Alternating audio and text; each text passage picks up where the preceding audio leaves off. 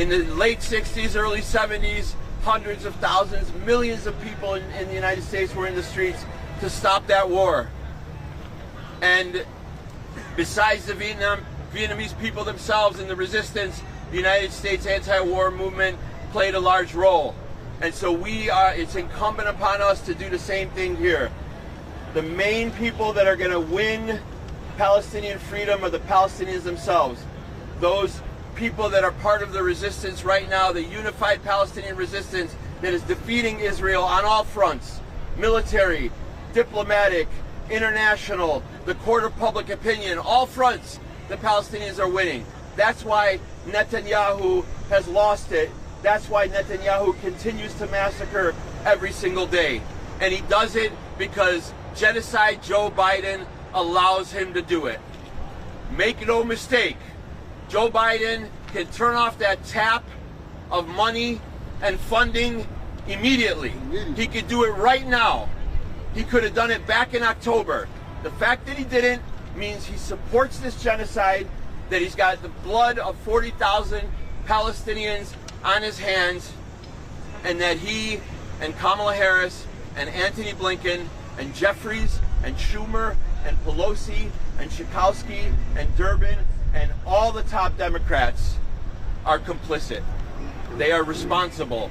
We hold them responsible. We will hold them accountable.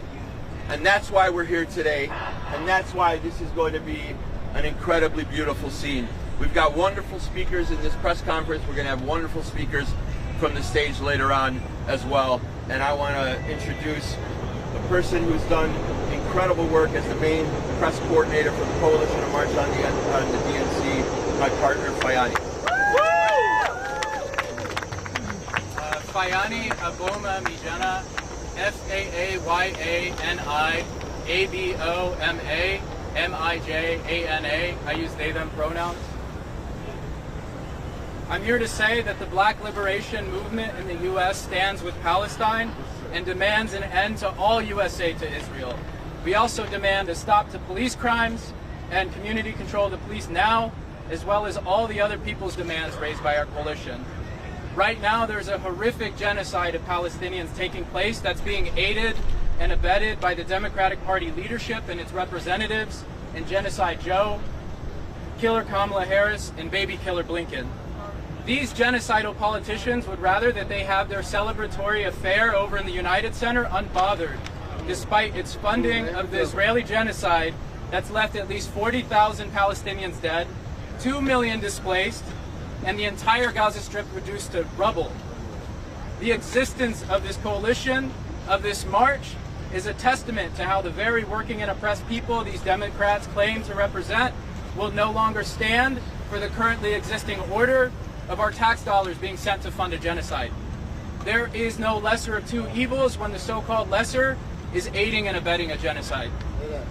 And then recall that the Democrats sailed into office in 2020 from the George Floyd uprisings, as working and oppressed people, and specifically black people, turned down historic numbers in rejection of Trump.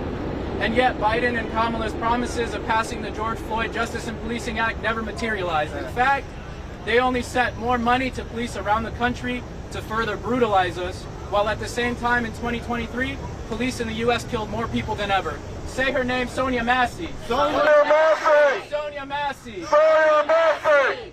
Our experience tells us that if anything were to change in this country, the source of it won't be from within the Democratic Party. It won't be because they suddenly had a conscience.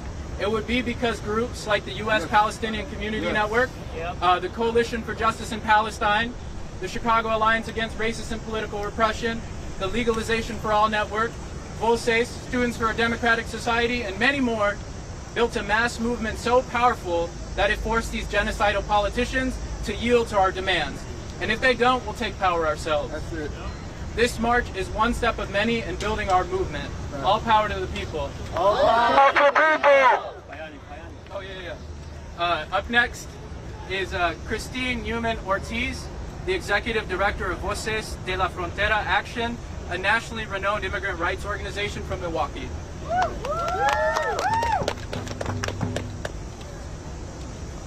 Christine Newman Ortiz, Executive Director of Voces de la Frontera Action, CHRISTINEMEUMANNORTIZ, pronounced she, ella. 4 years ago, Voces de la Frontera Action built a Latine and youth voter immigrant network that was critical in Wisconsin in defeating Trump's fascist administration.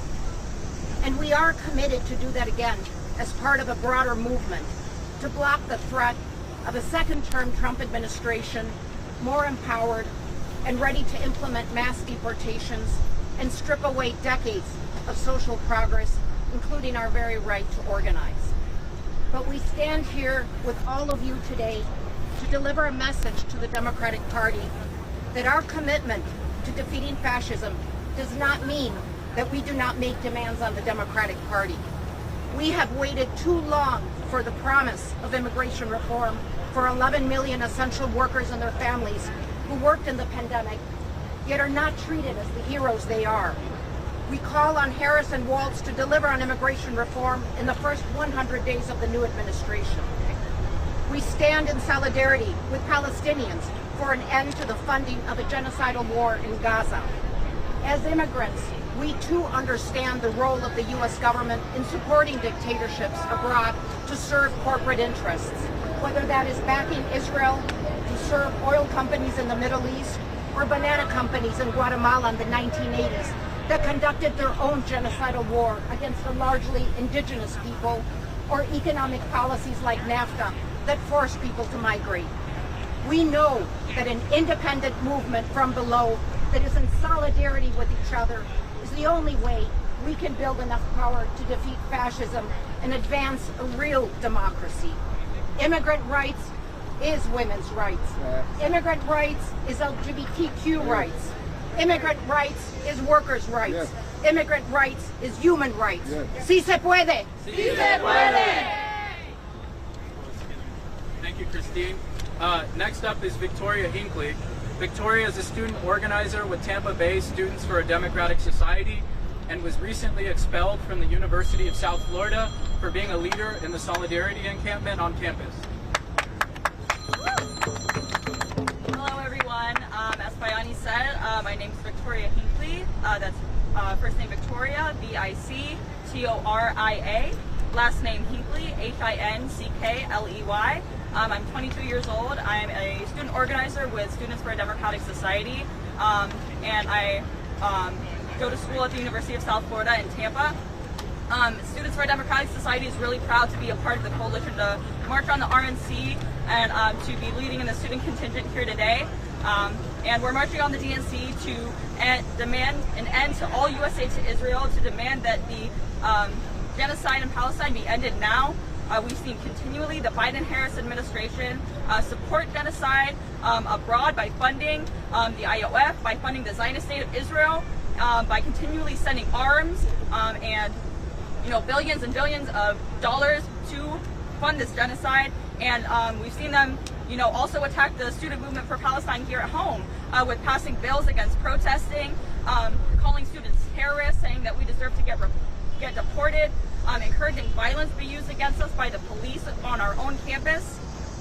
And this past spring we saw a historic nationwide student movement for Palestine. We saw students build encampments at their campuses, and this was a really historic student movement, a very historic anti-war movement supporting the liberation for Palestine, supporting demanding divestment from their universities who are complicit in this genocide. And we saw students come out in thousands to support this encampment, so we know that students across the country stand with Palestine. They're demanding an end to the genocide and an end to U.S. aid to Israel. And we also saw a very violent response from university administrations and from police. We saw people be tear gassed at my own school in Tampa at our encampment. We were tear gassed and we had rubber bullets shot at us. Shame. Shame. So we saw this horrible violent response, but despite that, students still came out in droves. They didn't care if they were going to get tear gassed, they didn't care if they were going to get arrested. They were there to stand with Palestine, they were proud to stand with the resistance, and After that encampment movement, we saw horrible political repression take place in the forms of attacks on the student movement. In my own chapter, we had my fellow SDSer Joseph Shari was suspended for leading the encampment that day at the University of South Florida, and he's an international student, so they're now threatening him with deportation. Shame. Shame. And I myself was expelled from the University of South Florida for standing with Palestine, for being active in my encampment movement, even though I was a single assignment away from graduating, from walking across the stage in my graduation ceremony. Shame. Shame. And yeah, Students for a Democratic Society has launched our national campaign to demand that our universities not get away with punishing students for being pro-Palestine. We're going to be calling in August 26th to August 30th to demand that students not be expelled, and demanding that our movements stop being attacked. And come fall, we're going to hit the ground running, ready to defend student protests for Palestine, and continuing to demand divestment. We refuse to let our universities get away with funding a genocide in our name. Disclose, divest. We will not stop, we will not rest. Disclose, divest. We will not stop, we will not rest. Disclose, divest. Thank you. We will not stop, we will not rest. Thank you, Victoria. Next up is Sydney Loving. Sydney is a Dallas, Texas-based organizer and co-chair of the National Alliance Against Racist and Political Repression, who has been active in the Black Liberation Movement since 2015. Yeah. Woo! Hi everybody, Sydney Loving. Spell my name right? Okay, S-Y-D-N-E-Y. You don't have to be proud. Sorry. S-Y-D-N-E-Y-L-O-V-I-N-G. So I had a lot of coffee and I don't have a prepared thing. So if I ramble around, I know y'all can edit it and fix all that. But yeah, let's get into it. I'm representing the National Alliance Against Racist and Political Repression, and our work is deeply rooted in the Black Liberation Movement. And there's a reason why the Black Liberation Movement has a very long history of solidarity with Palestine. There's a reason why everybody from Nelson Mandela to the Black Panthers is talking about Palestine, and it's not about charity or anything like that. It's that we have a very deep understanding of how our struggles are connected, and it's very clear. It's not hidden. The same people that are getting rich off of genocide in Gaza are the same people that are investing in pressure of Black people in this country. Yes, yeah. And as our movements against U.S. imperialism get stronger here or abroad, it strengthens each other. The solidarity strengthens each other, and we saw that too. There's a reason why in the Palestinian liberation movement they recognized that, and in 2020 the Palestinian movement was marching for it as well. We saw that in Dallas. So we understand that our struggles are connected, our liberation is connected, so we're in full solidarity with the Palestinian resistance. We're not going to give that up or qualify that, and our freedom is connected. So, yeah.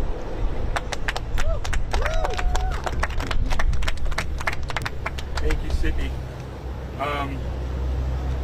I'm honored to introduce this next speaker, who is a very, very close friend of mine. And we share a political analysis, a political trajectory, and she represents a really important community in Chicago as well, and in the country. In-Hae Choi is the former executive director of the Hana Center, a Korean organization that combines social services and community organizing to promote social change. She's also a nationally known immigrant rights and Asian community leader. Please welcome In-Hae Choi. Good morning. So my name is In-Hae Choi, I-N-H-E-C-H-O-I. And I'm with the Hana Center, as Hatem said. We are a community-based organization that works with Korean, Asian American, and multi-ethnic immigrant communities to build power toward advancing human rights. I'm also here with the National Korean American Service and Education Consortium, Nakasek Action Fund, where we try to improve the policies that improve human rights, immigrant rights, and civil rights. And so we're here today with two purposes. The first is, as you've been hearing, to demand that the U.S. government stop using our tax dollars to fund Israel to continue committing atrocities and killing innocent lives in Gaza. Our people come from countries that have been experiencing brutality and tragedy of colonization, war, and U.S. military occupation. In fact, U.S. troops are still in Korea and in the Philippines, and they must withdraw to make sure that there's peace in those lands. And so what's happening in Palestine feels personal to us. And so we stand with millions of other Americans who are not here today, but all over the country today and this week, to say that we demand that our own government, that actually has the power to stop genocide in Gaza, actually stop it immediately. We're also here to hold our legislators and the Biden administration accountable by demanding that they do their job and not play politics with immigration. They make promises, as we all know, and once they get in, they don't do their job. And in fact, they make it worse. We all know that. It's broken record, but it keeps happening, right? So, in fact, we all know that this country cannot function without immigrants. A recent study was released by the Taxation and Immigration Policy that found that in just 1 year, undocumented immigrants contributed 96.7, almost $100 billion in taxes to the federal, state, and local governments. So actually, America cannot afford to lose immigrants. Politicians know very well about taxation and representation. So to them, we're here to say that we're not paying you to be all fancy and boastful and joyous among yourselves inside the convention or outside the convention. We are here to say, do your job, make policies that protect and support immigrants and all other marginalized communities as well. And finally, we really urge the city of Chicago to grant us a 2.1-mile route that we need. Let's make different history. That in 2024, city of Chicago supported and facilitated a safe and peaceful demonstration at DNC. There's still time. Thank you. Thank you, Inhe. 2.4 miles. The last speaker before I take questions is Omar Yunus. He's a co-founder and leader of Jusur, an Arab and Palestinian youth organizing project in the southwest suburbs. And Jusur has played a lead role in all of the local-led protests since October in Chicago. Please welcome Omar Yunus. Assalamu alaikum, guys. Omar Yunus, O-M-A-R-Y-O-U-N-E-S. Co-founder of Jusur, that's spelled J-I-S-O-O-R. I also had a lot of coffee, so bear with me. Last week, the Biden-Harris administration approved another $20 billion in weapons sales to Israel. A state guilty of killing over 40,000 Palestinian civilians.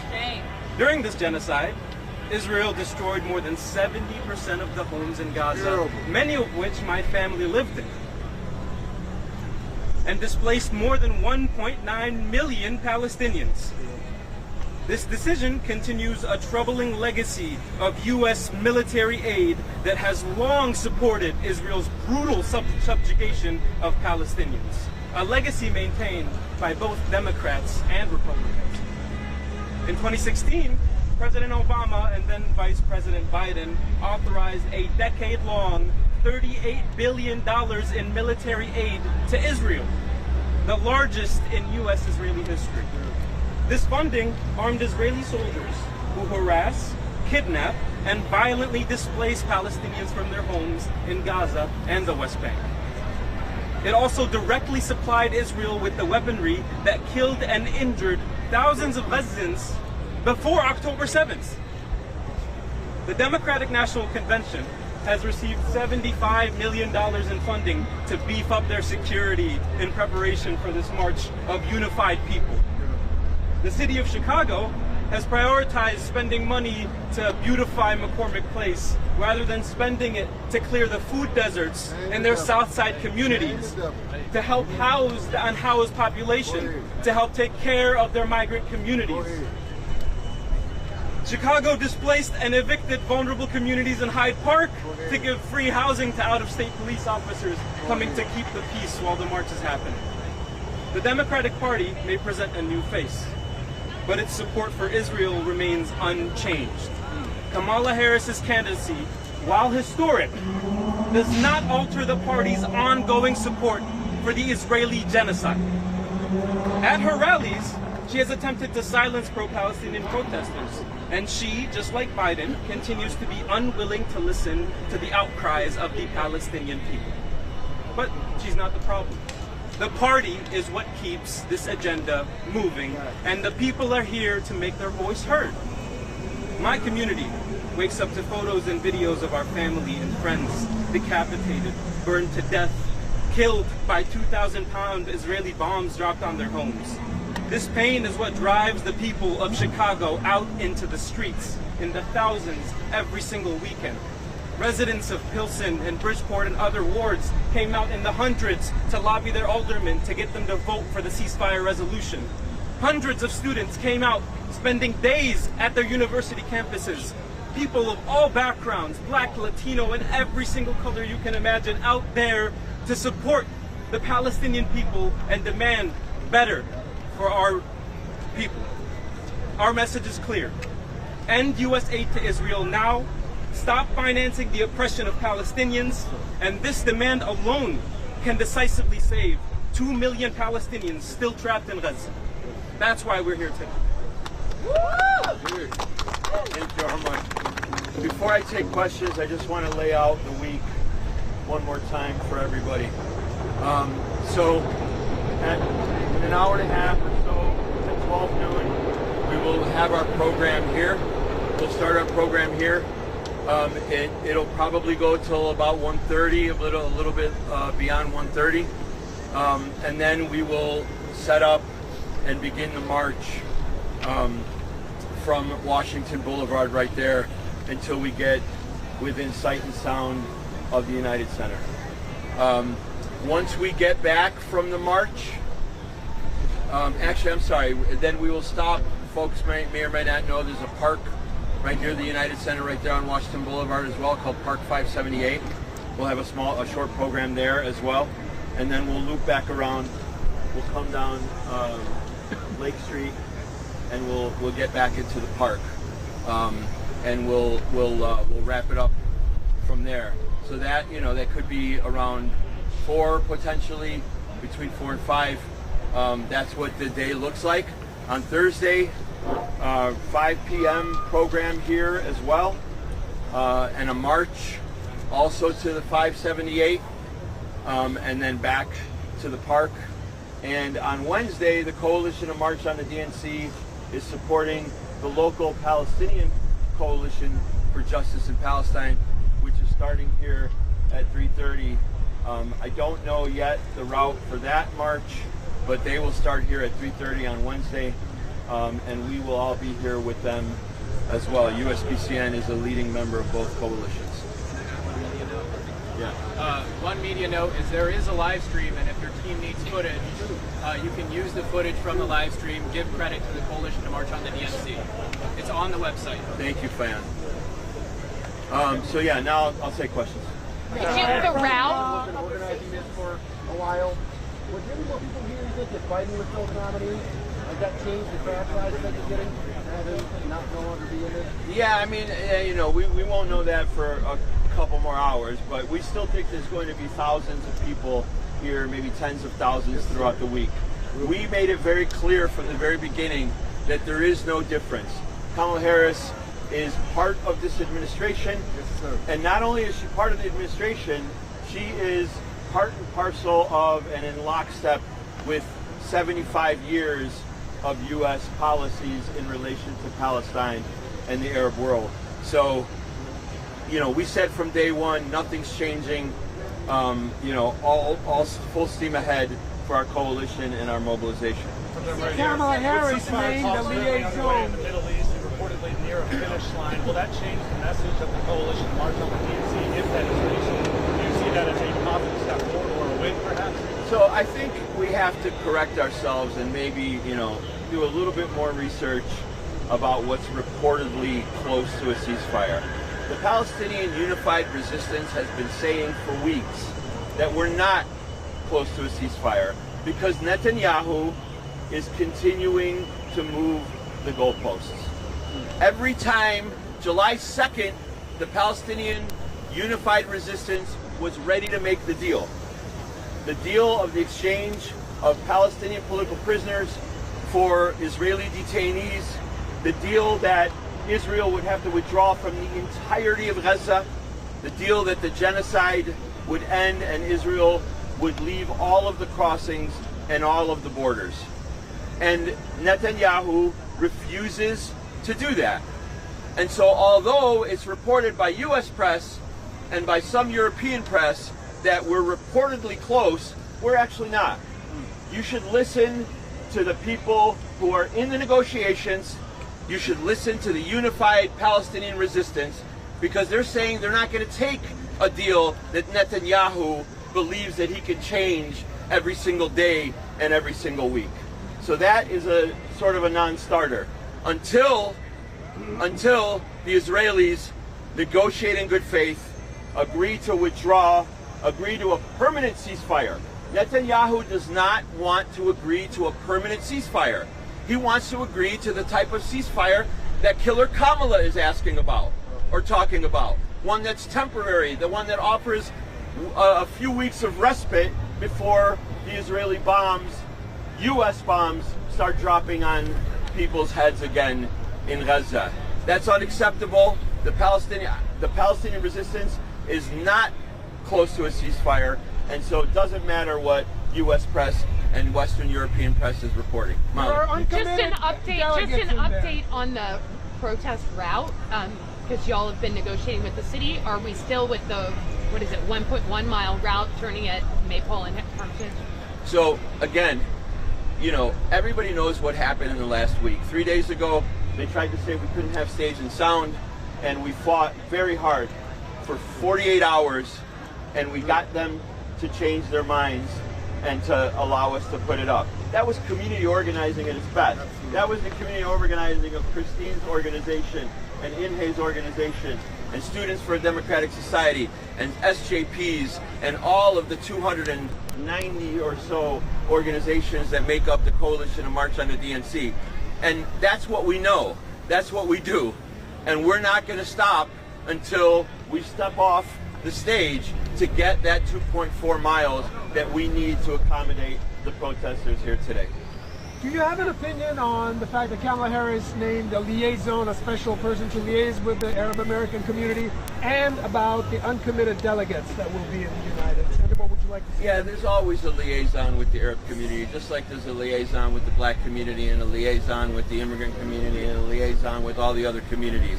Have those liaisons truly been able to make any substantial, legitimate changes for people on the ground, working people, marginalized people on the ground? At least in the Arab context, they haven't. I don't know that much about this person. I would have to learn more before I would be able to give a statement like that. The uncommitted folks are people that we know. That movement of uncommitted and uninstructed in Wisconsin, uncommitted in Minnesota, and in Michigan, in Illinois, we don't have an uncommitted choice. So the community here decided to do a campaign to write in Gaza instead of voting for Biden in the primaries. 700,000 people altogether who traditionally and historically vote Democrat did not vote for Biden in the primaries in that movement. So that is a substantial movement. I appreciate the fact that they're in there. They think that they could maybe make a change from within. That might not be the opinion of myself or a number of organizations that are part of this coalition, But, you know, inside-outside strategy is not bad. Has your organization taken... Mayor Johnson has obviously now said that he thinks that what is happening in Gaza is genocidal. Do you think that that is significant in any way of him finally saying it? Do you think it would make a difference in maybe the city allowing a longer route? I don't know about that, but what I do know is that he has been in the front of this issue from day one. Let's acknowledge when we have a different day in the city of Chicago. I told Inhe and I've told other people, I would have been much more happy in the last 2 months if Rahm Emanuel was mayor, because we would have went on an absolute attack against him personally as a Zionist supporter of Israel. But we're in a city in which we have a mayor who says, I am from the movement. A mayor who says, I am an organizer. A mayor who says that people have the right to protest and express their First Amendment rights. We all respect that. We also have a mayor that we sat in the city council with who broke the tie for the ceasefire resolution in Chicago, the largest city in the country, to pass that resolution. It was the mayor who broke the tie. And now he goes and speaks to Mother Jones and he calls it a genocide. And he says to the world, we can't be ashamed to call it what it is. That is a powerful, powerful moment right now for the mayor of one of the biggest, strongest cities in the country, a Democratic Party stronghold as well, who says that. That's powerful. It means a lot. Just back to the rally route really quick, or the march route really quickly. What route are you encouraging people to walk today? Because I know you said yesterday that the number of people will dictate, you know, kind of where they go, but where are you going to lead this group? We don't have to encourage anyone to go anywhere. We're organizing this march. We have lead banners, we have lead marchers, we have lead marshals. We will lead the march on the route that is agreed upon. So again, it's 1.1 miles right now, but we're not stopping until, you know, we get the route that we want. Have your organization... With who? No. This coalition is not. Kamala didn't call me. Have your organizations taken any steps to ensure there's no instances of anti-Semitism within the march or within any of these protests organized this week? So, I'm glad you asked that question, because now I can talk about the ADL for a little bit. The Anti-Defamation League and the Jewish United Fund, two extremely Zionist organizations. ADL, and look up your research by our colleagues from JVP, Jewish Voice for Peace, that is a partner in this coalition, and the organization that they started to expose ADL as a racist, anti-Arab, anti-Muslim, anti-black organization that it is.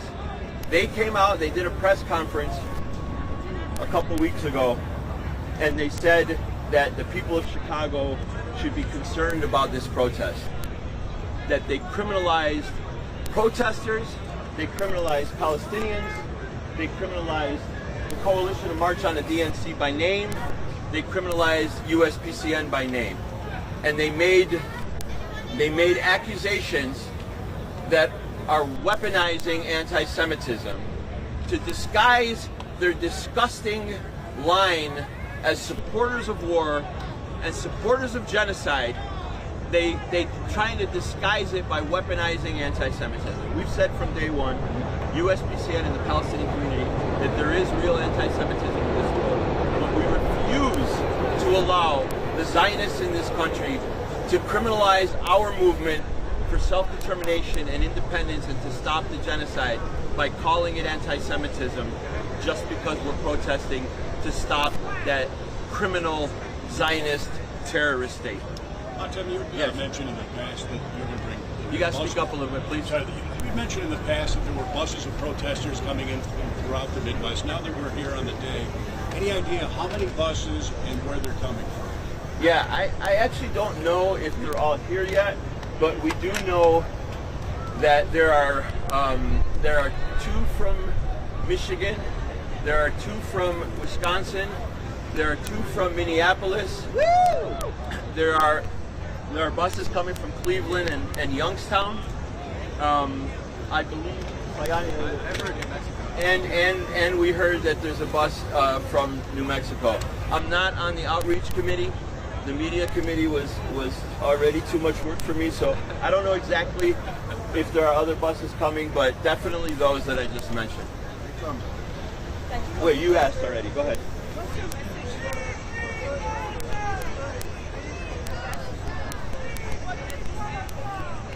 We don't, our coalition doesn't take a position on that. We don't take a position telling people who they should vote for, whether they should vote, whether they shouldn't vote.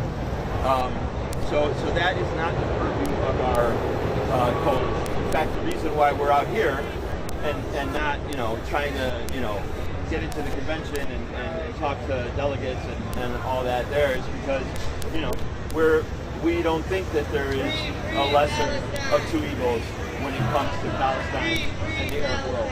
The Republicans and the Democrats are in lockstep. For a second, because they are towing cars Can you cut them, please? Yeah. If you marched on Warren, which is on Hold on.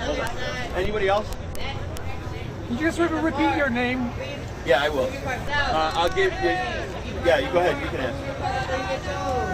Is there any concern that this can end up benefiting Trump in November and end up in an administration that is even harsher with the Palestinian cause? Yeah. I don't know how much more harsh it can get than what Ahmad has described, that his family in Gaza have had to deal with. I don't know how many more people could possibly be killed or injured or displaced by a different party. We will not take any responsibility if Kamala Harris loses the election. The responsibility is on Genocide Joe and on Kamala Harris and on that Democratic Party. If they lose this election to Trump, they are responsible only. Their policies around Palestine are responsible only and nobody else. So the U.S. government is complicit, as you say, in supporting Israeli genocide with tax dollars, $10 billion additional. Do you think that these government officials should themselves be prosecuted for war crimes in support of genocide? Yes, of course. I think a lot of government officials in Israel and the United States should be prosecuted for war crimes, yes. Hatem Abudayah, Hatemabudayeh, for those that might have missed it. Yeah. What message do you have for those immigrants or other migrants in Chicago that have been affected by the arrival of the DNC? Christine and Inhe? I would appreciate you repeat your name as well. Both of you. This is a question for you all. Yeah. Go ahead, repeat it. What message do you have for migrants or undocumented immigrants in Chicago that have been affected by the arrival of the DNC? No, we just say that. To the mics, Yeah. No, it's really about this is a moment where all the legislators and politicians are going to come and really talk about immigration again in a way that they're just going to use us as a tool and a talking point without doing anything. So it's a moment to really say, don't be fooled by that. But it really is about holding them accountable and keep pushing. And that we need a pathway to citizenship for all $11 million undocumented people, because you just heard the report. The immigrants are really funding so much of what's happening in this country. So we really need that. Yeah, we have a delegation marching today, and undocumented immigrants have been at the forefront of the labor movement and the democracy movement. We've seen the Day Without Latinos strikes. People are very courageous. They're essential to our economy, and it's important to be here. And they're here because people are not going to be, forced into the shadows, and we want to come out of the shadows. And we also want to stand in solidarity with others who are oppressed. So people are courageous, and that courage should be recognized by those who deserve to give them immigration reform. the back. Yeah, this movement is largely been led by college students and American youth. What does that mean for youth political engagement, both now and going forward? Yeah. I'll pass that to the youth. Roland, you want to take this question? I think the youth are realizing through the access of social media and the democratization of information that the issues plaguing their world and plaguing their existence are a lot deeper than the surface level that youth in previous generations were brought up to see. And youth are progressively more aware of what's happening around them and the core issues that plague their lives. So this marks a pivotal moment in youth involvement and the potential for that involvement in the reciprocating systems outward. Chicago CPS school students organized a large walkout across all CPS schools just a few months ago in demonstration in solidarity with the Palestinian community. And these are high schoolers. And this extrapolates upwards and downwards across elementary and high school equally. So, yeah. Go ahead. My name is Jack Paulson. I'm an independent journalist. I broke a story in The Guardian this weekend that the longtime general counsel of the DNC, Joseph Sandler, had secretly been contracting with the Israeli government to help their propaganda program in the U.S. Avoid foreign agent registration in the United States from 2018 to 2022. I was wondering if you had any comment on the DNC working hand in glove with the Israeli government. Yeah, I mean, I appreciate the report, but I'm not surprised at all. None of us should be, right? I mean, you know, they've got the President of the United States who stands up and parrots all of their propaganda and talking points from the Israeli government and the Israeli military on a daily basis. You got two circus clowns who are the spokespeople for Blinken who do the same thing. Every single day, they defend Israel as if they were defending the United States. Every single day, they parrot the talking points of the Israeli military and the government almost verbatim. So it's no surprise. Go ahead. Russell Gobler with Geodissidents. A lot of progressives, particularly commentators who have been speaking out about the Palestinian cause. As soon as Kamala picked Waltz, were so impressed with his free lunch program that they've decided to support Kamala after saying that they wouldn't. Do you feel they're selling out the Palestinian cause for a free lunch? Yeah, listen, I mean, you know, everybody has the right to organize the way they see fit. You know, we believe that people power in the streets is the way to make change. We have the history of the Black Liberation Movement that is the leadership of the Palestine Liberation Movement. Truly, truly, we have learned from mentors and organizers decades and decades of their struggles and their victories in this country. And so that's what we emulate.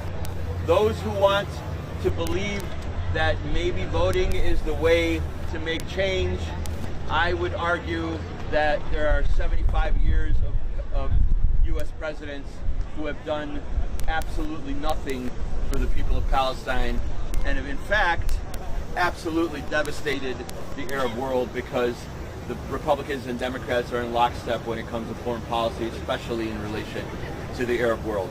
So we believe in the power of the people. We believe we believe in the power of the people in the streets. That's how we have won our demands in the past, and that's how we think we're going to win our demands in the future. Any other questions? All right, y'all. Thank you very much. Thank you. Hello, everyone. Hello.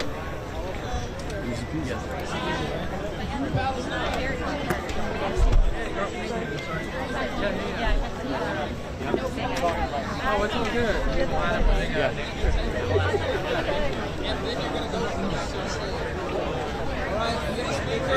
Report over here, and then you're going to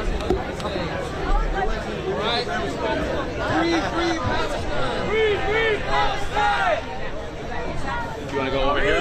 Palestine!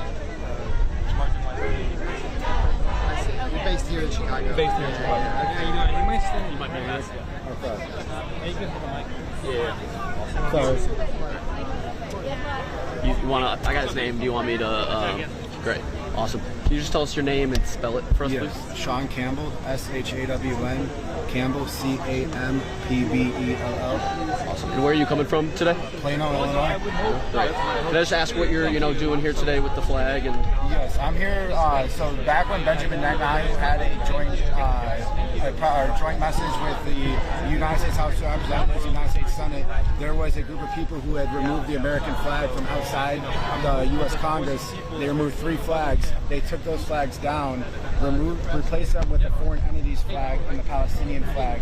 And not only did they replace the foreign entities flag from our flag, they then burned the American flag. So I see a lot of anti-American hatred, anti-patriotic actions by a group of supporters of Palestine. And so basically this is my form of counter-protesting, is showing my patriotism, my love for my country, that I bleed red, white, and blue.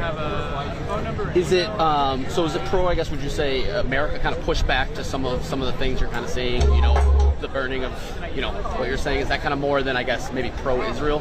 Correct. It would be more of a pro-American protest rather than a pro-Israel protest. Yeah, dude, I don't like I said, I don't like the amount of anti-American hatred I've heard. They chanted death to America. They burned the American flag. They replaced the American flag with a foreign entity. That also happened at the University of Chicago's campus. They removed the American flag and replaced it with a Palestinian flag. And the university had to cut the string to the flagpole so nobody could put any flag up there. And I think it's disgraceful that in America you can't put up an American flag at an American university. You obviously drove here today. There's going to be a lot of events throughout the week. Is this something you're planning to do throughout the week, or just kind of today at this press conference? This is something I plan on attending in the future also. Okay. Kind of throughout the week? Correct. Okay. And are you, I see the Army hat, are you just a supporter, or are you involved in any way in the military or anything? I served in the United States Army. Yes, okay, sir. Great. Can I just ask what years or what, any, I guess, when you served? U.S. Army National Guard, 2013 to current. Awesome. All right, man. And can I just get, you said you're from Plano? Correct. Okay, great. And can I get your age? 29. Thank you, Sean. I appreciate it. Thank you. Can you spell your name on camera? Can you spell your name on camera? Yes. Sean, S-H-A-W-N, Campbell, C-A-M-P-B-E-L-L. What's that? Plano, Illinois.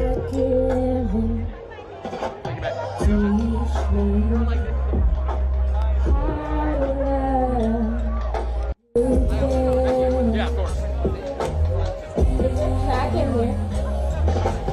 You want to move the outskirts a little bit, or it's not yet?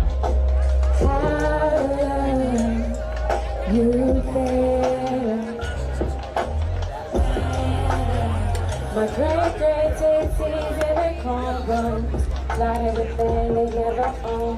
Where we come from, certainly sacred, not a purchase. The less we want from more, the freer we get. I pledge allegiance to the sun's warm hand. Yeah, for sure. Release my grief to the water and the sand. You heal us, you always provide. Is there like an EQ on it? Can you broaden it a little? Can we spread the harvest around? Can we turn the lights way down? No machines dig our hands in the ground, slow down. There's always enough to go around. The great, great sure knew how. No machines dig our hands in the ground. Teach me how to love you better. Can you put a little paper?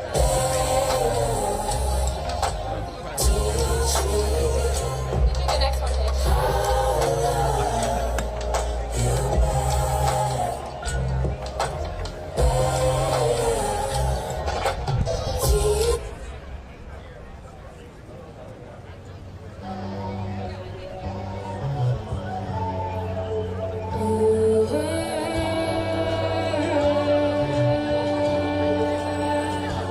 See, she's telepathic, call it black girl magic. Yeah, she scares the government, deja vu and tubman. We go missing by the hundreds. as us Oscar does it. Ain't nobody checking for us. Is there like, it sounds like it's like cupping.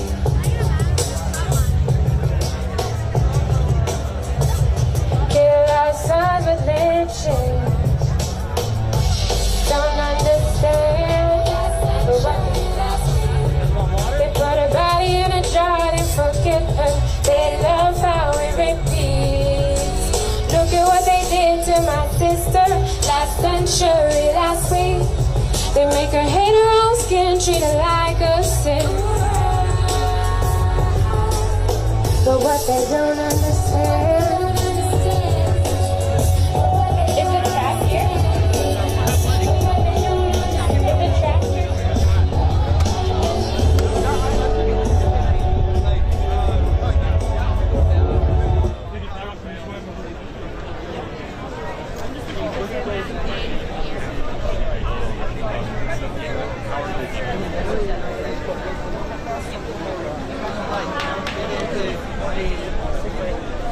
Now, yeah, perfect.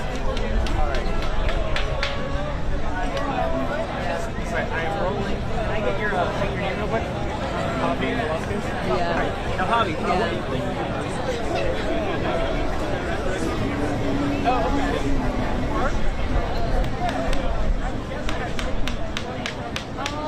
Well, then we like, yeah.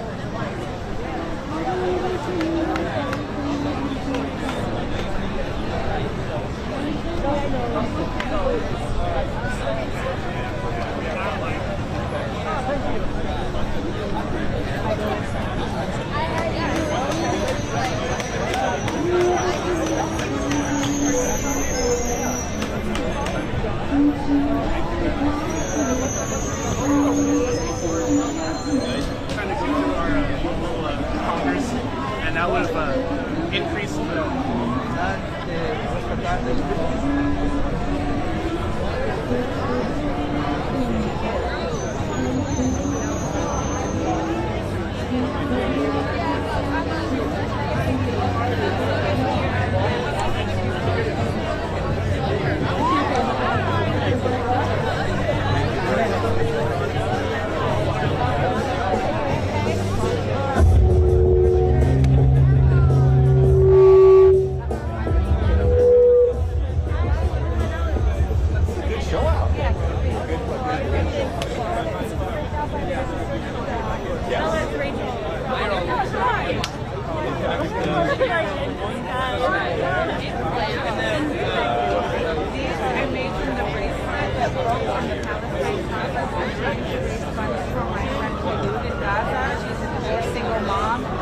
I'm only asking $5 or whatever you feel like donating.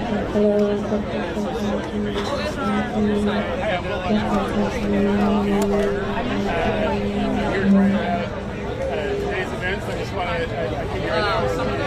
try and talk to as many folks as I can. It's too hectic just to get there. Okay. Yeah. Hey, how you doing? More of your time. Yeah. I did a few songs for that.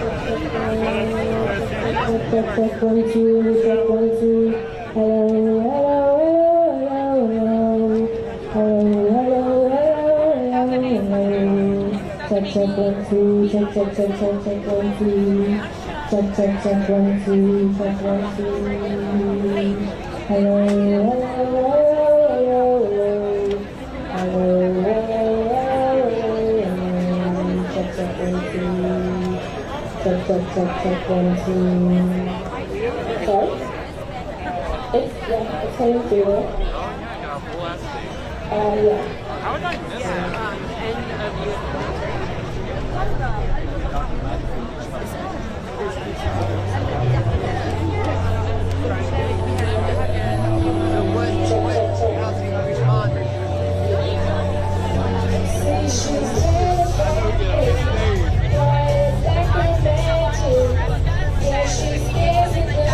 Probably like stay right until they're about to arrest him and bound.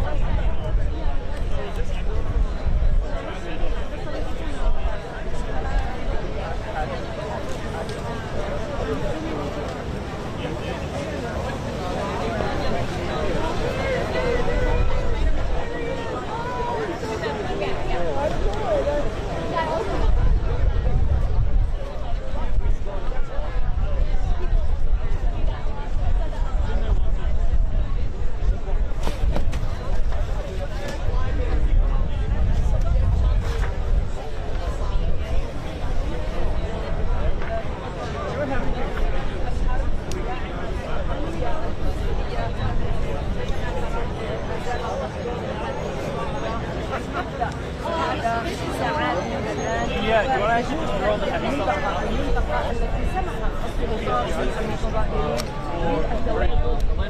Okay, cool.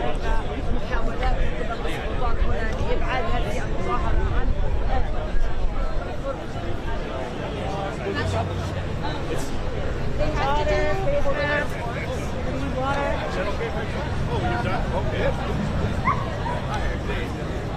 Dave. Yes. Suzanne? Yeah, we were just talking to some of the folks who are out here today.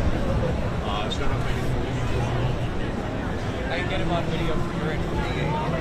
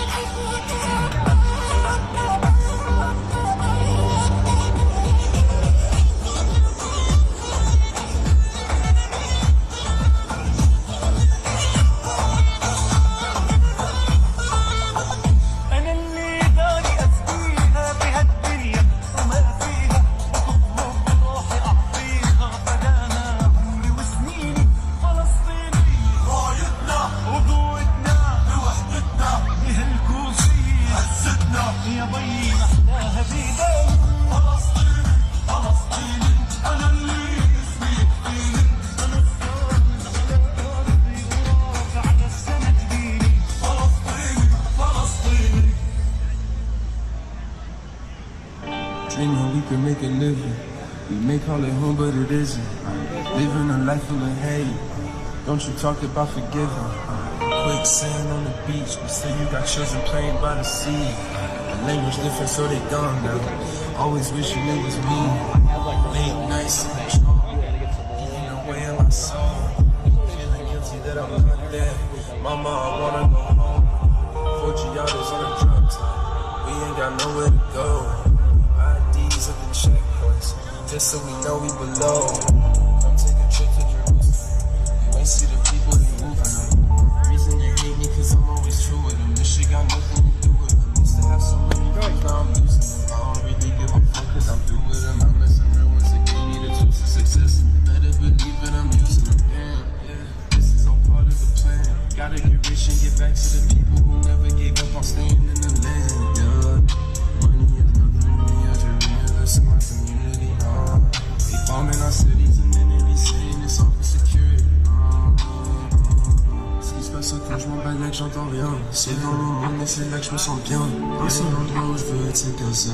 Je l'ai vu de loin, elle m'a dit reviens. Girl, I love a little crazy. Pick you up in a Mercedes. I wanna take you to Jericho. Parents worry about it daily. Come take a trip to my city. The bullets be flying all over the place. But you say just as long as you with me. Already know that somebody gon' kill me. Don't listen to media, tell me stories. Just take it directly from me. More than a century since we've been free. Just come to my city and see for yourself how they did it. 2028 with a vision. We gon' get me together. Really give a fuck if you Muslim or Christian. No time for division.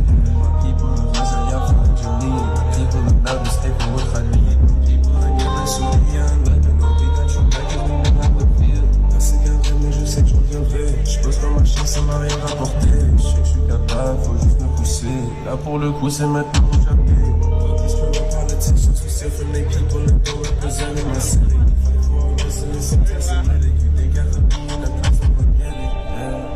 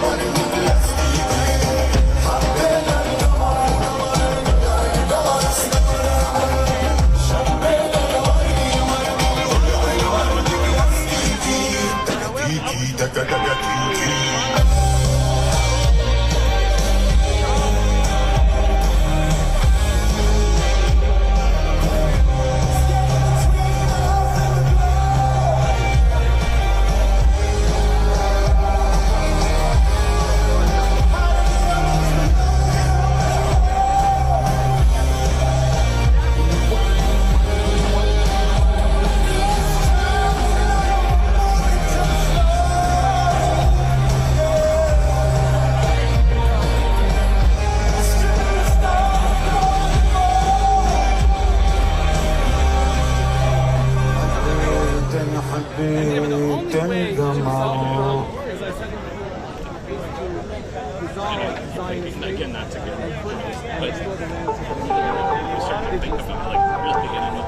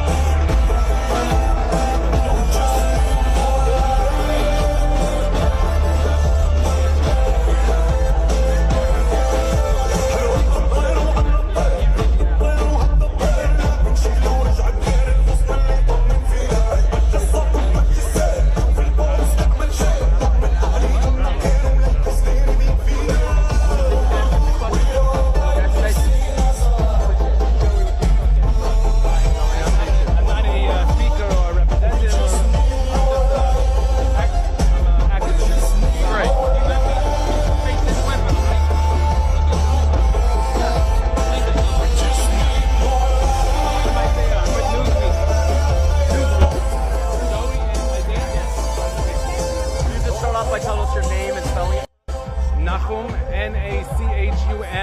Yehuda, Yehuda. And where are you from? Originally, I came here from Palestine. I lived in Palestine. Do you live in Chicago, Illinois, right now? And now I'm living in, yes, I'm living in Indianapolis. Indianapolis, okay. And are you here with a group today, or? Yeah, we're a group called Naturi Karta International. We are a rabbinic activist group which voices the opinion of Jews worldwide who oppose, for religious reasons, the state of the Zionists, the state of Israel, the existence of the state, and we deplore the persecution that the Zionists have been committing towards the Palestinian indigenous people for the last 100 years. Is this something you do often traveling to these, or The group is active worldwide. They're active in Palestine, albeit over there because of the totalitarian style government, the voice is squelched. But there is a lot of activism, and many people who sit in jail are subject to night raids, etc. Under the Zionist regime, who try to show their solidarity with the Palestinians. And worldwide, if you'll go to look on the website nkusa.org, or on Facebook, the Naturi Karta 2021, I think it is, you will see the activist movement worldwide in many states in the United States, in England, in Canada, made many trips to Arabic lands and voiced our opinions over there in the Muslim countries, Malaysia, Turkey, Iran. They've been to Gaza a few times. So this is a political movement which is quite active, very active. Yeah, what's your name? Nachum Yehuda. How do I spell it?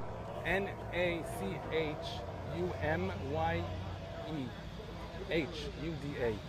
is there something specific, you know, that you're here to? Is it to you know, call out the Democrats? Is it here to what specifically are you calling for today? We're specifically want to thank the Democrats for their sincere interest to try to help the Jewish people, but it's misled understanding that support of the Zionist state, of the state of Israel, is supporting Jewish people. In actuality, it is to the detriment of the Jewish people to support the Zionist state.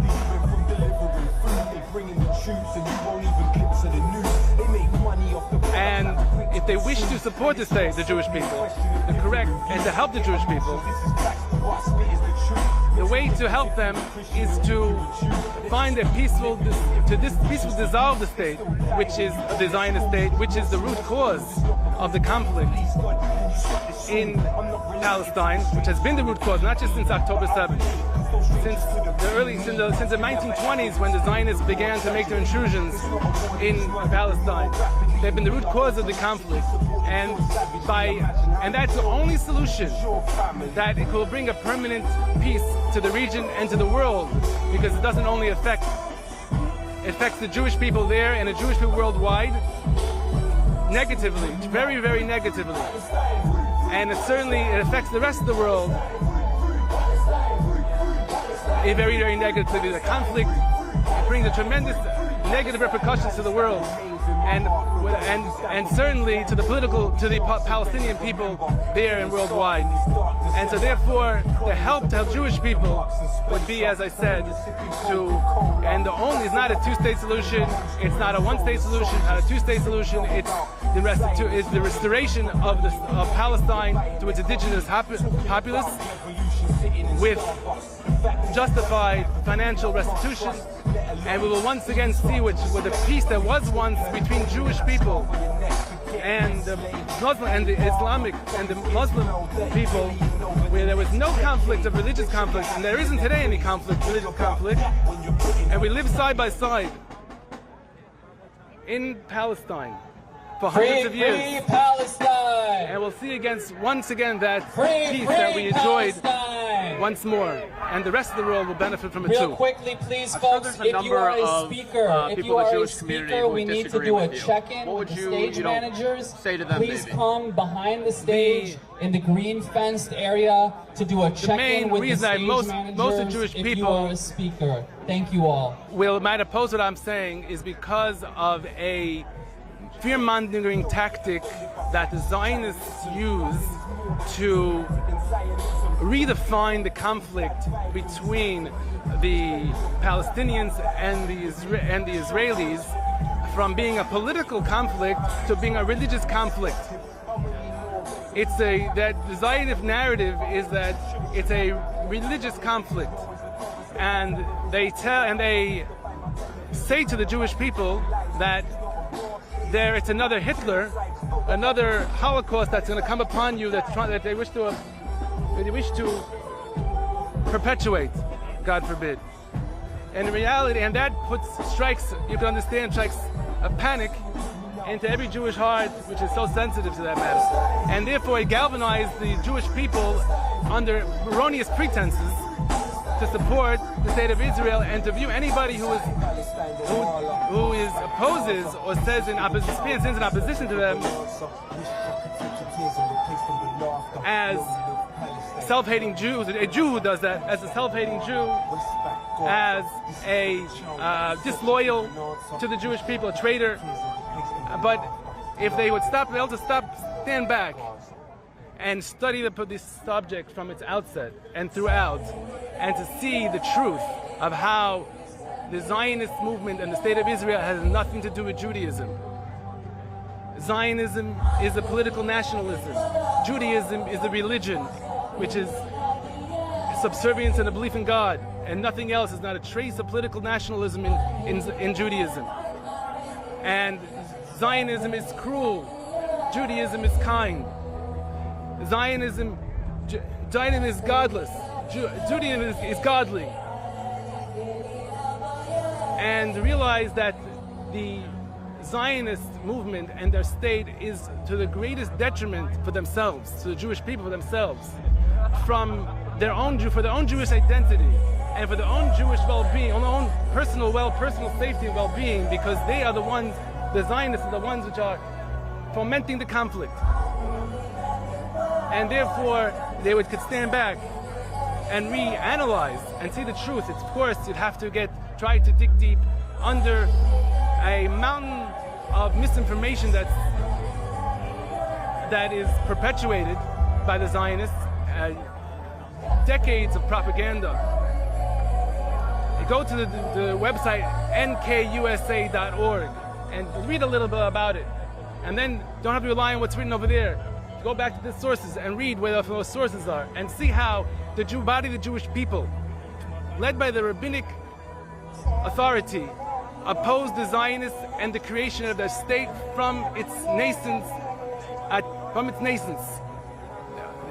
The Zionism was from its nascence in the late 1800s, and then later when they had their ambitions to create a state, had the body of the Jewish people vehemently battled against them.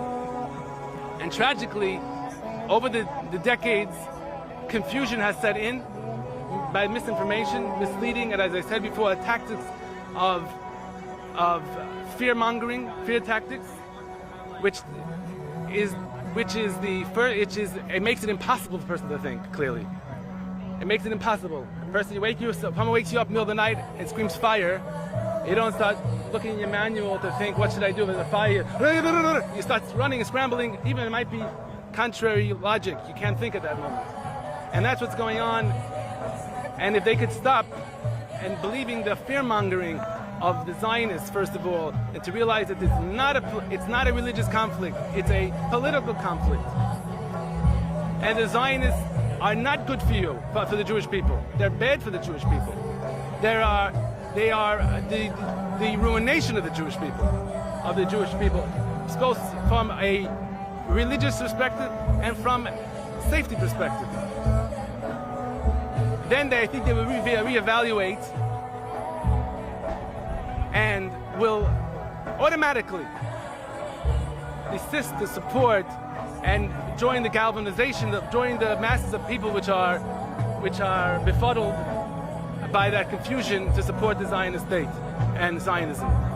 Do you intend to vote in November? And if you do you have any idea who you would vote for? Jewish people, and then specifically NK, Neturei Karta International, are not political. We're not a political entity. We're not political activists. We're here to voice the Jewish view, the Jewish religion. So I don't get into political. That's more of a political question. If it's okay, I could sidestep the question. Where are you from? I'm from Indiana. There are some people here from New York, have traveled as far as New York.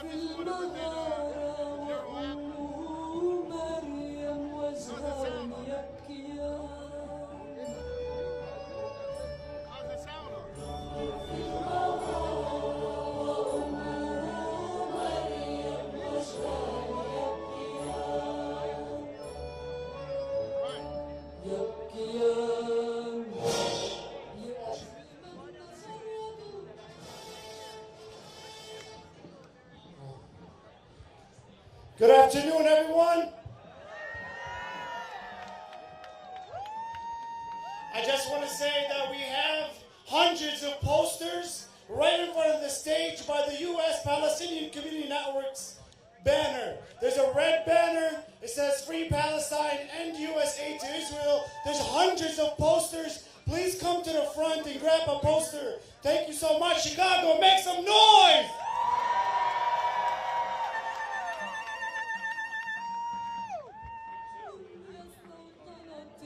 الحرب حين هوت مدينة القدس تراجع الحب وفي قلوب الدنيا استوطنت الحرب الطفل في المغارة وأمه مريم وشان يبكيان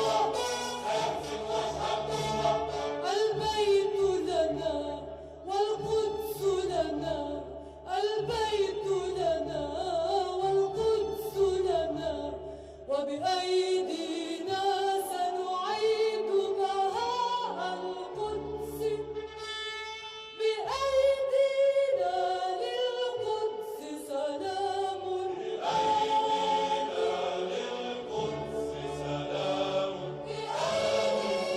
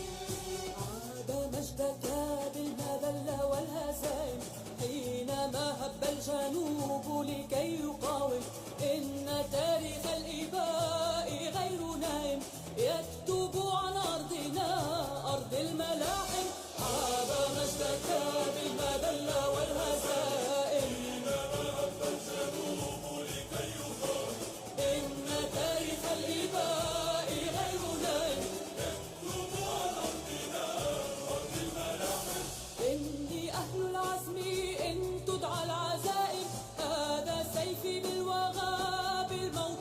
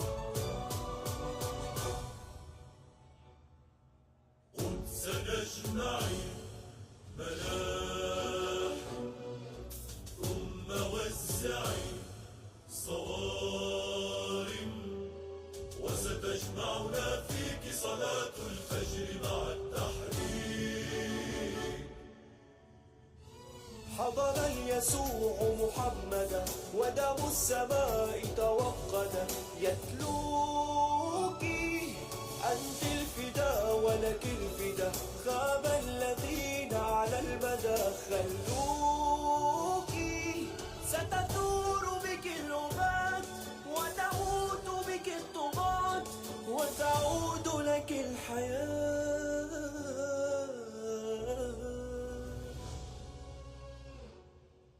كبري من الزلازل واعلني من المآذن وسينطلق الزحف بصوت الكوثر والتكوين. فإذا العروبة أشركت وتصهينت وتأمركت نأتيك بفوارس الله ابشري ومن اليهود تحرري نفديك فستنكسر الحدود وسيتحد الوجود هي مقبرة اليهود.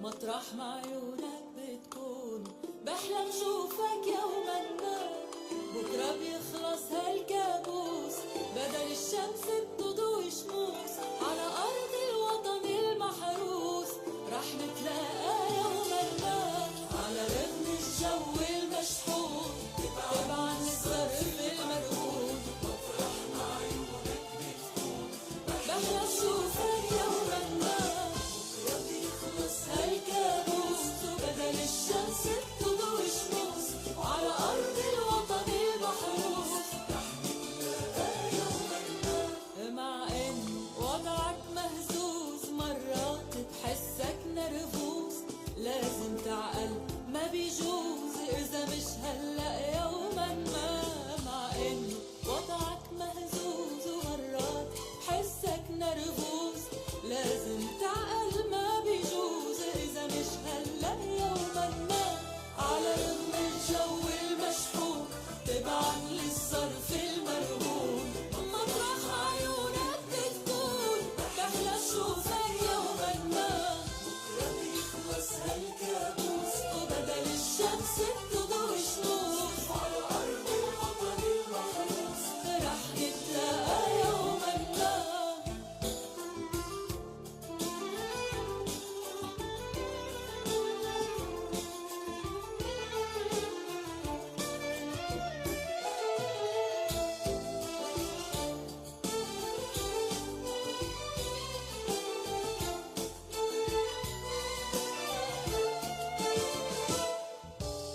بعدك مهضوم ومحتال واللي مثلك صاروا قلال كيف ما برمت هالأحوال بدي حبك يوما ما. بعدك مهضوم ومحتال واللي مثلك صاروا قلال كيف ما برمت هالأحوال بدي حبك يوما ما.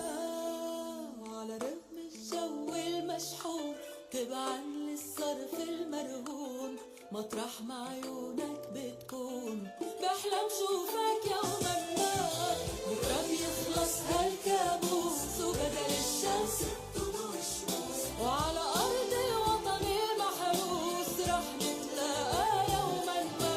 على أرض الوطن المحروس رح نتلاقى يوما ما.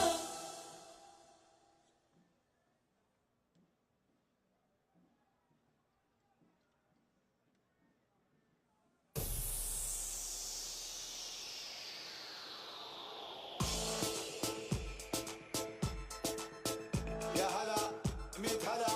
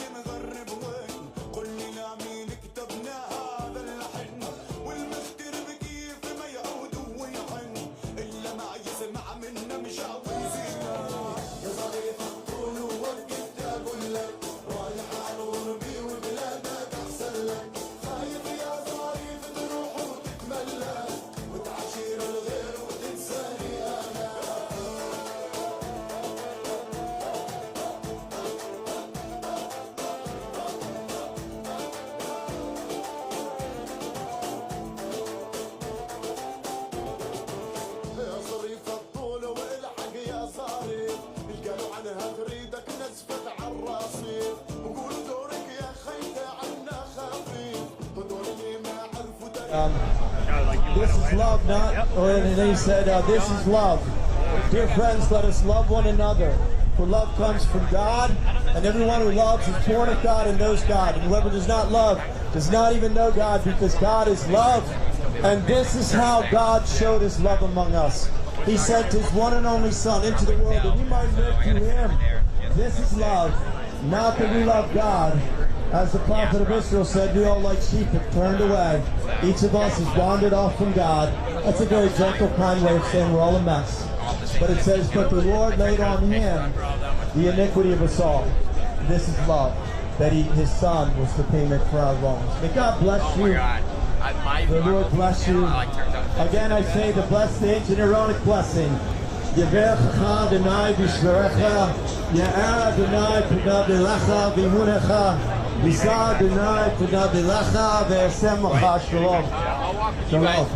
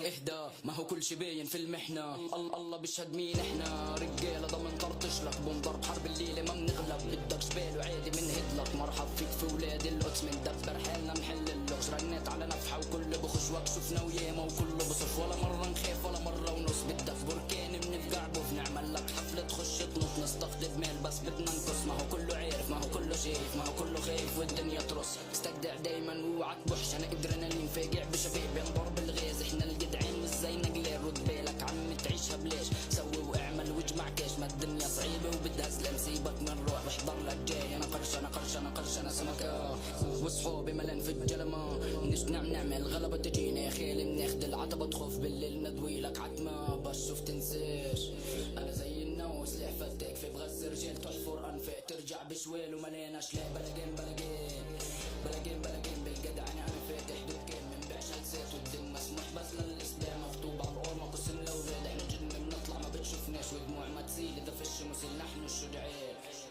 ان قد انا اوانه وبنبخ وطن بيع مزين وفي بصعب صوت وسولاد والشيل حط كله طرح بمكانه ان قد انا اوانه وبنبخ وطن بيع مزين وفي بصعب صوت وسولاد والشيل حط كله طرح بمكانه حتموت من الرعب من الارض نطلع زي جن دخ هدي اللعبة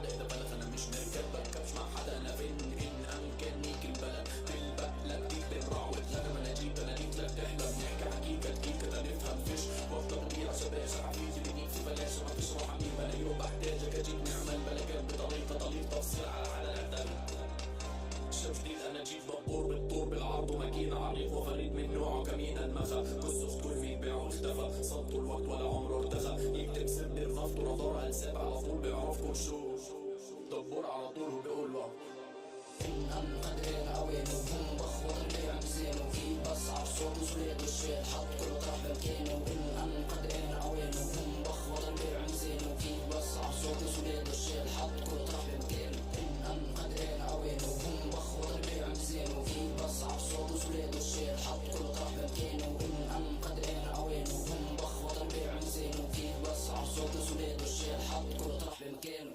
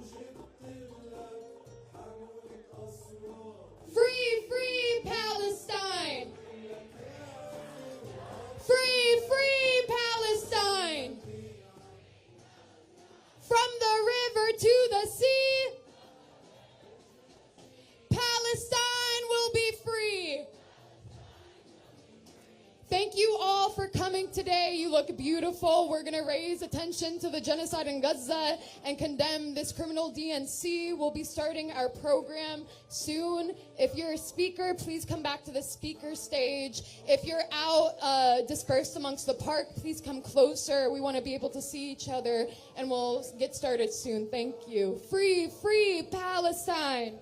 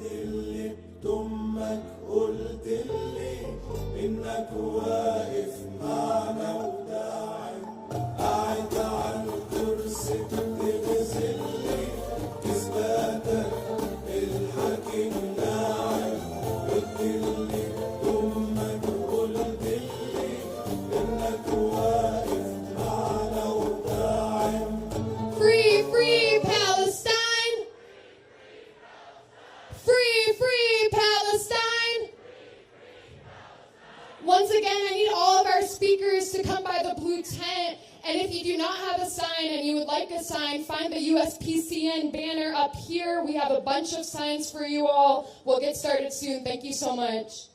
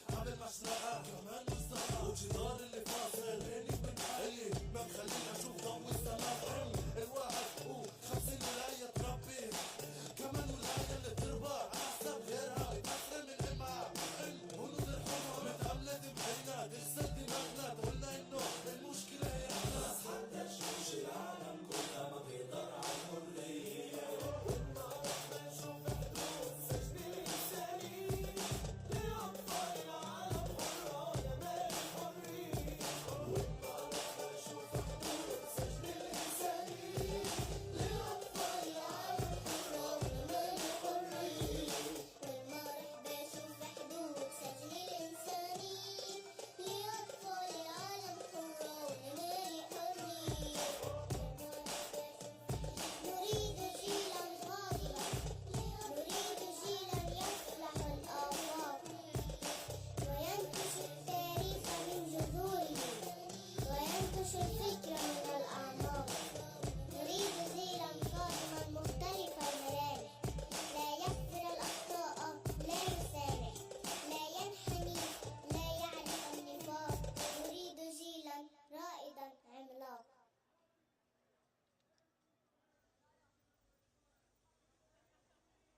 أنا جاي لكم من مصر جوايا حلم كبير جدا، لأن في الحقيقة بقالي مدة طويلة ما بحلمش. فقدت الأمل في الحلم.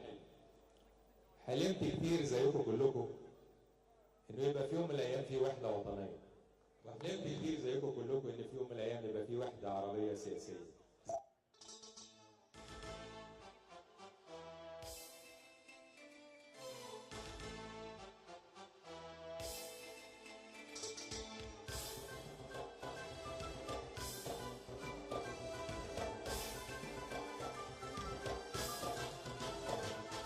ثوارنا احنا احرار كلنا رمي مع اصرار ثوارنا احنا احرار كلنا رمي مع اصرار مهما يرعد هالاحصار مهما اشتدوا بالحصار مهما يرعد هالاحصار مهما اشتدوا بالحصار الوطن بنبقى انصار رح نبقى دوما احرار.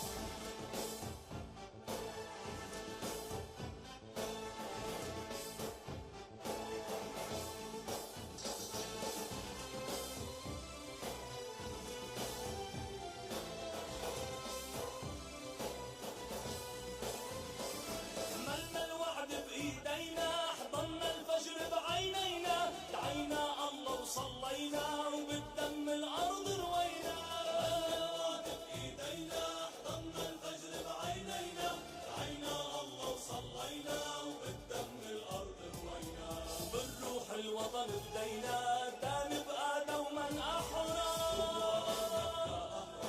كلنا رمي مع إصرار ثوارنا احنا أحرار كلنا رمي مع إصرار.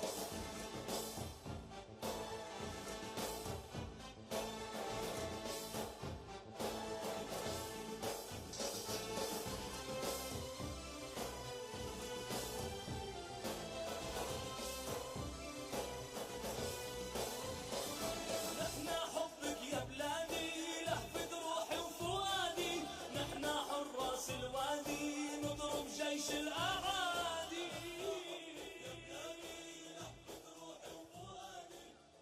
Chicago draws the line.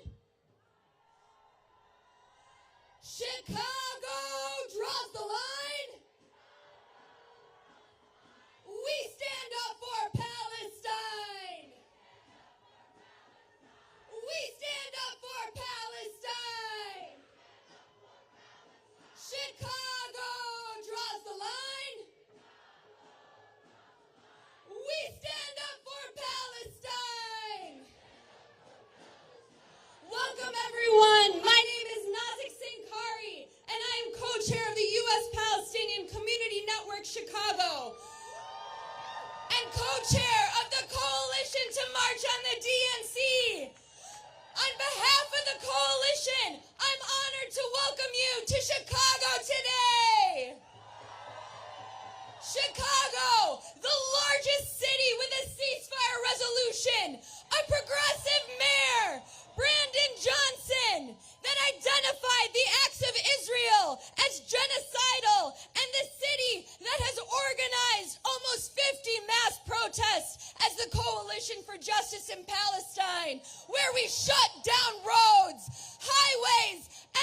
Lakeshore Drive over the last 10 months. The coalition to march on the DNC is a beautiful and broad coalition of more than 250 organizations representing the immigrant rights struggle, black liberation, labor, reproductive and LGBTQIA+ justice movement that are all standing with Palestine and demanding an end to all U.S. aid to the settler colonial racist state of Israel. We won our long fight with the city to be within sight and sound of that convention, and we know that there is nothing to celebrate in that meeting. That meeting represents genocide and war. And we will be marching in our tens of thousands to make our demands clear that the Democrats must immediately end the U.S.-funded Israeli genocide on the Palestinian people. Let all humanitarian aid into Gaza. Stop arming Israel. And stop all aid to the racist, settler colonial, terrorist state of Israel. And we will continue to march and show up and show out until we have made all of our demands clear and until we have ended the genocide and achieved total and complete liberation of Palestine and all colonized Arab lands. From the river to the sea, Palestine will be free. And from the sea to the river, Palestine will live forever. Palestine will live forever. Thank you. Help me welcome up my co-MC, Sara Mahmoud. From the river to the sea, Palestine will be free. From the river to the sea, Palestine will be free. From the sea to the river, Palestine will live forever. From the sea to the river, Palestine will live forever. My name is Sara Mahmoud, and I'm a proud member of the National Alliance Against Racist and Political Repression. We're out here today as we witness the criminal genocide in Gaza continue on for over 300 days. Say shame, shame. A genocide executed by the criminal Zionist government with the full diplomatic cover and financial support from the U.S. imperialist government. Say shame, shame, shame. While public education is under attack, while basic reproductive health care is under attack, while both the Republicans and Democrats clearly serve empire and monopoly capitalist interests, we're out here today from all across this country to make it clear that we say genocide is not welcome here. We make it clear that we will not be casting any ballots for anybody who oversees the genocide, the indiscriminate murder of Palestinian children, families, and futures. We know Palestine will be liberated in our lifetime, and it's because Palestine is a struggle for justice for all people. It's a struggle that connects all of our shared oppression towards our shared liberation. And I'm excited and eager to be out here with you today from Jacksonville, Florida. Let me hear it for all of us out here today. Free, free Palestine. Free, free Palestine. One quick announcement, please. The live stream is only available on YouTube, so please please go to the YouTube to access the live stream. Our next speaker, Kobe Guillory, is a middle school science teacher in Chicago who grew up in Johannesburg, South Africa. He has been organizing with the Chicago Alliance Against Racist and Political Repression since 2019 and with the Chicago Teachers Union since 2022. From the river to the sea. Palestine will be free. Good afternoon, y'all. My name is Kobe Guillory. I am one of the co-chairs of the Coalition to March on the DNC. And it is amazing to see so many people from so many different communities out here all saying, not another nickel, not another dime. No more money for Israel's crimes.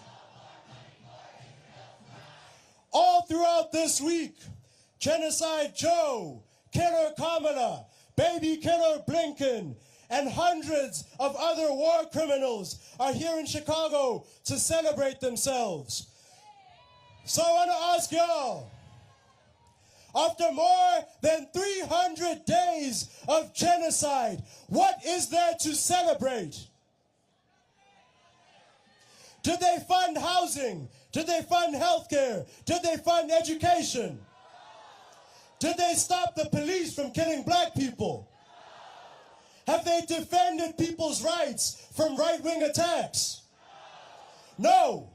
What they've done instead is fund one of the most horrific crimes against humanity that we've ever seen. Everybody say that ain't right. Now, the leading Democrats say a lot of nice words about the communities who helped them get elected.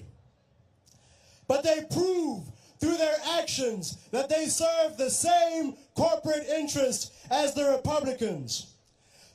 So that leaves us with only one option. When Palestine is under attack, what do we do? When black lives are under attack, what do we do? When people's rights are under attack, what do we do? Yo, we have to fight. We have to fight for a better world because these politicians will never, ever give us anything out of the goodness of their hearts. And that's why we have over 270 organizations united in this coalition and ready to fight every day until we destroy this genocidal system. We are here today. We're going to fight to end all USA to Israel. We're going to fight for a people's agenda. And you're going to hear from some of the organizations that are members of this coalition about the work that they do in their communities and how that connects to the Palestinian liberation struggle. Now, those war criminals at the United Center, they think that having bombs and having a row of police makes them powerful. But the power is the thousands of people that are represented right now. So I want to end with one chant. I want y'all to repeat after me. The people united will never be defeated. El pueblo unido jamás será vencido. All right, y'all, let's keep fighting. We're going to win. Give it up for Kobe, y'all. If we can have folks, if you're out in the back, move forward. Let's get as close to the stage as possible. Gaza, Gaza, head held high. We're on the freedom side. Gaza, Gaza, head held high. We're on the freedom side. Give it up one more time for Kobe. We're going to hear from another amazing Chicago organizer. Nasreen Hassan is a national leader of the United States Palestinian Community Network, USPCN. Yeah. Let me hear it. And she is the former co-chair, she was the former member of the Art of American Action Network in Chicago for 6 years. She's been leading as a youth organizer and has an MA in social work from the University of Illinois, Chicago, Jane Addams School of Social Work. Give it up for Nisreen.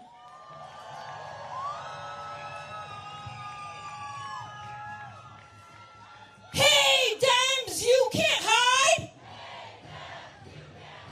We charge you with genocide! We charge you with genocide!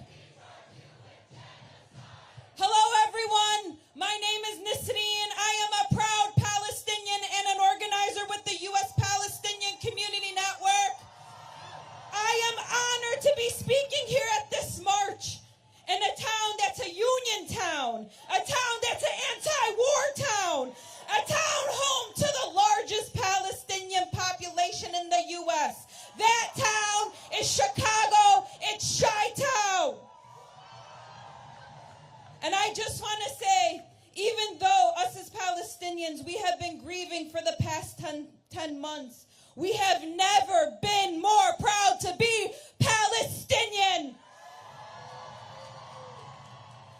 We are here from all our coalition movements: labor, immigrant rights, LGBTQIA, reproductive rights, education, fighting against police crimes, disability rights, and most in the center, the Palestine anti-war movement. The Palestinians of Gaza are trying to survive a genocide, and the administration that supplies and gives Israel the green light to murder our people is having a celebration in our city. The Biden administration and Democrats have ignored our calls for an end to this genocide, claiming harassment when anyone confronts them about supporting the mass murder of Palestinians. For example, Speaker Pelosi made ridiculous claims that Chinese and Russian governments were paying Palestinians to protest her support for the genocide. For months, we have seen horrific photos and videos coming out of Gaza from elders in wheelchairs being displaced for the third time in their lives, to children being blown apart, to Palestinians being held captive and tortured, to schools, mosques, and churches and homes being blown up. The Democrats, along with the Republicans, have created an environment that is vilifying our students, sending militarized police to harm them for calling on divestment from Israel. They are using political and state repression to intimidate activists for calling a war to end the genocide. They have FBI visits and law enforcement harassing our communities to stoke fear. They have reignited racist tropes towards Palestinians and Arabs. Those racist tropes were the motivator for an adult to stab a 60-year-old with the Al-Fayoum over 28 times until he was killed. This was outside of Chicago. Today, shame. Today at the DNC, the keynote speaker is no other than Genocide Joe, whose administration gave unlimited bombs and bullets to Israel and gave Israel in addition $20 billion of U.S. taxpayer dollars. Israel does the bombing. Israel pulls the trigger, gleefully carrying out this genocide. But the U.S. is paying for it. Genocide Joe in 2020 tried to scare us with the threat that Trump would cut UNRWA, while his administration suspended UNRWA funding since October. The politicians in this convention are telling you that Palestine should not be your issue. When U.S. police departments get trained by Israeli occupation forces and bring those military tactics back to kill black and brown communities, Palestine is your issue. When our tax dollars are being used to kill doctors, nurses, and paramedics, Palestine is your issue. When the IOF blows up universities in Gaza and kills 15,000 children that will never return to school and refuses to fund education here, Palestine is your issue. I want to add that there are people who are upset that we're criticizing and holding the Democrats accountable, that somehow we are giving power to Trump. We recognize Trump and Project 2025 are dangerous. We know the dangers of his administration and his son-in-law Jared Kushner's racist rhetoric and colonial ambitions to further colonize Palestine. We know Jared was honored by the anti-black, anti-Arab, anti-Muslim, Anti-Defamation League, ADL. The ADL had him as a speaker at the convention. So that's why we marched on the DNC. In closing, this incredible mobilization is here because of all of you and your solidarity. And we will end Zionism. We will return back home, and we will continue to resist occupation and colonialism. From the river to the sea, Palestine will be free. And from the sea to the river, Palestine will live forever. Palestine will live forever. Please help me welcome up our next speaker. Frank Chapman is the Executive Director of the National Alliance Against Racist and Political Repression. NARPR fights across the U.S. against police crimes and for community control of the police. A revolutionary for over 60 years, he is one of the leading black liberation organizers in the U.S. and has published 2 books. His memoir, The Damn Don't Cry, pages from the life of a black prisoner and organizer, and Marxist-Leninist perspectives on black liberation and socialism.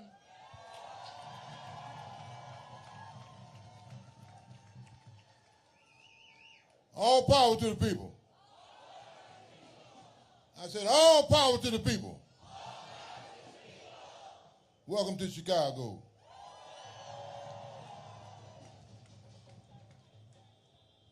I've been thinking about what I'm going to say for a couple of days.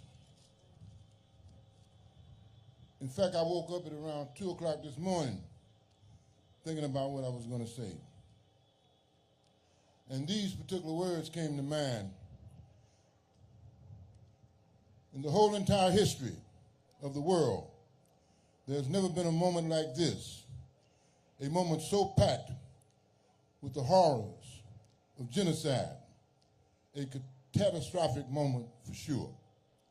Yet also a moment of unspeakable resistance of the Palestinian people to free their land from the scourge of settler colonialism. That's why we're here today. We're here today, among other things, to declare our unconditional solidarity with the Palestinian people. And so nobody misunderstands what I mean by that, let me just quickly say, we want Palestine to win.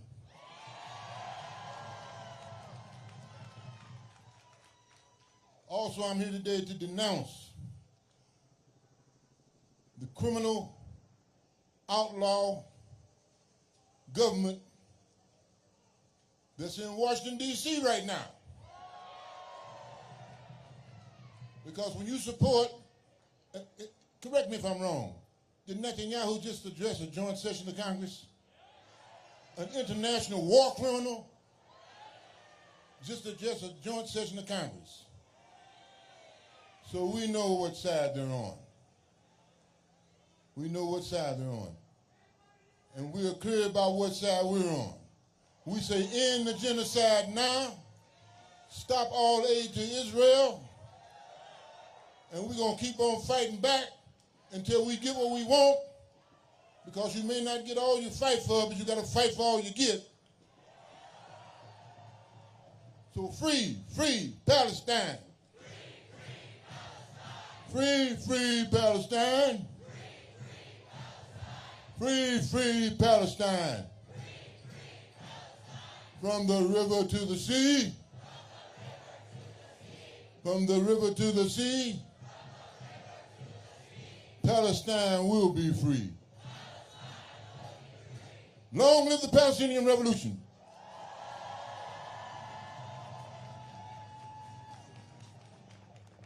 Free, free Palestine.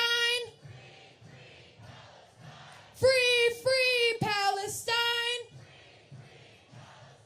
End the occupation now. End the occupation now. Lift the siege on Gaza now. Lift the siege on Gaza now. Awesome, y'all. We're going to hear from another phenomenal speaker. Give it up for Andrew Josephchak, who is one of the founding members of the Anti-War Action Network, which has led multiple national days of action in solidarity with Palestine and across the globe. Free, free Palestine! Free, free Palestine! Free, free Palestine! The Anti-War Action Network is so proud to be marching here on the DNC today, shoulder to shoulder with all of you. We've brought folks here today from Minneapolis, from Milwaukee, Detroit, Grand Rapids, Chicago, Dallas, Denver, Jacksonville, Portland, New Orleans, and Tucson, all to be part of this critically important national protest. And the Democratic Party, when they ousted Genocide Joe, they thought we wouldn't be here today. They hoped we wouldn't be here today. And well, his ouster was a victory that I think we should claim. It is not enough. We want an end to the genocide, not just new leadership of a genocide.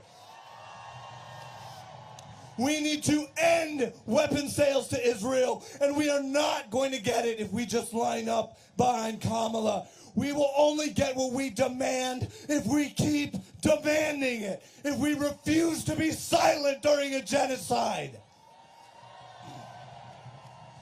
And lately, I've been frequently asked, and I assume many of you have been too, why I'm here protesting Harris today, when I stand for trans rights, when I stand for reproductive rights, when I stand for climate justice. But the reality is, we deserve candidates who will stand up for progressive policies like reproductive rights, like immigrant rights, like labor rights, like fighting against climate change, and who will end the genocide in Gaza. We should not have to choose whose lives we value in an election. And taking a stand against genocide should not be treated like a fringe issue. And we are going to make sure it is not treated like a fringe issue. Many of us here today, we spent our whole summer protesting for Palestine at home, at the RNC, and now here at the DNC, because we know who, regardless of who wins this election, Trump or Harris, our work will not be done. We need an end to U.S. aid to Israel, and in order to do this, we need to continue to fight for divestment in our states, on our campuses, wherever we can. We need students to continue and build the momentum that they built in the spring. We need our movements to keep up pressure on weapons manufacturers. We need to be at the inauguration to send a message that we will not be ignored. We need to keep growing our movement until it cannot be ignored. Some people think social change is made by delegates in the DNC, but in reality it is made by us, and it is made in the streets. From the river to the sea, Palestine will be free. From the river to the sea, Palestine will be free. From the sea to the river, Palestine will live forever. Awesome, y'all. We're about to hear from one of my personal favorite artists, poet and R&B singer Jamila Woods, was born in Chicago and raised on the city's south side in both Washington Park and the suburb Beverly Hills. In 2012, she published her first chapbook, The Truth About Dolls, which includes a Pushcart Prize-nominated poem about Frida Kahlo. As a singer and songwriter, she has produced hip-hop and neo-soul music, releasing her debut album, Heaven, in 2016. Go listen to it. Raised in her church choir, Jamila's musical aesthetic involves choral layering in addition to the hip-hop tradition of sampling and illusions. Let's give it up for Jamila, y'all.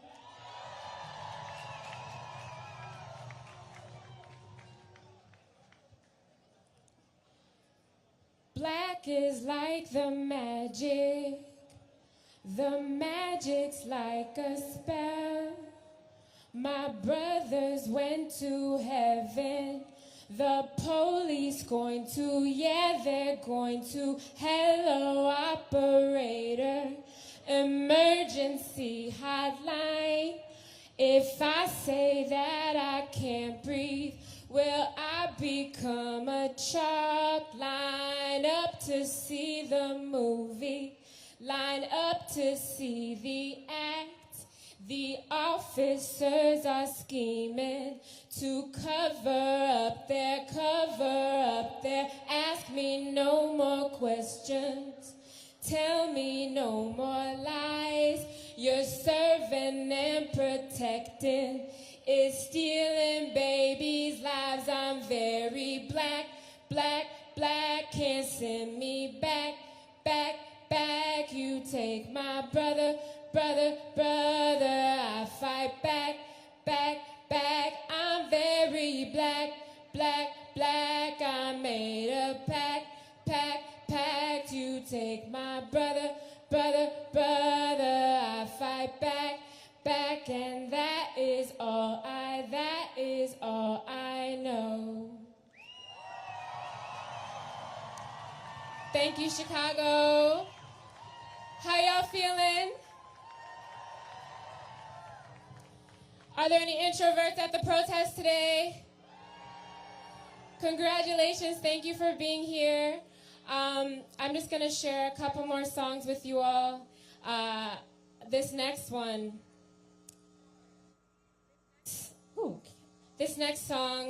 is inspired by the Land Back movement and the climate justice movement.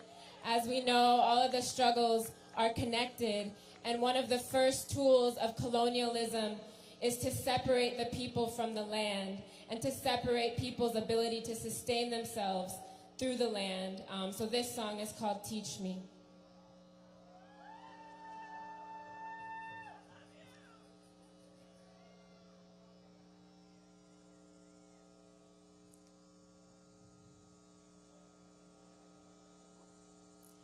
Free, free Palestine. Free, free Palestine.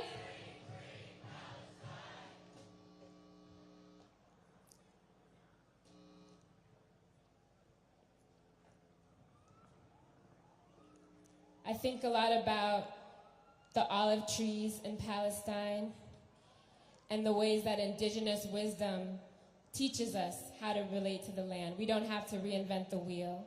We already know.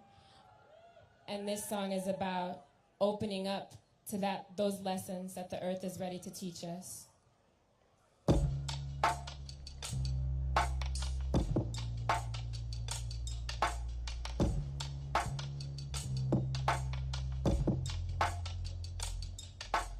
Teach me how to love you better, better. Am I love or am I just feeding? I stick out my hands to the earth, mouthful still wanting. Am I love or have I been greedy? I make my demands to the dirt, but what am I giving? Teach me how to love you better,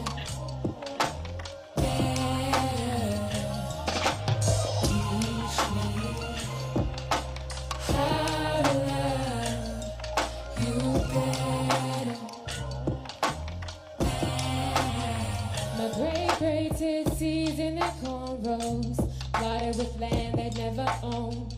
Where we come from, soil is sacred, not a paycheck. The less we want for more, the freer we get. I pledge allegiance to the sun's warm hand. Relieve my grief to the water and the sand. You heal us, you always provide. I take for granted how you keep us alive. Now can we slow down? Can we spread the harvest around? Can we turn the lights way down? No machines dig our hands in the ground. Slow down. There's always enough to go around. The great, great sure knew how. No machines dig our hands in the ground. Teach me how to love you better, better.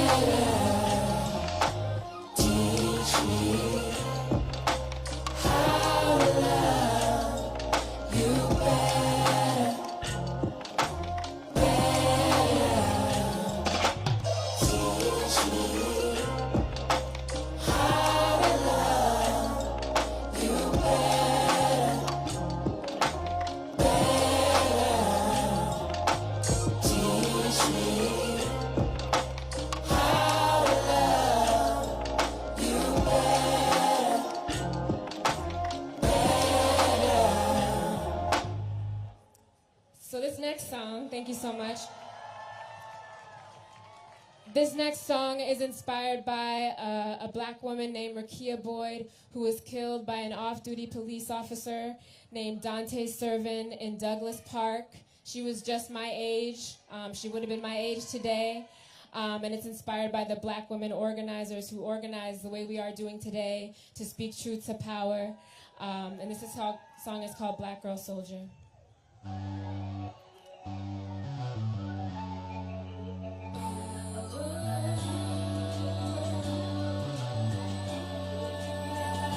See, she's telepathic, call it black girl magic. Yeah, she scares the government, deja vu a Tubman. We gon' miss him by the hundreds. Ain't nobody checking for us, ain't nobody checking for us. The camera loves us, Oscar doesn't. Ain't nobody checking for us.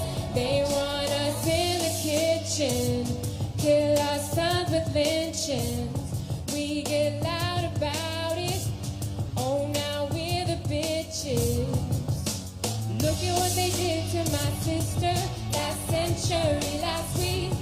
They put a body in a garden for Hitler. They love how it repeats. Look at what they did to my sister last century, last week. They make her hate her own skin, treat her like a sin. But what they don't understand, see what they don't understand. Yeah, what they don't understand, see what they don't understand is she's telepathic, call it black girl magic. Yeah, she scares the government, deja vu a Tubman. And she don't give up. Yeah, she don't give up. She don't give up. Nah, she don't give up. Rosa was a freedom fighter and she taught us how to fight. Ella was a freedom fighter and she taught us how to fight. Audrey was a freedom fighter and she taught us how to fight. And Jella is a freedom fighter and she taught us how to fight. Sojourner was a freedom fighter and she taught us how to fight. Asata is a freedom fighter and she taught us how to fight. Rosa was a freedom fighter and she taught us how to fight. Asata is a freedom fighter and she taught us how to fight. See, she's telepathic, call it black girl magic.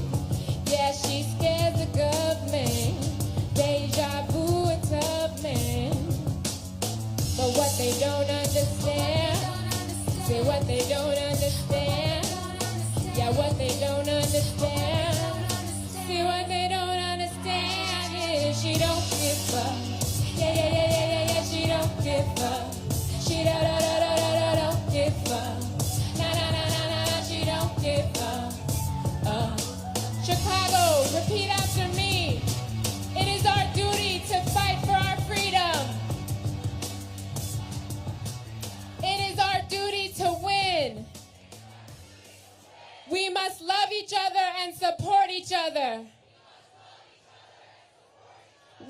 nothing to lose but our chains.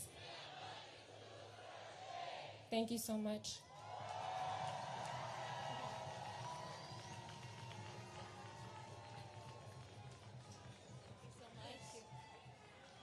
Let's give it up for Jamila Woods once more.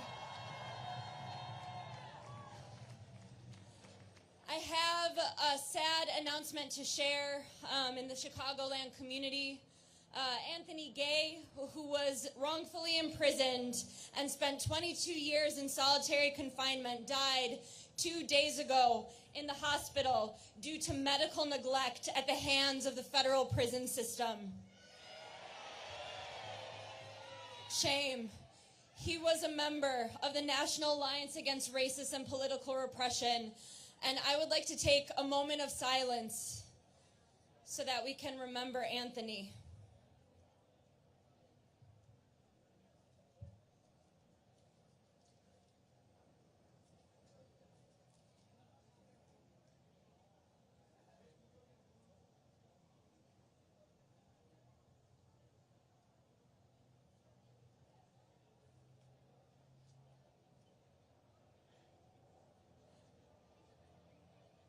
We can use this time to reflect and remember that the same systems that are killing our people in Gaza are torturing and killing black people in Chicago, in the U.S. These are the same systems. Chicago is the police torture capital of the world. Anthony Gay was failed by this system, and we carry Anthony Gay's spirit with us as we march on the DNC today, and we join the Alliance's call to free all wrongfully convicted torture survivors from prison immediately.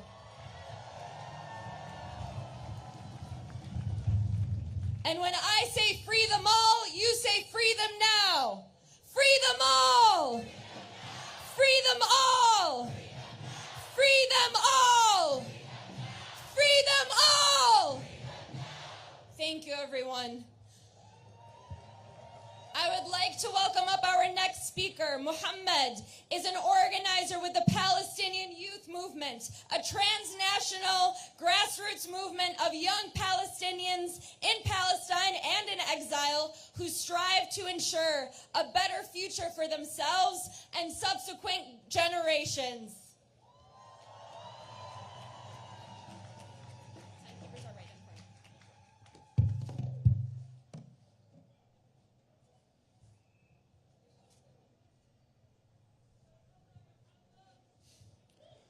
Whose streets? Whose streets? Whose streets? Chicago, I can't hear you. Whose streets? Whose streets? Whose streets? Our streets. Not theirs, ours. We have for generations walked and suffered as we built these streets with our own hands, while the ruling class overlooked us from their ivory towers and flew over us in their private jets, and yet they claim that they exist amongst us. Shame! In 1968, we gathered in these very streets to protest the illegal war on Vietnam that sacrificed our children of the working class and plummeted the citizens of this country into a depression. And the city responded not by listening, but by their usual way of systemic oppression and brutality, in hopes of quelling the movement. Shame.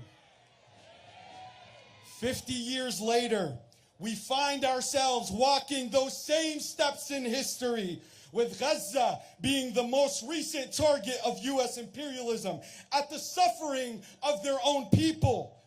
And it has responded in the same way: systemic oppression and brutality. But what the ruling class has yet to understand for the last 5 decades is that no amount of brutality will ever quell the movement. Their violence has only increased our will for justice, our will for freedom, and our steadfastness.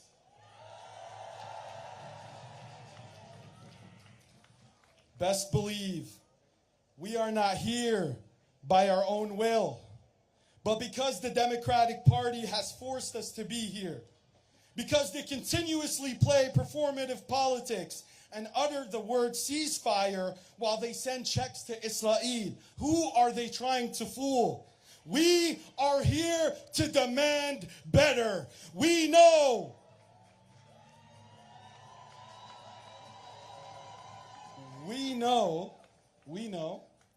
that it was our movement that made Joe Biden so unpopular that he had to step down.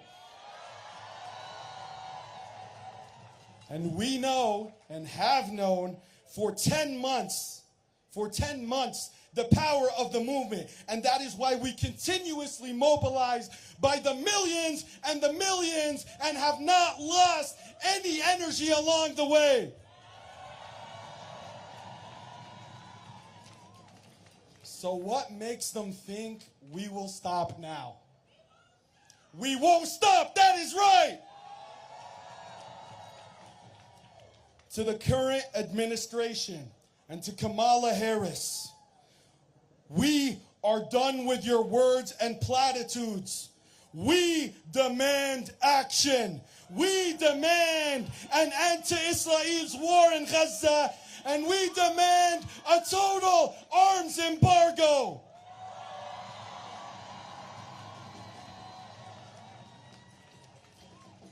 $3.5 billion. $3.5 billion. Imagine what you can do with $3.5 billion within your own communities. That amount of money has just this week been awarded to Israel by our so-called Democratic administration.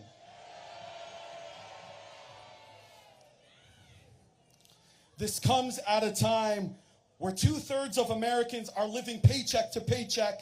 The leading cause of bankruptcy is medical debt, and test scores across American schools are at its lowest. And even here in Chicago, 200,000 residents of marginalized communities are at threat of gentrification and displacement. And do you know how our representatives responded to these problems? Well, you guys know the answer. With more funding to a foreign nation, the nation of Israel. The nation of Israel, as it commits the worst genocide of this century.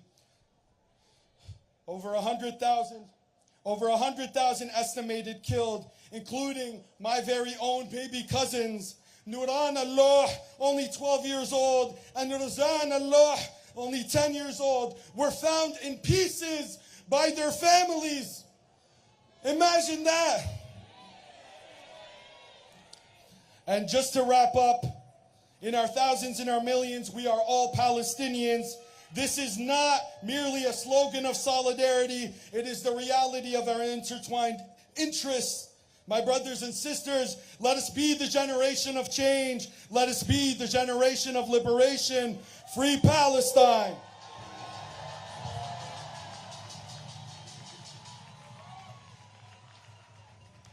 Hello, everyone. Thank you so much for being with us here today. My name is Abla Abdelkader, and I am a student organizer, and I'm currently residing as the SJP Chicago co-chair.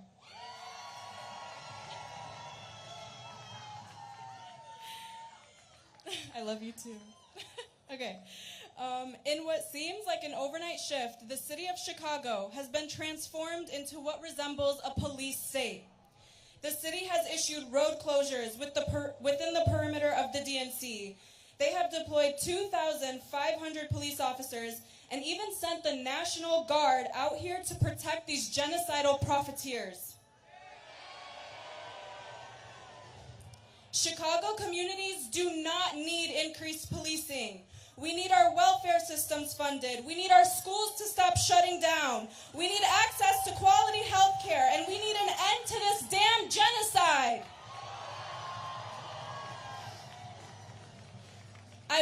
firsthand during my time at the UChicago encampment the effort to stifle our voices and repress our movement. The student encampments curated a space of education, community support, and beautiful solidarity.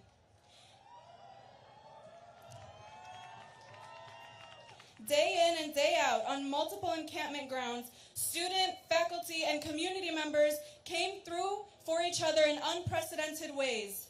However, we see the crooks, like the Biden administration, criminalizing the students, deploying public and private police force to violently suppress our presence on campuses. Shame! Up until now, students continue to be targeted by both the administration and the police. And currently, UChicago is housing 500 cops in student dorms.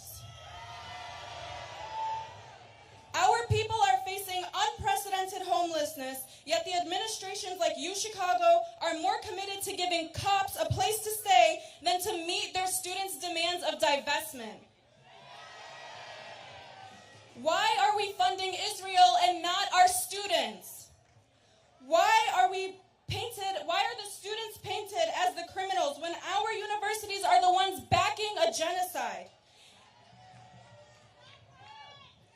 Even to get on this stage, we had to fight the city for approval, even though this is our right. But despite their repressive tactics, we have not stopped. We will no longer accept the status quo. These are not normal times, and we will continue to dissent for immigrant rights, for Black liberation, for queer liberation, and for the total and inevitable liberation of all of us. And to our corrupt university and to the corrupt universities and to the racist Democrats, the whole world is watching. Repeat after me. The whole world is watching. The whole world is watching. The whole world is watching. I'd like to introduce my co-MC, Reverend Jamie from the Soul Organization. Good afternoon. I'm going to try that one more time. Good afternoon. That's better. Hello, I am Reverend Jamie Fluker. I am a faith organizer with Southsiders Organized for Unity and Liberation, also known as SOUL. And I stand here today as a faith leader called to fight the good fight for justice. And in the words of the freedom-fighting Fannie Lou Hamer, I'm here to tell the Democratic Party that I'm sick and tired of being sick and tired. And to say to them, not another nickel, not another dime, no more money for Israel's crimes. I'm here to introduce also our next speaker. Javi Velasquez is a unionized worker with the International Association of Machinists and Aerospace Workers and a Chicano community organizer with La Frontera Nos Cruzo in Dallas, Fort Worth, Texas. He is the son of a formerly undocumented immigrant and today is representing the National Immigrant Rights Organization, Legalization for All. Let's give him a rousing Chicago welcome.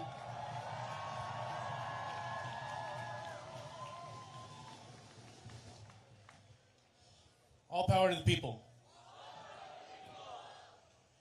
Let's try that again. All power to the people. It's much better, thank you.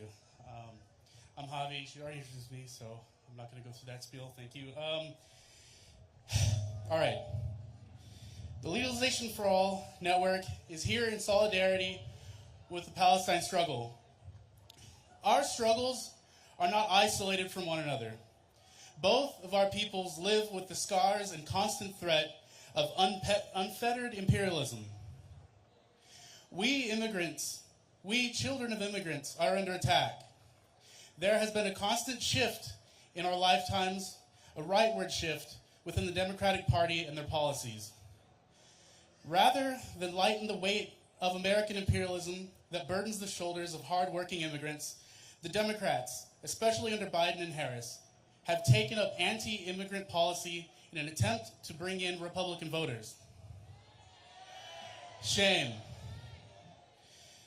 Our borders are already being policed as if it were a war zone. Borders are already being policed as if it were a war zone. With the companies like Elbit Systems and Caterpillar, U.S. Border Patrol uses the same tactics to genocide and oppress our Palestinian brothers and sisters. We immigrants who come here for refuge within the belly of the beast gather in solidarity with the Palestinian liberation struggle and the Black liberation struggle against the ever-weakening U.S. imperialist project. We gathered in solidarity against the RNC, and we gather in solidarity today against the DNC for both parties' complicity in the imperial project at home and abroad. I was in Matahuala, Mexico, a few weeks ago, and I saw people living in utter desperation. I saw families who marry off their 2 young daughters in hopes of one less mouth to feed in the house. I saw broken neighborhoods living in the shadow of toxic slab heaps dumped by mining corporations funded by U.S. capital that receive no environmental oversight, no worker safety standards. And this was just a tiny glimpse into what happens in the rest of Latin America. In Mexico, I saw families so full of love for their children that they do everything possible to make sure they are fed through very desperate conditions. Contradictory to the ongoing rhetoric of the right that these people are violent criminals, I saw hungry children and tired parents yearning for some sense of stability, yearning for some sense of safety. And these are the conditions from which people flee their homeland.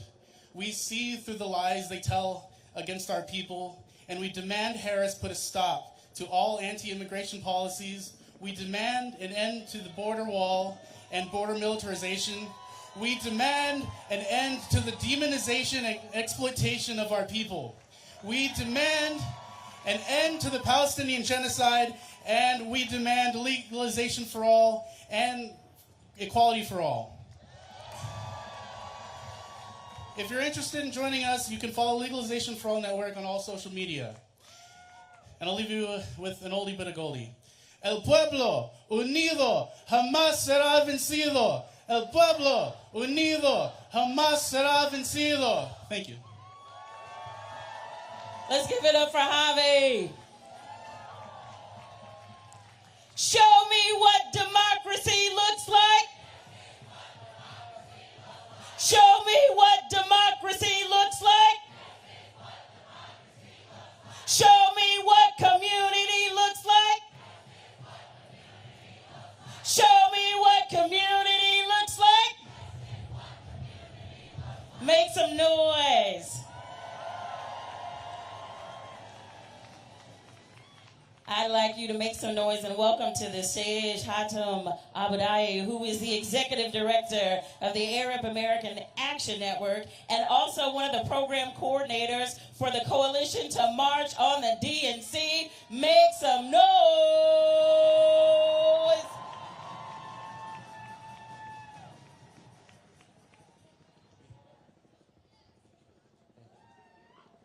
Give it up for the MCs, Abla and Reverend Jamie. Hey, y'all, this is incredible. Look at you. Look at yourselves. Look at yourselves. 15,000 people that are in the park today right now. 15,000 people representing all of the major issues and communities in this country. Black liberation, immigrant rights, reproductive rights, women's rights, workers' rights, the right to strike, the right to unionize.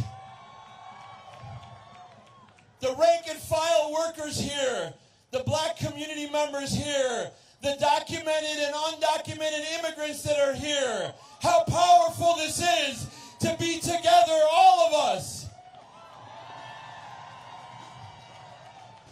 They asked me ad nauseum, what makes a success for a protest like this? And I said, I don't give a shit what happens at the DNC. This is the success already. You've already accomplished it. This is what Killer Kamala and Genocide Joe and Baby Killer Blinken and all the rest of the Democratic Party in there, we're not going to let them get a pass. We don't let Durbin or Schumer or Jeffries or Pelosi or any of the top Democrats get a pass. And this is what they're afraid of. They're afraid of all of us. They're afraid of the unity between black and Palestinian people in this country.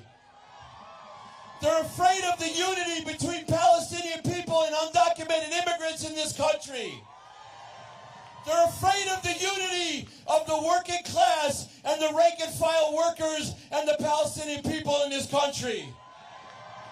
So I want to thank every single one of you for being here. I want to thank you for what you do for us and for our families and for our people in Palestine. And on that vein, we need to thank you some more by putting money in the buckets that are going around. I know you've seen me do these fundraising pitches before. I don't have the time to do the 30-minute one, but I'm asking you to go into your pockets. We got young people all across the park that have buckets. Please drop what you can in the buckets.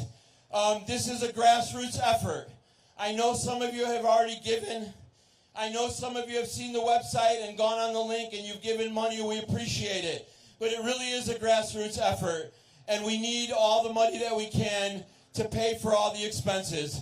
We got another big protest coming up on Thursday, and we're going to need to do that as well. So please, the buckets are going around. Continue doing that. And one last thing I want to say. We are winning. It is very difficult to say sometimes when you know that you've buried 40,000 of your beautiful people. But we are winning. The Israelis can't defeat the Palestinian resistance in Gaza, and the Americans and the U.S. and the Europeans cannot beat us in the streets. Thank you very much.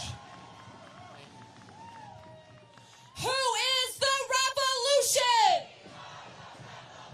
Who is the revolution? Who is the Intifada? Who is the Intifada?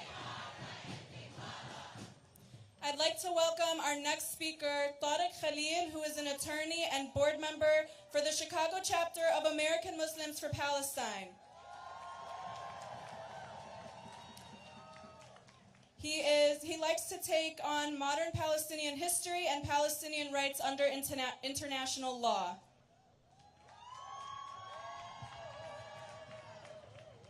What a crowd! How loud can you be? From the river to the sea! Palestine will be free! Unbelievable. Kamala Harris, unless you desire freedom and justice and liberation for the Palestinian people, I'm speaking.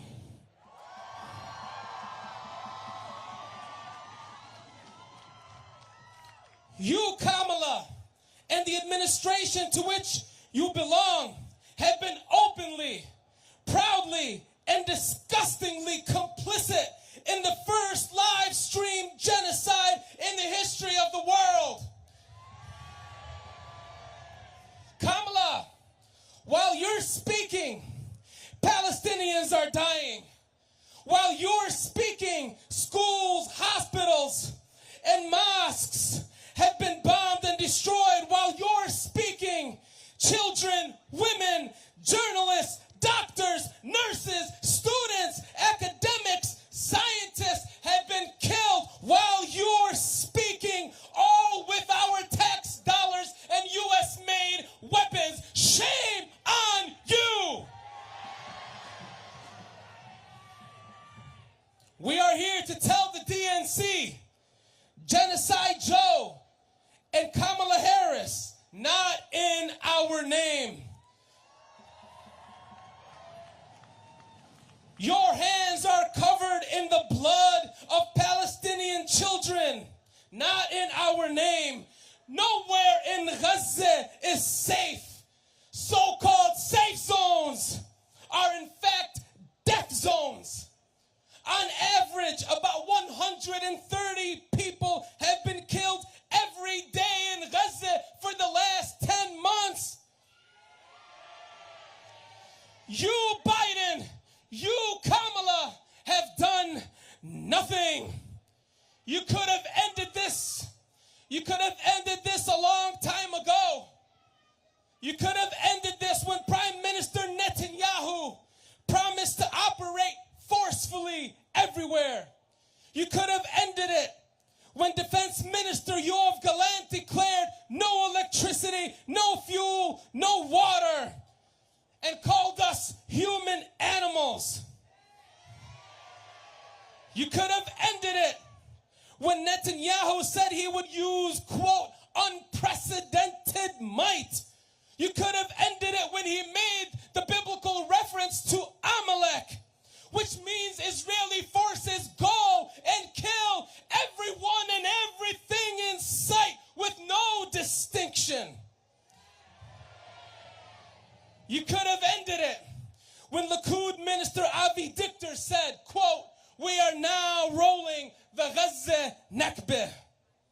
The Nakbeh, or catastrophe, represents the ongoing forcible displacement, dispossession, ethnic cleansing, land theft, oppression, and denial of self-determination and basic human rights, and repatriation, freedom, justice, and liberation. You've done nothing while Palestinians were being slaughtered.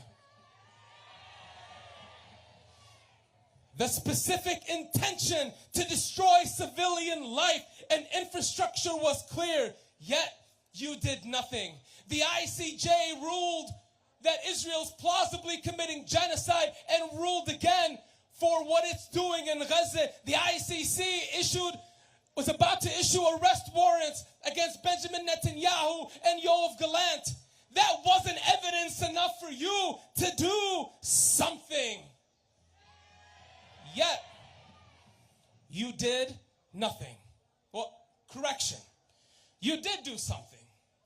You proposed to give Israel an additional $14.3 billion in military aid and an additional $20 billion in sales on top of the annual $3.8 billion that we give to Israel to continue its apartheid regime and genocidal campaign against the Palestinian people.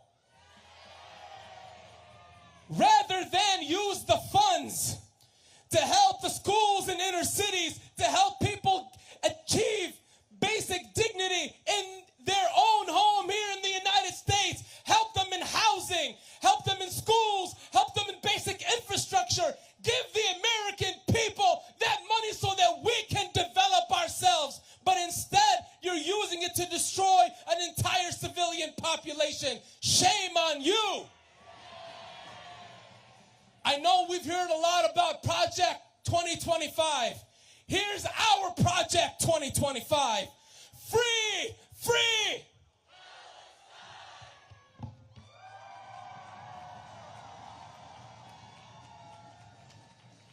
Up with liberation. Down with deportation. Up with liberation. Down with occupation.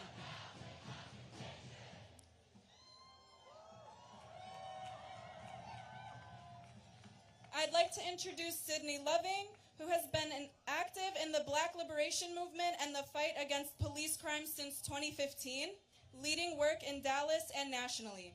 She sits on the Central Committee of Freedom Road Socialist Organization, a revolutionary organization with a long history of solidarity with Palestine and active in the trade unions, Black and Chicano liberation movements, anti-war organizing, and many other fronts of the people's struggles.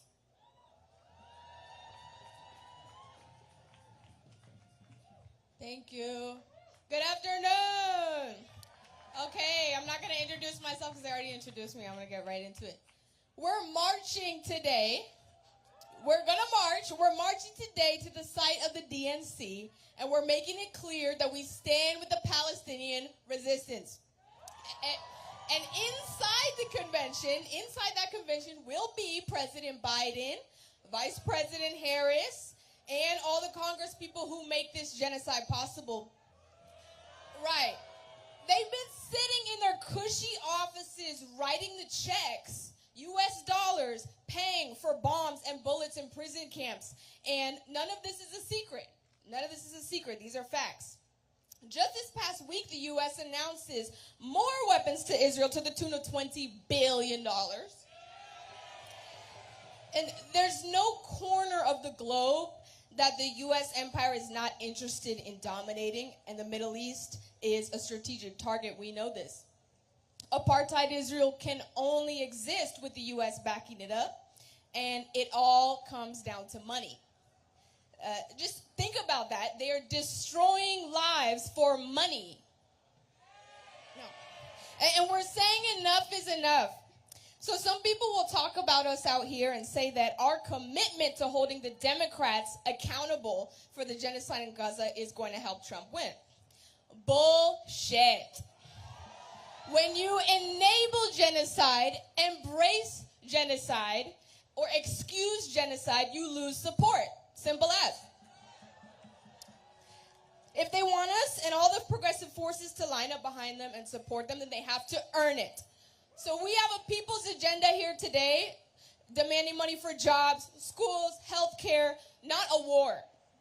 And the reason we have to be out here demanding the basic rights that everyday people need to live is because the monopoly capitalists who run this country are getting rich off this system. They're getting rich off the system that forces us into the struggle to change things. Somebody's getting rich off the genocide in Palestine. But this system will not last. We're building a revolutionary movement to take back our power because we want to build something better for everybody. Working class and oppressed people deserve a real future. And Palestinian children deserve a real future, and this rotting system has no future. But history is not over. We can fight and we can win. And we stand with the whole arc of resistance fighting for Palestinian liberation. So when we get in the streets, let them hear us, y'all. Let them hear us. Free, free Palestine! Free, free Palestine! Here to bring up our next speakers, Munya and Noor, representing the Palestinian Feminist Collective, an organization of Palestinian and Arab women and feminists working towards the liberation of Palestine and beyond. Make some noise!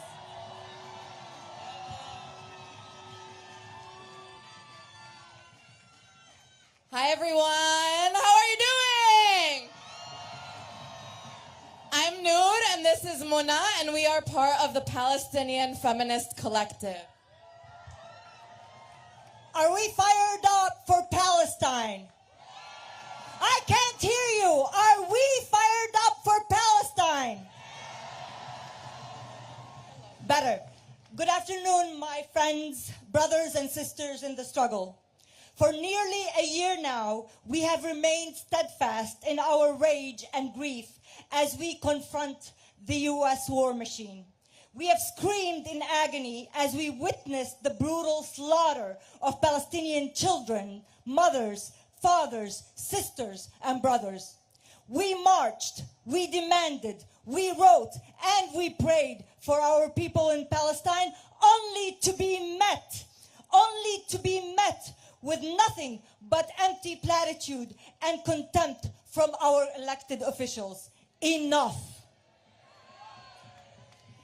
It has never been clearer that the two-party political system is nothing but a lie perpetuated by the ruling class. The goals of both Democrats and Republicans are the same: to consolidate power and control at the expense of the masses, no matter the cost. A true democracy is meant to reflect the will of the people, not the whims of political elites.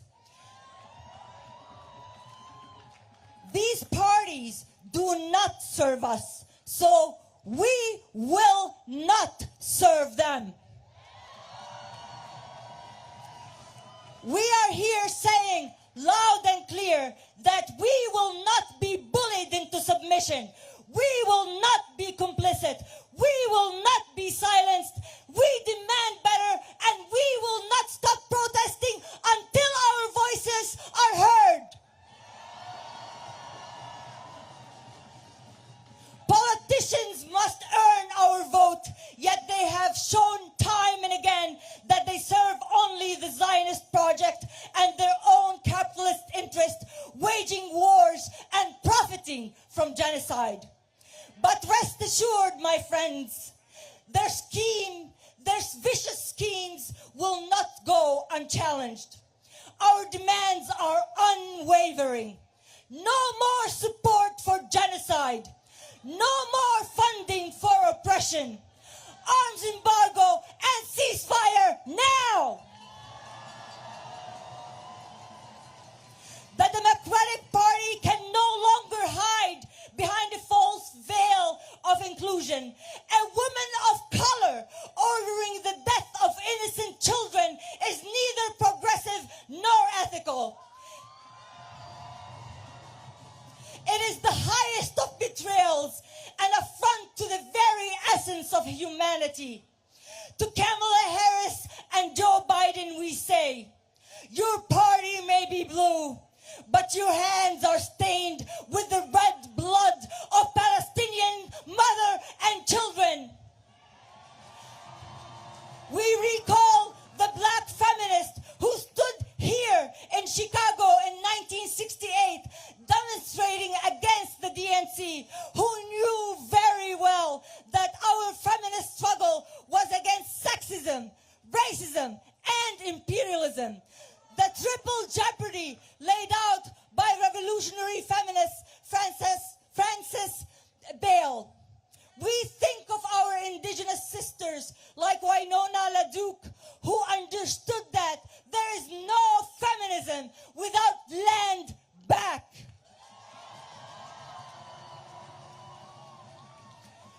We are fueled by the sumud of our people who continue to rise from the rubbles to assert their love of life in the face of Zionism death drive.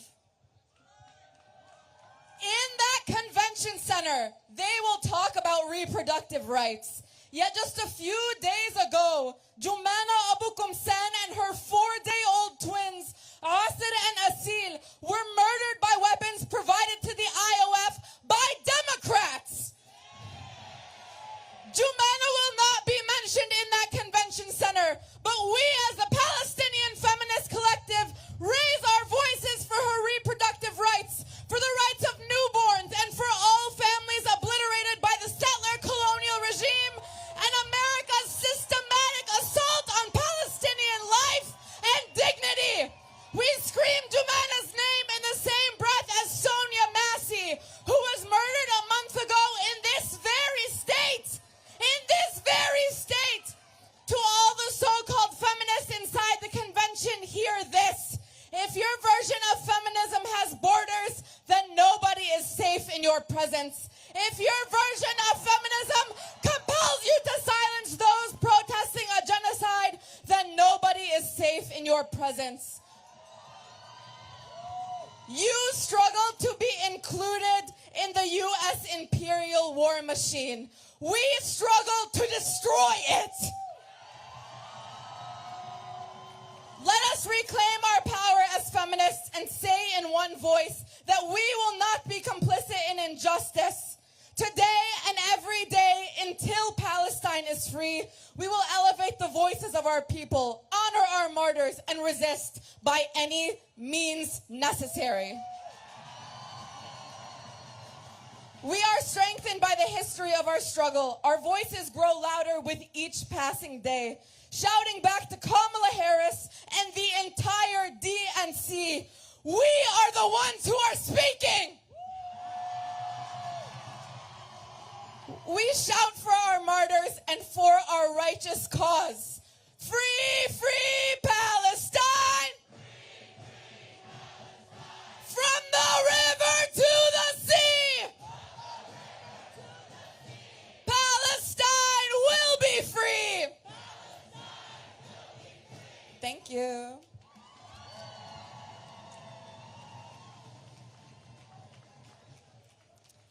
Up next, we have Ashik Siddiq, who is a research analyst at the Institute for Policy Studies, analyzing militarized spending in the U.S. federal budget.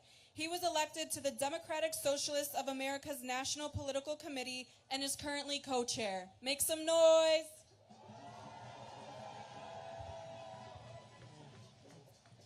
Comrades, my name is Ashik Siddiq, and I'm co-chair of Democratic Socialists of America, the largest socialist organization in the United States, and I'm so proud to stand with tens of thousands of you and many more people all over the country in solidarity with the people of Palestine, whose struggle is a symbol of the human will for liberation all over the world. My family is from Bangladesh, which experienced a genocide over 50 years ago that was sponsored by the United States. Just this past month, massive protests led by students in Bangladesh forced a dictator to resign and flee the country. At their moment of victory, alongside the flags of Bangladesh that the students were waving from the Capitol building and on the streets, they were waving flags of Palestine. Because they feel so deeply how these struggles are connected. There are moments like this all over the world where people are rising, forced to rise against unjust systems of oppression that become intolerable, and they learn how to organize in every way possible to defeat those systems and build the alternative. We've seen moments like this in the United States, from Occupy Wall Street to Black Lives Matter to Standing Rock, and for the past year that we've been protesting for Palestine, where millions of people wake up to an intolerable injustice and take to the streets because we cannot tolerate it anymore. And every time we rise up, we learn ways to sustain this energy and build stronger organizations that can outlast these moments of movements. The Democratic National Convention that we're here protesting today represents a way of doing things in the United States that allows tens of thousands of people to be murdered with our taxpayer dollars while our communities are defunded here in the United States, while the harm that the United States empire has done for many decades go unrepaired. All of us here are part of building an alternative to that. As socialists, we know that a backbone of strong social movements is organized workers. Nothing is as strong as workers organizing to realize that our self-interest is aligned with oppressed people all over the world, and then using our collective power to demonstrate how powerful that solidarity can be. It's been many decades in the United States since labor unions have stood up against war perpetrated by the United States and for internationalism. But just in the past few months, we've seen 7 major labor unions and counting come out to demand an arms embargo against Israel and to demand an end to aid to Israel, including United Auto Workers, which represents hundreds of thousands of workers all over the country. And this is because so many people organized for many years to reform their unions from the inside, from the bottom up. DSA members were among those struggling for many years to do this. And this is the kind of struggle we need to do in every organization, every institution of working class power that we're building together. It's the strength of our movements on the outside that empowers us to intervene against an electoral system that is oppressing us. This is what empowers people like Alderman Byron Sigcho Lopez in Chicago to stand up against censure for standing with Palestine. It's what empowers Congresswoman Rashida Tlaib from Detroit, who said the words, "From the river to the sea, Palestine will be free," and was censured by the rest of Congress for that. This is what empowered Cori Bush in St. Louis, who got elected as an organizer demanding justice for Mike Brown and black people killed by police, who was a champion for the ceasefire resolution in Congress following the lead of our movements. AIPAC, the Israel lobby, had to spend $20 million to defeat her earlier this month. But they are not going to keep us back. We'll keep organizing more strongly, more powerfully to win the world that we need. So that in 4 years, we're not just protesting the DNC and trying to influence the presidential election. We're organizing for a general strike with millions of workers all over the country to shut down the system that's oppressing us and win what we need. So it takes all of us getting better and better at organizing in the ways that we're connecting masses of people, not just at the ballot box, but in our workplaces, in our neighborhoods, in the streets, to build power through our own independent organizations. DSA is one of the organizations doing that. Many of you are from other organizations doing it. If you're not part of an organization already, join one by the end of today that you think is going to build the power we need over the next few years. We are all in this struggle together, and we are going to organize to win the world we want.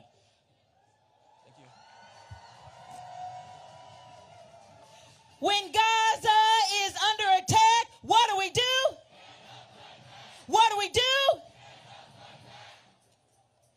Next, coming up to bring us words is Carlos Montes, who is a longtime fighter for Chicano liberation. He lives and organized in Los Angeles and was one of the co-founders of the legendary Brown Berets. Make some noise for Carlos. All right, what's up, everybody? Yeah, we're ready to march, right? Carlos Montes, longtime Chicano activist. I'm a product of the anti-war movement in Vietnam. The Vietnamese people taught us that we needed to support the struggle of the oppressed people throughout the world against U.S. imperialism. My homies came back traumatized or dead from Vietnam. It radicalized me to support the struggle of Vietnam, victory over U.S. imperialism. That's why today we are in solidarity with the struggle of the Palestinian people, right? Self-determination for the Palestinian nation. The right of return for our Palestinian refugees, right? I come from Los Angeles, California, a primarily Chicano neighborhood. Some people call us Mexican Americans, but learn the word. We are Chicanos.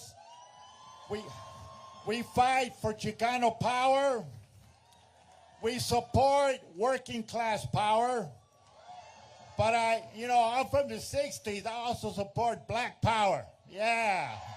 Yeah, let's hear it. Black power. Chicano power. And all working class power together, we're going to have a revolution in this country, right? I organized in my barrio, in my neighborhood. We fight against police killings of young Chicanos by the LAPD. We fight for better schools against privatization. We fight for immigrant rights. But we know that the struggle is for self-determination and for revolution in this country. Are you with me? Are you with me? Revolution, yeah. I learned that from my grandfather, who was in the Mexican Revolution as a teenager. The whole world, the U.S. has now been isolated throughout the world because of their support for the genocide in Gaza, right? So the DNC, and I also march at the RNC, the leadership of the DNC and the RNC represent the rich interest of this country. They represent the empire. So we have to fight and organize against U.S. empire. Are you with me? We have to build a large united front here in the United States against U.S. imperialism and support the struggle of the people throughout the world. And in closing, I just want to say that I was a guest in Venezuela, Caracas, in March for the 10-year anniversary of the Hugo Chavez passing. So again, we want to be in solidarity with Palestine, but also Nicaragua and Venezuela, who are fighting U.S. sanctions. All right, Black Power. Black power, Chicano power, working class power, Palestine will be free. El pueblo unido jamás será vencido. Gracias, muchas gracias. Okay, everyone, I need you to listen up real quick. We have a special guest who's going to take the stage for us today. I have the honor of introducing the legendary civil rights activist, Mr. Cornel West.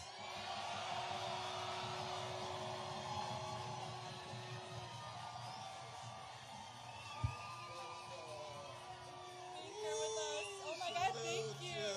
Indeed. Let us be clear. Let us not be deceived. We are here because we have a profound love of our precious Palestinian brothers and sisters and siblings. And we send a message to them. You are not abandoned. You are not alone. We will never forget you. Your dignity and your decency will never be crushed by any form of terrorism or genocide or ethnic cleansing or apartheid-like conditions. And this is not about some Machiavellian politics or some utilitarian calculation about an election. This is about morality. This is about spirituality. And I come to you from a great black people who've been hated for 400 years and taught the world so much about love.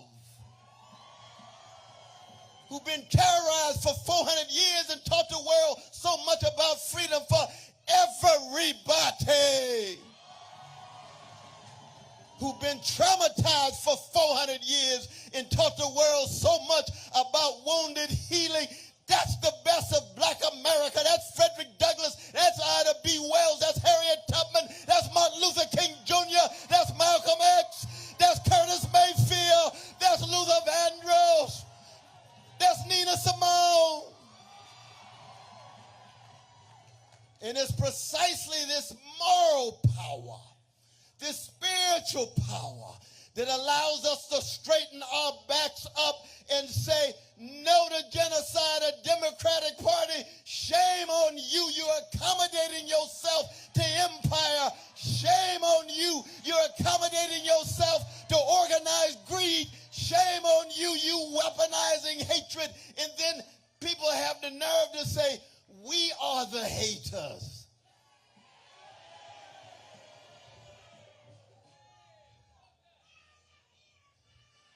We have a love for our Palestinians, and we have a love for oppressed people wherever they are around the world. But at the moment, it's about Gaza. Just like it's about mass incarceration, it's about the hoods and the barrios and the poor communities. But I want to end on this note because I just left this magnificent press conference for the abandoned Harris people. Because there's a lot of folk getting excited about Sister Harris because she's a black sister from Jamaica and from India. And we simply want to say a black face in a high place in the same empire, the same predatory capitalist processes, the same policies of genocide do not move us. It's not a function of your skin pigmentation. It's not a function of your gender. It's not a function of your sexual orientation. What kind of moral substance do you have? What kind of ethical content do you have? What kind of political consequences for those in my black church tradition from the 25th chapter of Matthew? What you do unto the least of these, you do unto me.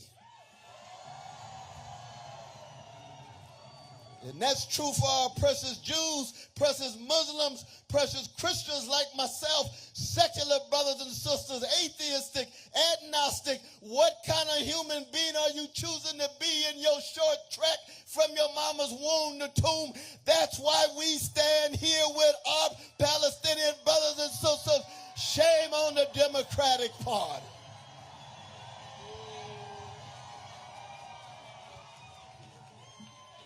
Can we make some noise for Dr. Cornel West?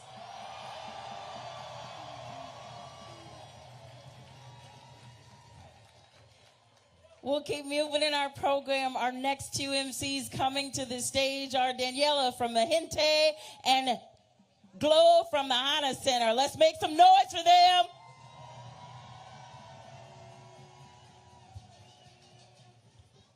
Hola, hola. When I say mi gente, you say presente. Mi gente. Mi gente. Alrighty, y'all. Buenas tardes. Me llamo Daniela Sigala. I am with mi gente, and mi gente means my people. So, mi gente is a political organization and one of the leading immigration organizations here in the U.S. We are a political and organizing hub for all Latinx and Chicanx people all over the U.S. and Puerto Rico who seek racial, gender, economic, and racial justices. We are pro-indigenous, pro-black, pro-worker, pro-mujer, pro-Pachamama, and pro-immigrant.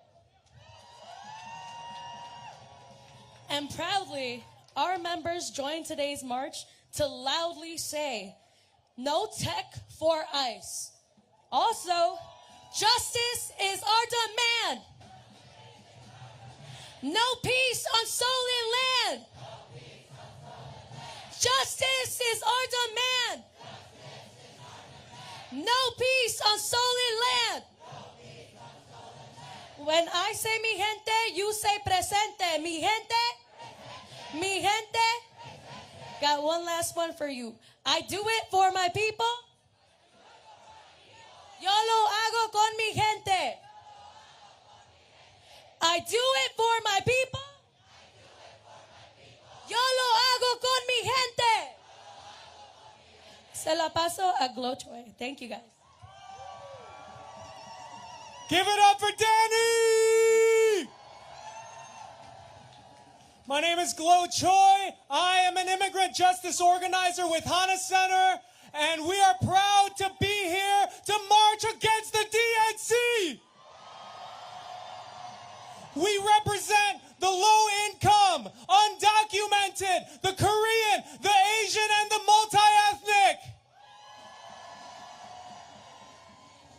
When I was a young boy immigrating to the U.S., I was told the story that if I worked hard enough, that I could achieve the American dream.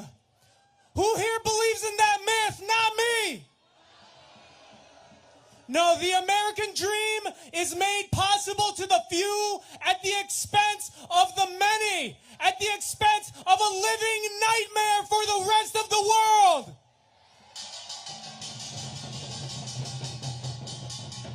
The same forces that divided my home, my Korea, are the same ones occupying the lands of Palestine.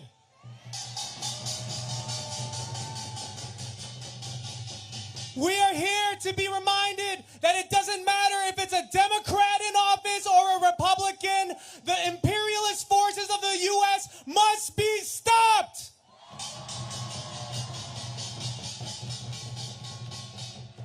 For those who are undocumented, I remember asking, what does citizenship, what does legalization mean to me? And it doesn't mean being a part of this unjust system. It means demanding more each and every day and fighting for all of our liberation. Power to the people! No one is illegal! Power to the people! No one is illegal! Thank you. One more time for Glow and the Hana Center, everyone. Viva, viva Palestina! Viva, viva Palestina! Alrighty, let's give a warm welcome to our next speaker. We have Rama. Rama is from the National Students for Justice in Palestine, which builds the legacy and the impact of the student movement in occupied Turtle Island to help empower, unify, organizers as they push forward demands for Palestine liberation and self-determination on their campuses. National SJP supports over 300 independent students organizations, including SGP Chicago. Welcome, welcome. Where's Rama? Viva, viva Palestina! Welcome, Rama. Thank you. Hi, everybody. How are we doing? I'm going to put this here 1 second. Hello? Okay. Good afternoon, everybody. I'm Rama with National Students for Justice in Palestine. I just wanted to start off by thanking the March on the DNC Coalition, and particularly the U.S. Palestinian Community Network for all of their hard work in executing this march. Yeah, give it up for them. I also want to thank SDS, MSA, JVP, YDSA, and dissenters for their support and involvement in the official student contingent at this march. Raise your hands. Which has coordinated and facilitated the congregation of hundreds of students here today. Finally, I want to thank all my fellow students who have worked day in, day out to make Palestine unavoidable on their campuses, especially SGP Chicago for the work they're doing right here in Chicago. So before I continue, I want to get to know the audience a little. So if you're a student, can you make some noise? Woo! And if you've supported these students throughout the brutal repression they faced, can you also make some noise? And now this should be everybody. If you're tired of the Democratic Party's continuous enabling and supporting genocide against our people in Gaza for the last 11 months, let the DNC hear your rage. I'm proud to be among you all today, speaking as the voice of the student movement, affirming that students' commitment to Gaza and the liberation of Palestine is as strong as ever. We join you all today, the workers, the elders, youth, and children, to say loudly and clearly to the DNC that those who support and fund the genocide of our people are not welcome in our cities.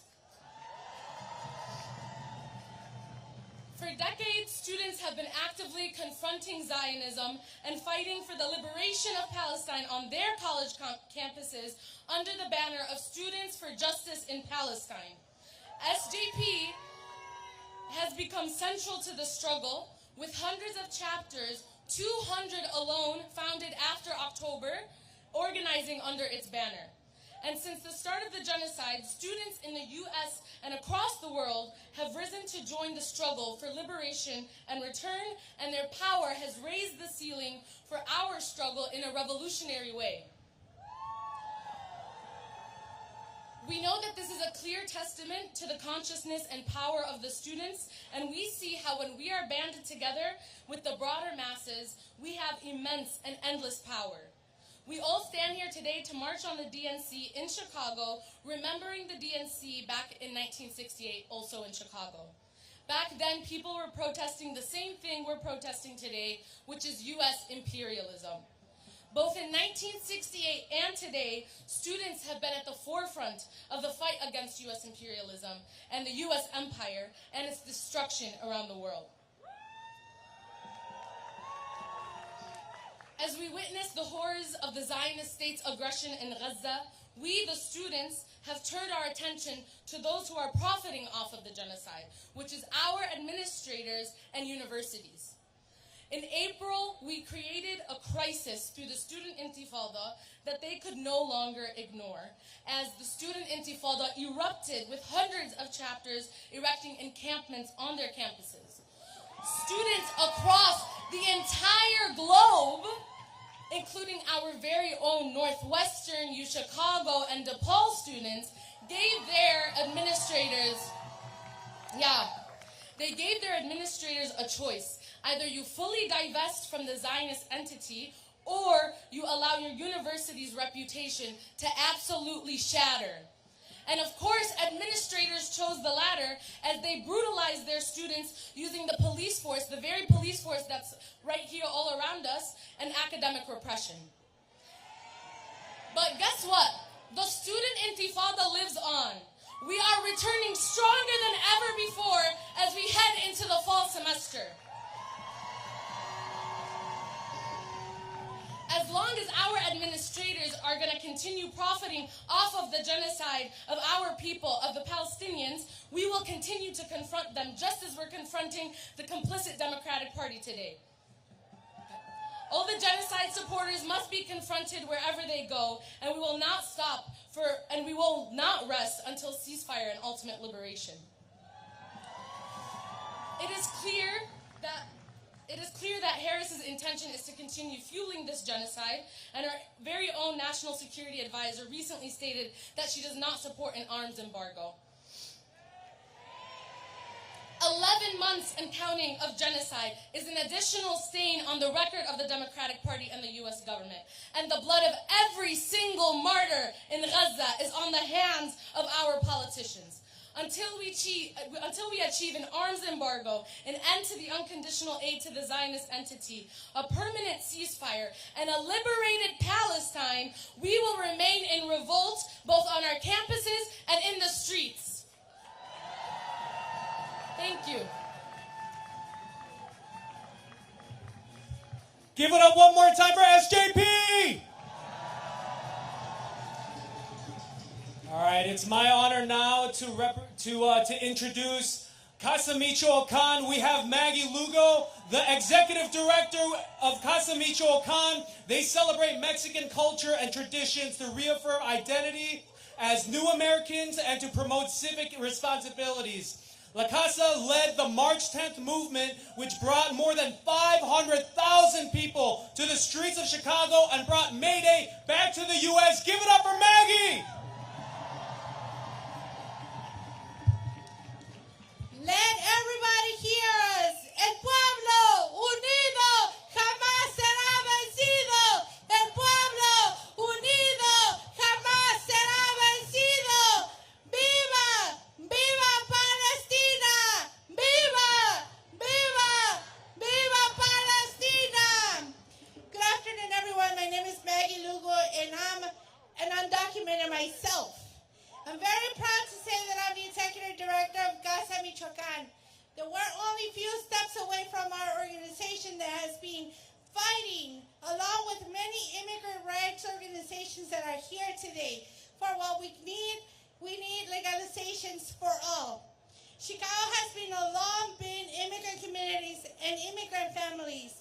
The city has been founded by John Poindexter himself, an immigrant from Haiti. And new immigrants and refugees groups have steadily arrived in Chicago in centuries since. We're currently experiencing a humanitarian crisis. This base of immigrants throughout the city has since grown to include the suburbans and many areas across in Illinois. These community members and leaders have organized alongside allies like all of our organizations here. Palestinians are immigrants and everyone is welcome here. We have fought for these gains, even as both parties support ramped up enforcement and deportation policies in the White House. But guess what? Illinois is a very welcoming state. We have closed ICE detention centers in Illinois. We have stopped collaboration between immigration enforcement and local police. We have won direct assistance and state tax relief for immigrant families. And most recently, we won driver's license and state ID for all. So what do we say? I want to hear everyone loud and clear say, El pueblo unido jamás será vencido. El pueblo unido jamás será vencido. The people united will never be defeated. The people united will never be defeated.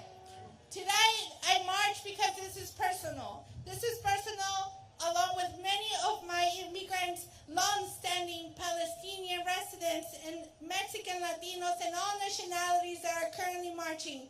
We all deserve one thing, and we deserve dignity, respect to our dignity. For the last 2 years, Governor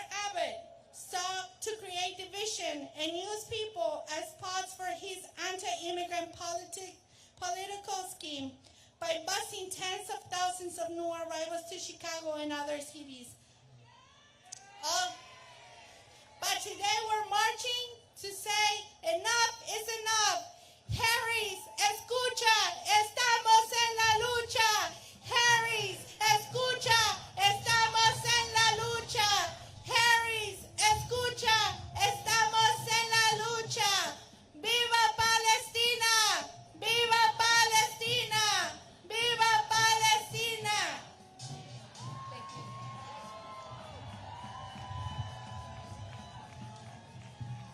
From Palestine to Mexico, border walls have got to go. Alrighty, let's give another welcome to Rania Salem, who is a member of USPCN Chicago and co-chair of the USPCN Nationals Campaign for Free All Palestinian Political Prisoners. She has been performing her spoken word poetry since she was an SJP leader at Loyola Chicago. Let's give it up for Rania Salem.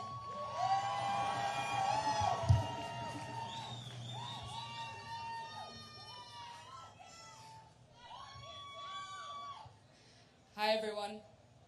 I have a poem for you all today, and I hope that you enjoy it.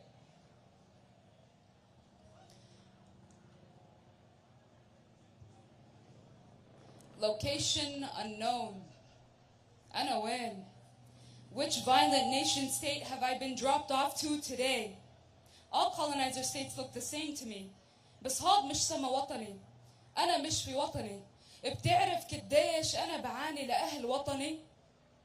1 dead, 2 dead, 3 dead, 4. Who's keeping score? بتعرف قديش أنا بعاني لأهل وطني؟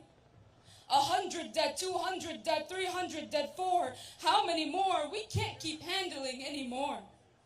1,000 dead, 2,000 dead, 3,000 dead, 4. Honor Palestinian bodies and value us to our core. We are more than what's forgotten. We are more than what's ignored. Tell them that we are more. Location unknown. And when? 1 dead, 2 dead, 3 dead, 4. All of these numbers, just how much more? We are not numbers, we are not numbers, we are not numbers on your scale of how many were murdered by your calculated bombing mistake. Location unknown. I have yet to figure out which violent nation state I have been dropped off to today. You have a capitalist, imperialist state plotting to eliminate me. There is a sword at my neck forcing me to surrender, threatening to cut me dead if I am not to surrender.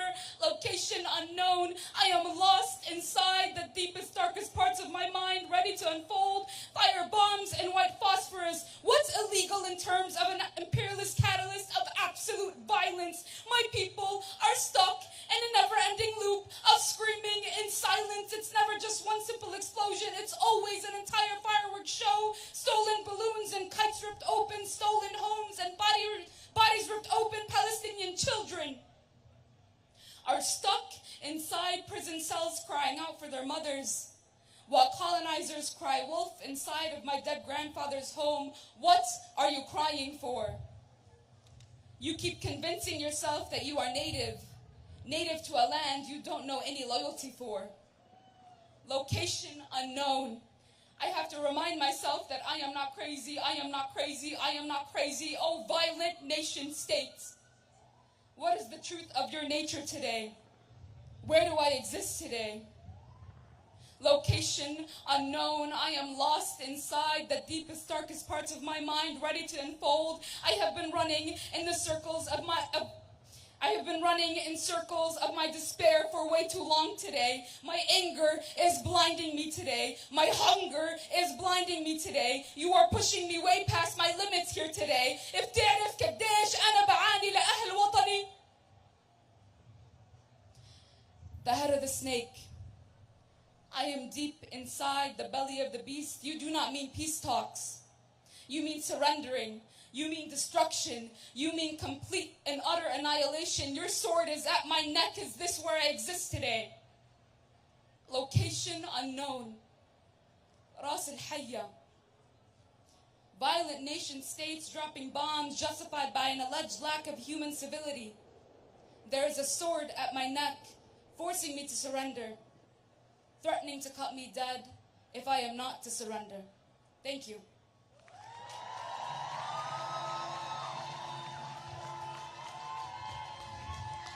Give it up one more time for Rania! We're all here because we're fighting against injustice. But what we're truly living for is expression and connection. I think Rania did such a great job of reminding us of that. Thank you so much, Rania.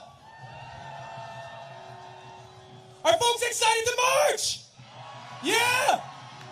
It's coming up soon. But before we do, I want to introduce amazing essential workers, people who keep us alive.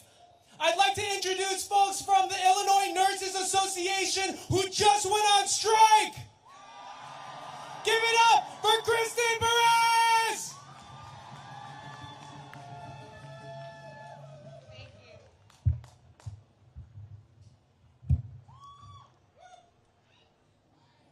Guys, they told me this morning to show up, and so I got on a divvy. So I'm just going to freestyle it for you for a minute.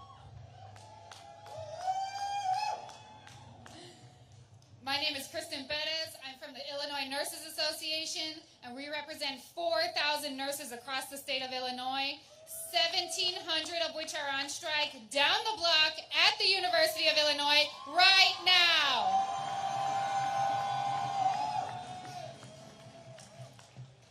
We are healthcare workers who are fighting for our patients, our safety, our staffing, and a seat at the table in decision-making at the hospital where we do all the work. Healthcare workers don't get to walk away when there's a public health and safety crisis. You all know that the nurses were the ones who stood by their patients during the COVID pandemic, and nurses and healthcare workers in Gaza do the same to save the lives of those who are being bombed to bits in hospitals that are supposed to be sacred spaces of safety and healing. We believe that racism is a public health crisis, and so is genocide. The methods with which healthcare corporations seek to extract, exploit, and oppress us as workers here in Chicago, in Illinois, and in the U.S. are rooted in the same oppression, exploitation, and extraction tactics used against the Palestinian people of Gaza. So if any of you know a nurse, you know we don't know how to be silent. We will never stop advocating for our patients. And we see all the Palestinian people as our people. The Illinois Nurses Association is here to say, not in our name, never fucking again, and free Palestine!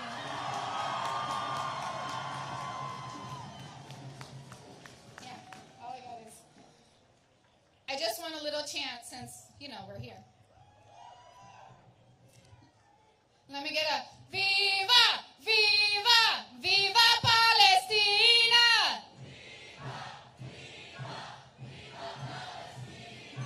Viva, Viva, Viva Palestina!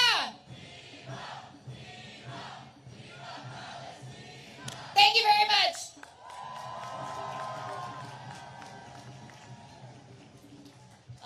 Alrighty, it looks like we've got a lot of chants and we're almost ready to march. We've got a couple more speakers coming up, so let's give it up one last time for our fellow healthcare workers and Kristen Perez, who just came up here.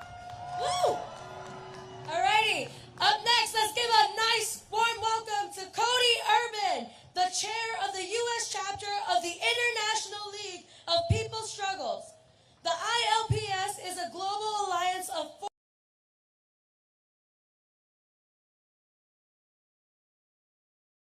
and social liberation. Let's give it up one more time for Cody Urban.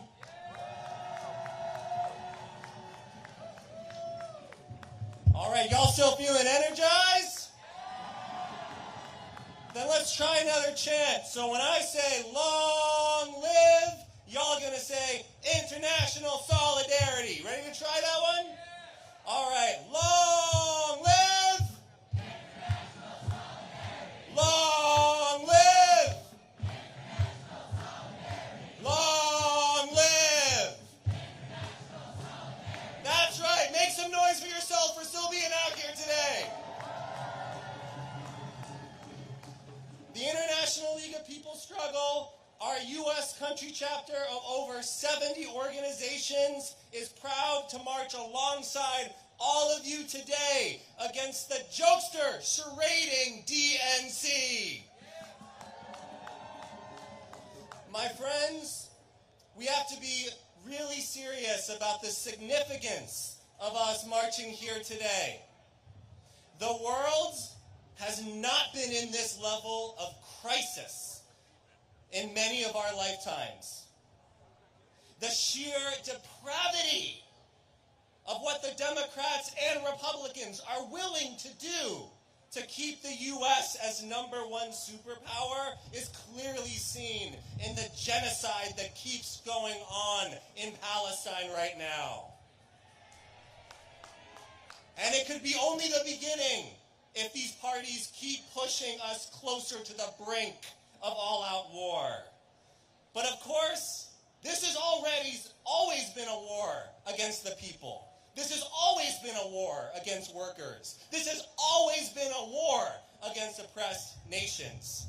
There is nothing the Democrats have to offer us, whether it's Biden, whether it's Kamala, or anyone else they're going to throw at us.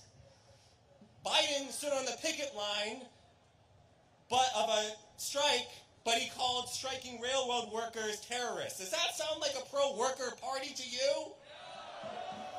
Kamala stood at an abortion clinic, but the policies that her party is pushing is immiserating working families, the majority of women in the U.S. Does that sound like a pro-woman party to you? These solutions they're peddling are false solutions. There's no way to fix a profit-oriented system. There is no way to fix imperialism. The only solution we can push for is our movement building. It's one we can demand. So we're not here to tell you who to vote for.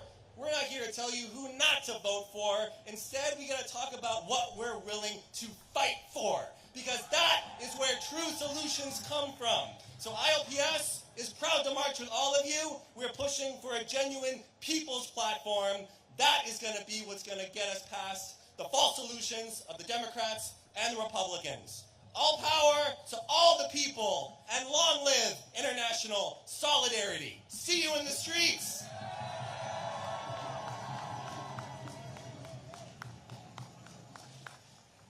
Give it up one more time for Cody Urban. All right. I'm proud to present the next speaker representing Chicago for abortion rights. Mandy Medley is an organizer who is a critical reproductive rights institution in this city. Mandy is also a worker owner at Pilsen Community Books, which publicly projects incredible displays of support for Palestine. So please give it up one more time for Mandy.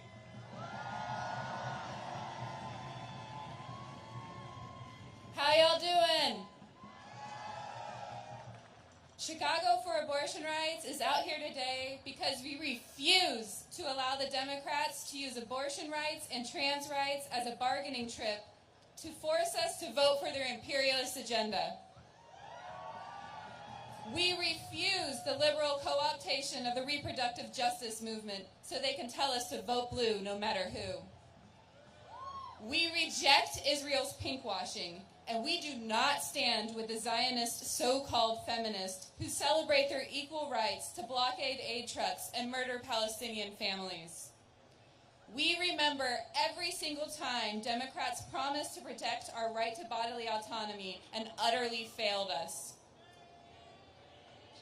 We know that there is no reproductive justice without Palestinian liberation, and we refuse to let the Democrats separate and divide our struggles. We refuse to vote for genocide. We will not be distracted by the electoral circus of our two-party system funded by corporations and billionaires. Another casualty of this absurd election cycle is our abortion funds, many of whom are losing funding because the wealthy liberal institutions who pledged money after the Democrats allowed Roe to fall have now pulled their money to give to Kamala's campaign, hindering thousands and thousands of Americans from getting the abortion care they need. Shame. We will continue to fund and support our abortion funds, which have been doing all they can to keep abortion accessible after the Democrats abandoned abortion rights on the national stage. And now, when it's too late, Kamala Harris and many other Democrats are making reproductive justice one of the pillars of their campaigns. But empty campaign promises do not provide abortion care to people in states with restrictive abortion bans. Empty campaign promises do not keep clinic doors open.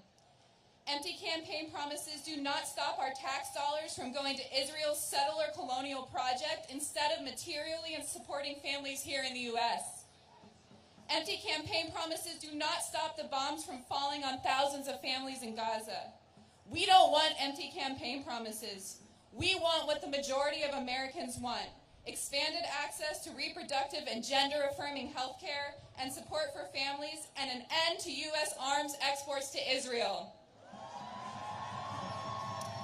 And we know that no matter who wins the election, we will show up in the streets day after day to make sure every person has the basic human right to reproductive and gender-affirming health care, and we will mobilize and organize day after day until the U.S. stops sending money and weapons to Israel and Palestine is free. That's right. We cannot rely on the Democrats to deliver us our liberation. We will seize it ourselves. Real feminists know that our liberation is bound up with the liberation of all working class people fighting for justice and freedom all around the world, including and especially in Palestine. No one is free until everyone is free. Real power comes not from the politicians, but from the people, and the people say, "Free, free Palestine! Free, free Palestine!" Thank you. When women's rights are under attack, what do we do? When women's rights are under attack, what do we do? All right, let's give it up one last time for Mandy Medley. We are going to hear a couple more speakers, and then we got to go and make some noise. Let's give it up for Jo Hyun Park. He is speaking for the Naruto for Korean Community Development, an anti-imperialist operation of Koreans and others in the U.S. resisting war and division in Korea. Let's give it up for Jo Hyun Park. Who is the revolution? Who is the revolution? Get up and take a stand. We're taking back the land. We're taking back the land. We're taking back the land. Comrades, what a privilege it is to stand with you here today. I know you're hot, but we're going to keep on fighting. We, Naruto, are a national organization of anti-imperialist Koreans. We have fought to expose U.S. imperialism in Korea for 25 years. We came all the way from New York and California to march with you here today because as conscious and progressive Korean people, we fully support the Palestinian liberation struggle for self-determination across every inch of historic Palestine. From the river to the sea is not just a chant, it's a promise. Today in Gaza, we're seeing the twisted face of U.S. imperialism exposed before the entire world. And As Korean people, this is a face we know well, because since 1945, when the U.S. military invaded our country and divided our land, they have been at war against the Korean people. Shame! And every day since the U.S. invaded our country, our people have struggled for liberation. And still, despite paying the cost of millions of lives, we continue to resist. Because there is nothing more precious than liberation.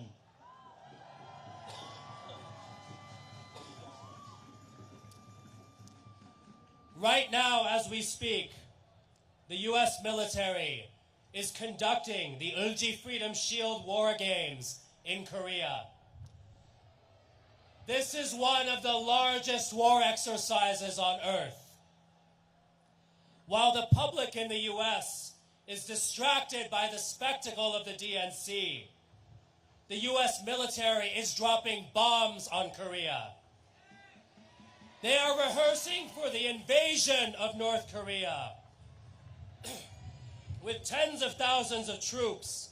And what's more, these war games are also nuclear war exercises. Right now, the U.S. military is conducting nuclear scenarios in Korea. And just a few weeks ago, the U.S. and South Korea held their first ever war exercise, reviewing how they would deploy a U.S. nuclear weapon to strike Korea. We want to invite you all to join the U.S. Out of Korea campaign. Open up your phone, go to usoutofkorea.org, and we have one last chant we want to teach you all. Repeat after me. End the war games, leave our land. U.S. out is our demand. End the war games, leave our land. U.S. out is our demand. Thank you.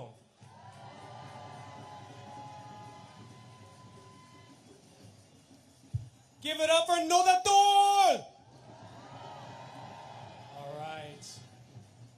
We're so close to getting this march launched. Are y'all ready?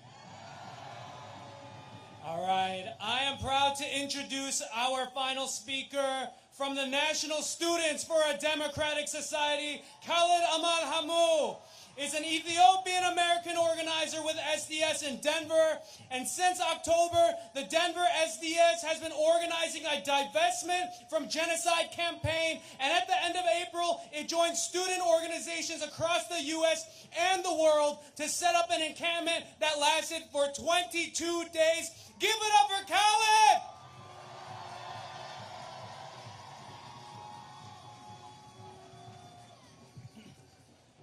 Disclose, divest, we will not stop, we will not rest. Disclose, divest, we will not stop, we will not rest. Disclose, divest, we will not stop, we will not rest. My name is Khaled Hamu, and I am a student organizer in Denver, speaking for the National Students for a Democratic Society.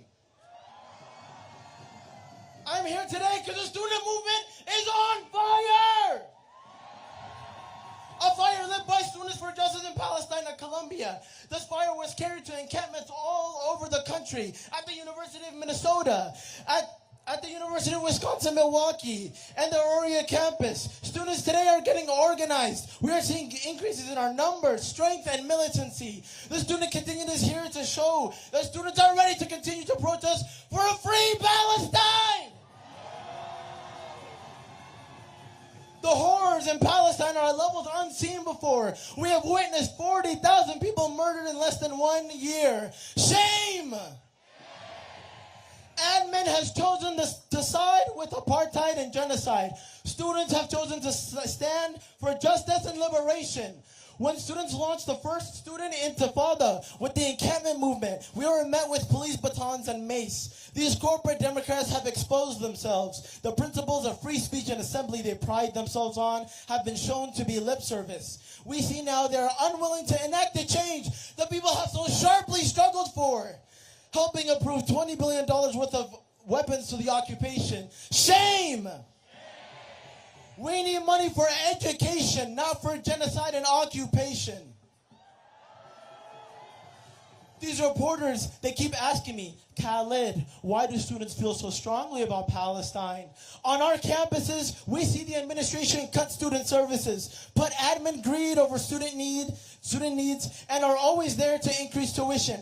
Admin squeezes all the money they can from us and invest it in the genocide of the Palestinian people. Admin arrests, suspend, and expel students for doing what's right by standing with Palestine. Our detriment as students leads to the detriment of the Palestinian people. The Palestinian struggle is the student's struggle. The Palestinian struggle is your struggle. The Palestinian struggle is our struggle.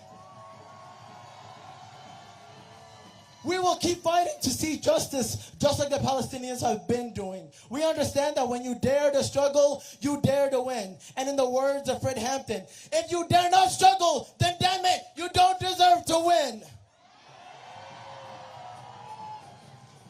In my encampment, the struggle was high. 80 riot police came, attacked, and arrested almost everyone at camp. The violence then on student protesters was enough to move the students and people of Denver. Us students have a right to protest genocide, especially one, our tuition funds. With that people power, we came right back and put the tents right back up. Denver STS went on to lead that encampment for weeks. The student movement is growing because students understand that progressive change on campuses is not asked for, but demanded. Students are united against the genocide like in the Continue Today and coalitions across the country. Students are united in standing with Palestine and demanding an end to USA to Israel. The Palestinian struggle is our struggle. The Palestinian struggle is our struggle. The Palestinian struggle is our struggle. Who's ready to march?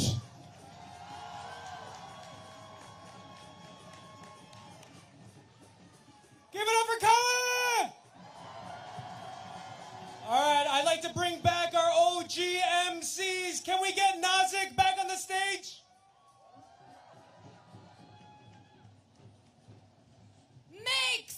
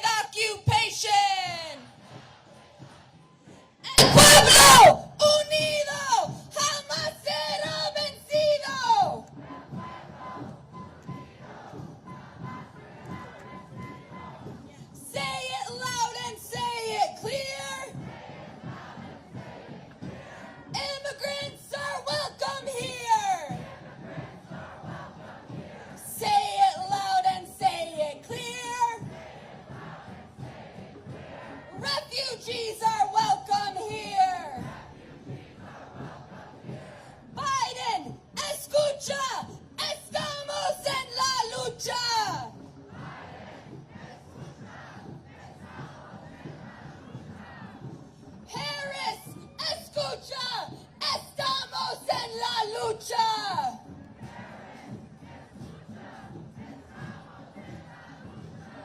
From Palestine to Mexico,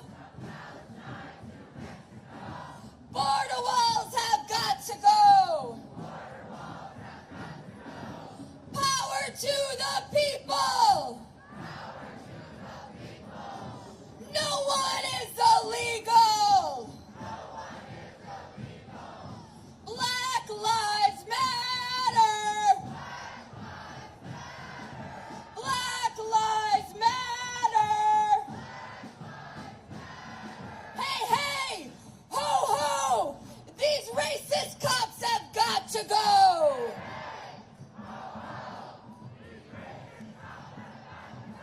Hey, hey, ho, ho. The prison system's got to go.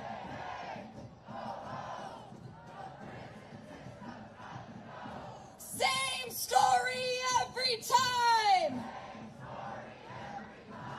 Being black is not a crime. Okay, this one is a little bit longer, y'all, okay?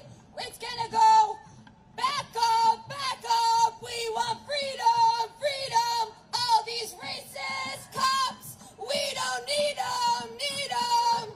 Back up, back up. We want freedom, freedom. All these racist cops, we don't need them, need them. Back up, we want freedom, freedom. All these racist cops, we don't need them, need them.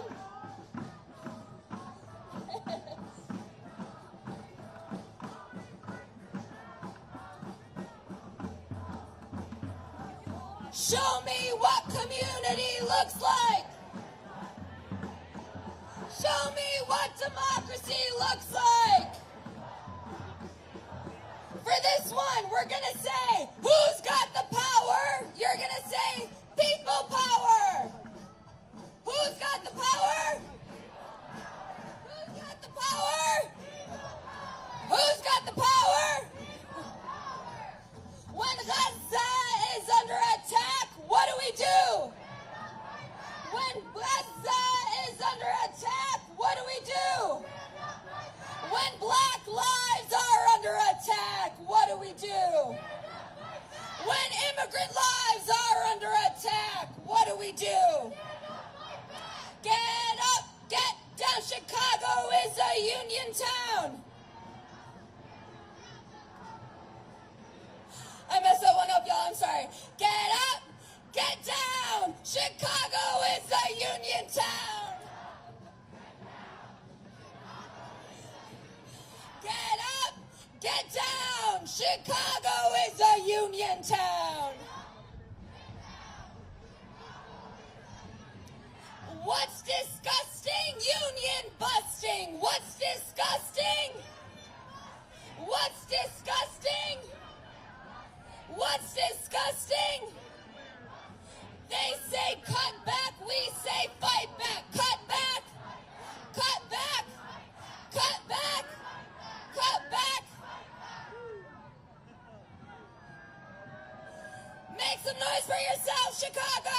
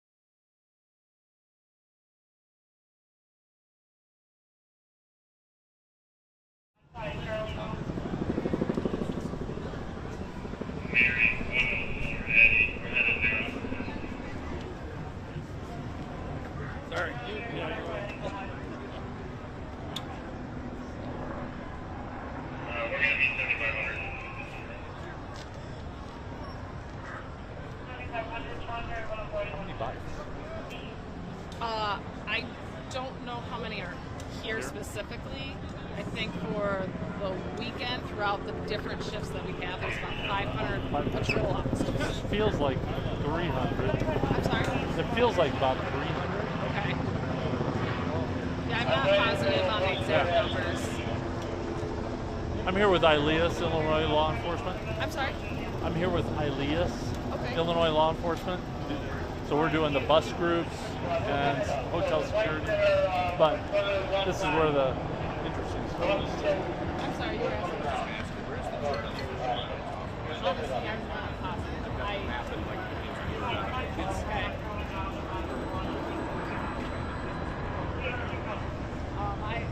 Our orders just got changed, so I don't even.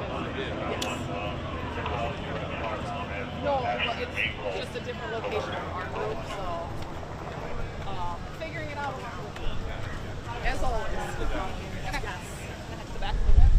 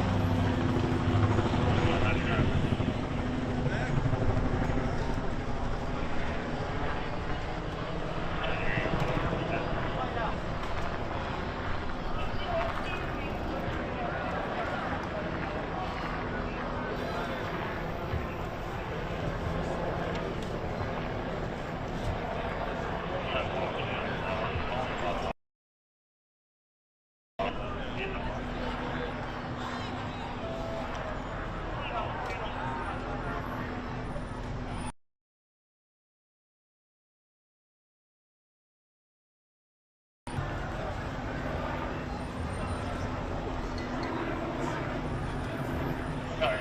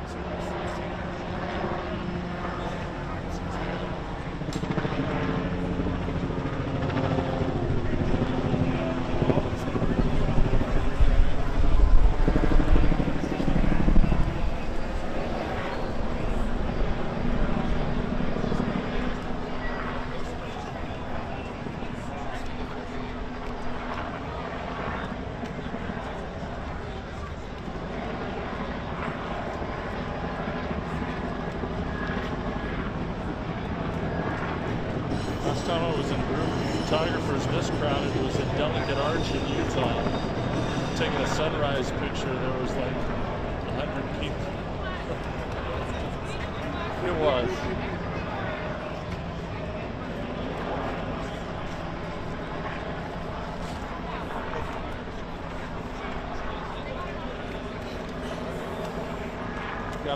4:30 in the morning and saw the sunrise, and it's very picturesque and notable.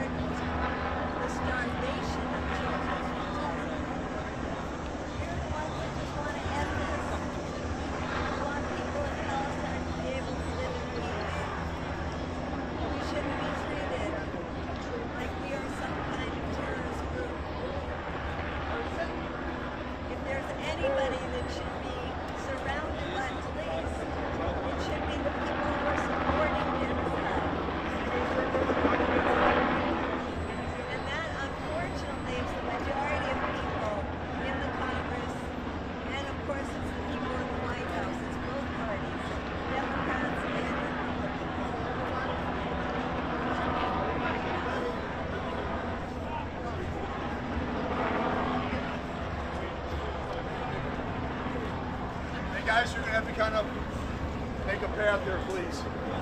Our goal is to march with them, but stay ahead of them. You can't be behind us. You can't be behind the police. You gotta pick a sidewalk, guys. Pick a side. No, you got one or the other. side. One or the other on the sidewalk. I'm not gonna argue with you. No, I know. What we want to do is you gotta get on the behind sidewalk. The police, Let's go. On the sidewalk. We will. We tried, but that's not really hard. Thank you. You can't cross the bikes either. Right. Let's go around and merge in. I want to be in the front. Well, then you have to they wouldn't let me get to you.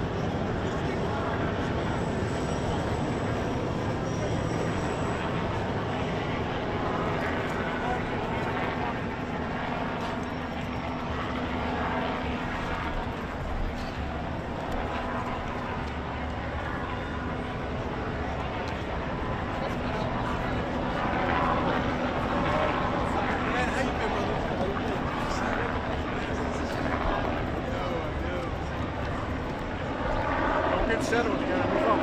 You start coming, all right? Good, how are you?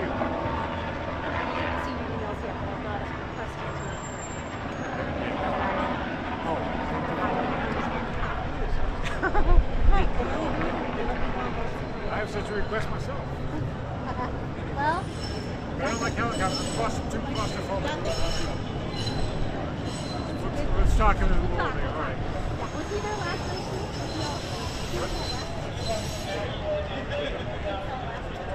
Yes, he was. Yeah.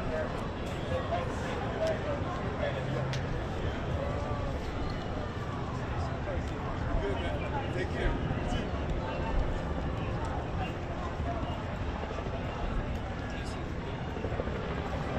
Do you know which way the march is going? Is they just heading straight on? Watch your camera. You're putting on your camera. I'm sworn.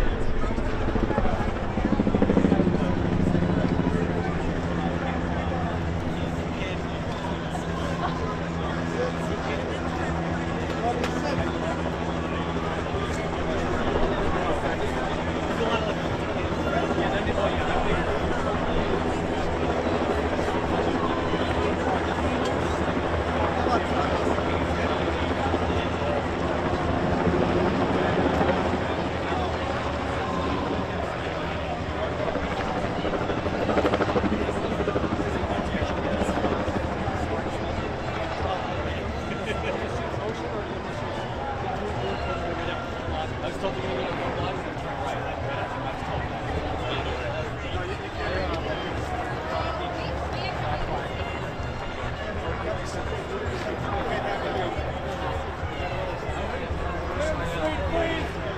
get to the side, media. Please clear the street.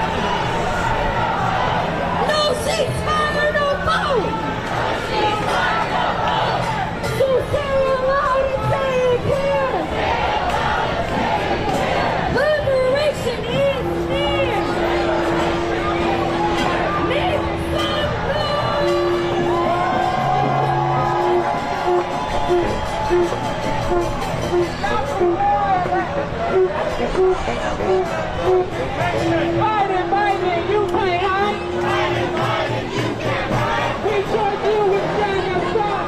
Biden, you can't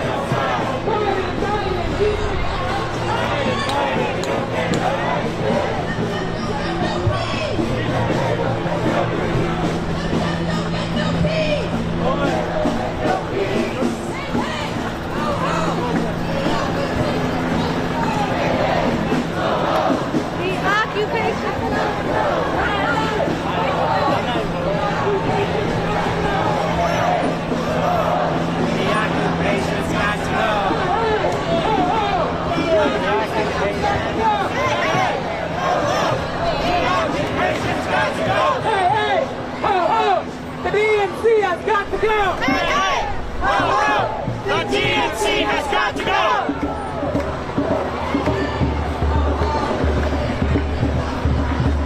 Hey, hey! Ho, ho!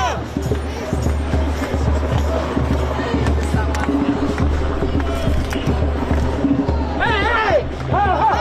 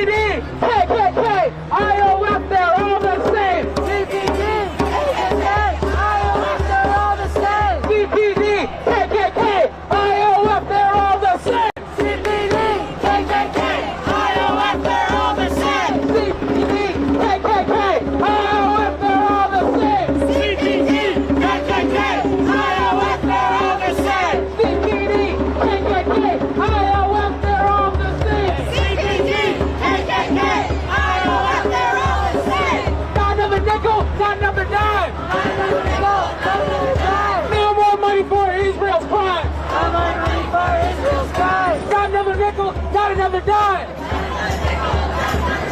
No more money for Israel's crimes! No more money for Israel's crimes! Netanyahu, what you say? How many kids have you killed today? Netanyahu, what you say? Netanyahu, what you say? How many kids have you killed today? How many kids have you killed today? 1, 2, 3, 4! 1, 2, 3, 4! Occupation no more! Occupation no more! 5, 6, 7, 8! 5, 6, 7, 8! That's what we will liberate! That's what we will liberate! 1, 2, 3, 4! 1, 2, 3, 4! Genocide no more! Genocide no more! 5, 6, 7, 8! 5, 6, 7, 8! Israel is a racist state! Israel is a racist state! Israel is a racist state!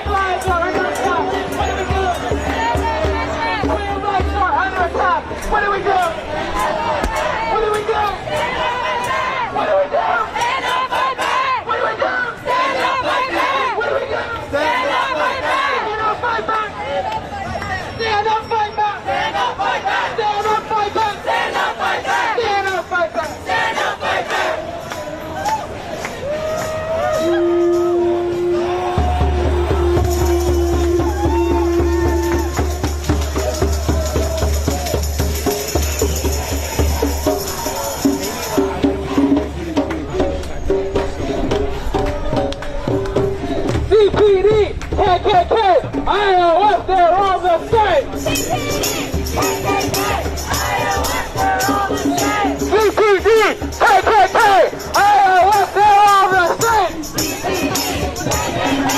IOF, they're all the same. CPD, KKK, IOF, they're all the same.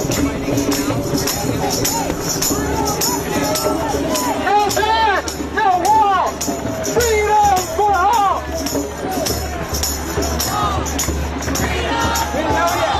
No ban, no wall, freedom for all.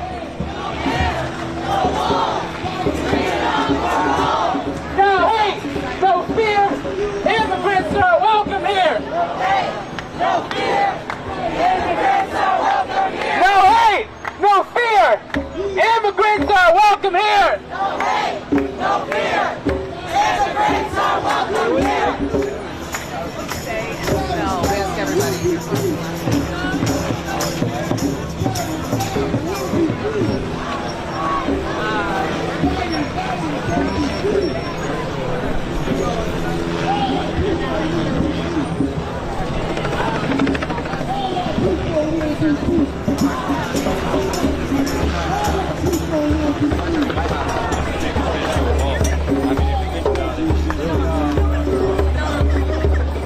Same story every time.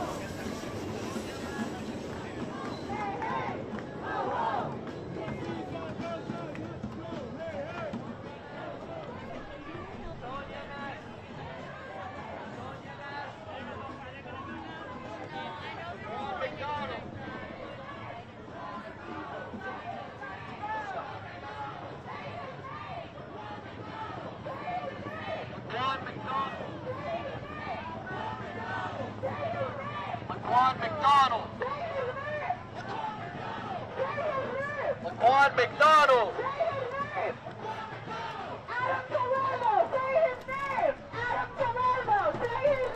Adam Toledo. Adam Toledo. Adam Toledo. Adam Toledo. Adam Toledo. Adam Toledo. Adam Toledo. Adam Toledo. Adam Toledo. Adam Toledo. Adam Toledo.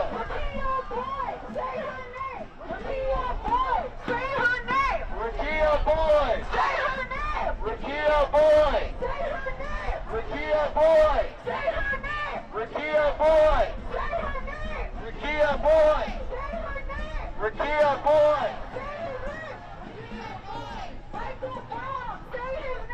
Michael Brown. Michael Brown. Say his name. Michael Brown. Say his name. Michael Brown. Say his name. Michael Brown. Say his name. Michael Brown. Say his name. Michael Brown. Say his name. Michael Brown. Say his name. Michael Brown. Say his name. Michael Brown. Say his name. Michael Brown. Eric Garner. Say his name. Eric Garner. Say his name. Eric Garner. Eric Garner. Eric Garner. Eric Garner. Eric Garner. Eric Garner. Eric Garner. Eric Garner. George Floyd. George Floyd. George Floyd. George Floyd.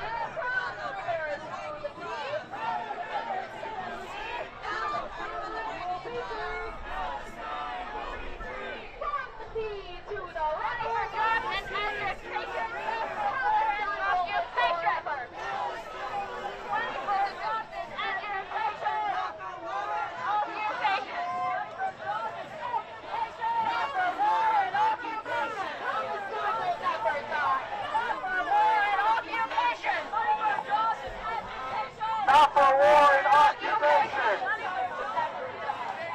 Not for war and occupation. Occupation. Education. Not for war and occupation. Jobs and education. Occupation. Not for war and occupation. In our millions, we are all Palestinians. In our thousands, in our millions, we are all Palestinians.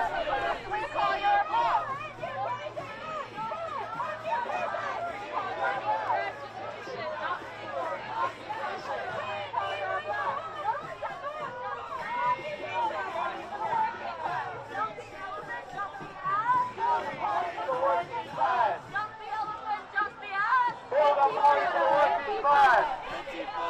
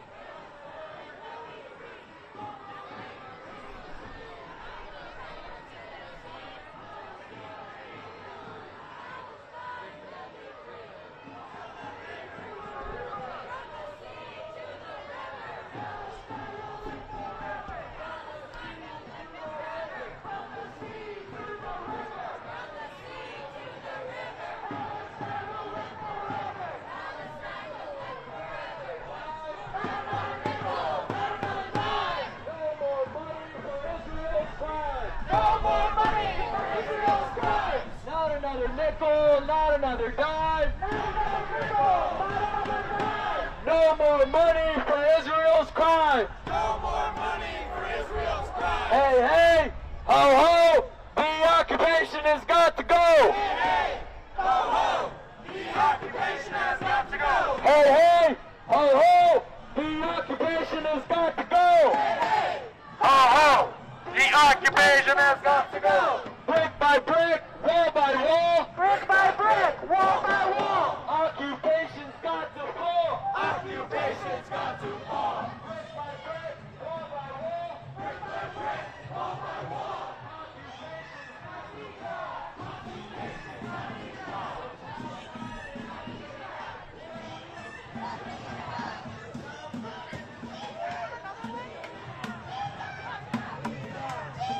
La vida.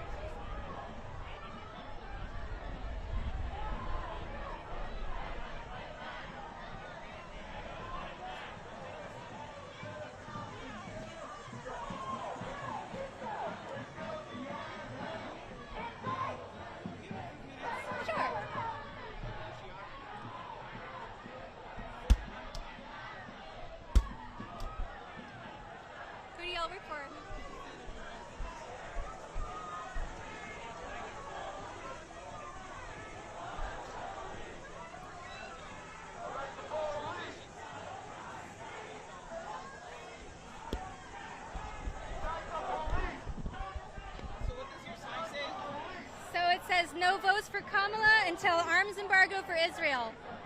So are you planning not to vote? I will not be voting for Kamala unless our demands are met. How do you feel about the ticket change? Biden versus Harris? Hardly a change at all. They put up a candidate that nobody had the opportunity to vote for. It's infuriating. They expect us to roll over and just accept it, and we don't have to accept it. We don't owe them our votes. They're not guaranteed our votes. You know, the Democrats right now are thrilled about Project 2025 because it means that they don't really have to take a stance on anything else. Vote for us, or you know, democracy's done. But you know, we're sick of it. So, what are you going to do on the economic issue? Are you not planning to stay home? Are you going to vote for? I don't know yet. I may just stay home. I'm not voting for Kamala unless there's a lasting ceasefire and arms embargo against Israel. I'm not voting for any other Democrat because Congress is the one that sends the money. So. What do you think of the prospect of Donald Trump winning the election? Say again? What do you think of the prospect of Donald Trump winning the election? Well, you know, I think that a lot of people are going to be ready to blame people who aren't voting or third-party voters, but, you know, there's a lot of people out here who realize how much power we have. You know, the Democrats, they work for us, you know, like the politicians work for us, or they should, you know, like the Democrats don't have the interests of the people in mind, you know, and they're not listening to our demands, and so, you know, really what's the difference? People are saying that the Democrats are the lesser of two evils, but, you know, I've been seeing video after video of children's bodies blown to pieces. How is that the lesser of two evils? That's the Biden-Harris administration doing that. Could you tell me your first name, last name, and spell it? Yes, I'm Ali Diaz, ALLIDIAZ. Thank you. Could it be possible to get a phone number from you? Sure. Not on camera, but there's my colleagues. So if you want to share your phone number. Absolutely. Or any follow-ups. You bet. Okay, thank you. Absolutely. Appreciate it.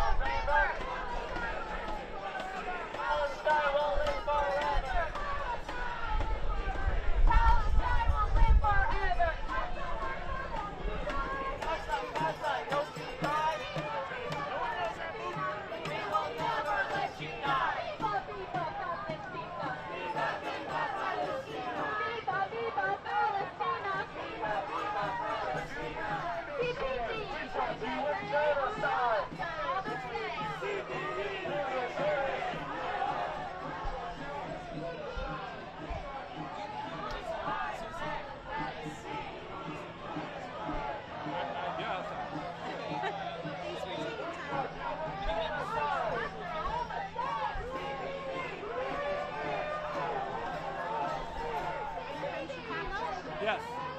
Well, actually, I'm from Detroit, but I've been living here for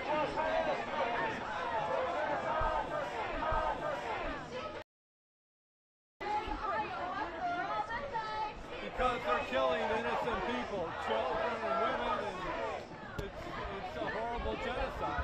It needs to stop. Sorry, tell me your name again. My name is Mike Pickert. M-I-K-E, Pickert, K-I... C-K-E-R-T. And you live in Chicago? Yes. And tell me, does having a different candidate as a possible Democratic nominee, Kamala Harris, does that change things? We'll see, but no, probably not. We'll see. We'll know after she changes things.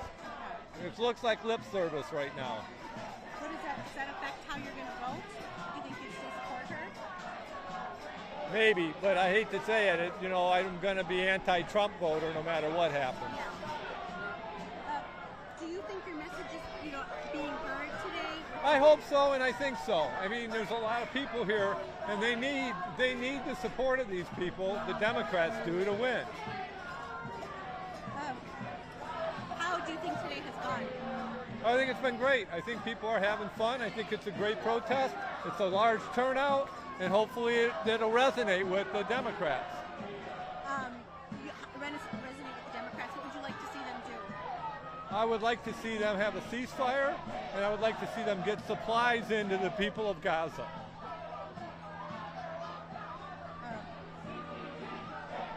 Have you been protesting before? Yes. How many have you been to? 3 or 4. Chicago, all in Chicago? Yes. Yeah. Have you been to a political convention before? Yes. Yeah. Which one have you been to? All the way back to Detroit in 1980, I think it was. Wow. Were you in Chicago for 96 as well? Yes.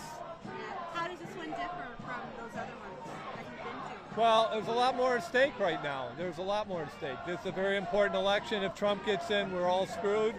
But there's things that got to change and got to happen for the world. And how do you think the police have handled today's protest? well, so far so good. I mean, there's been no conflicts or anything that I've seen.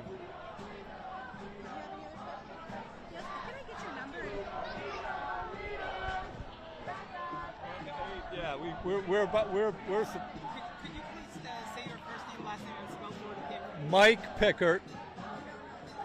No, and my last name is P as in Paul, I-C-K-E-R-T. This is me. If I need to double check something, That's okay. That doesn't have anything to do with what we're talking about.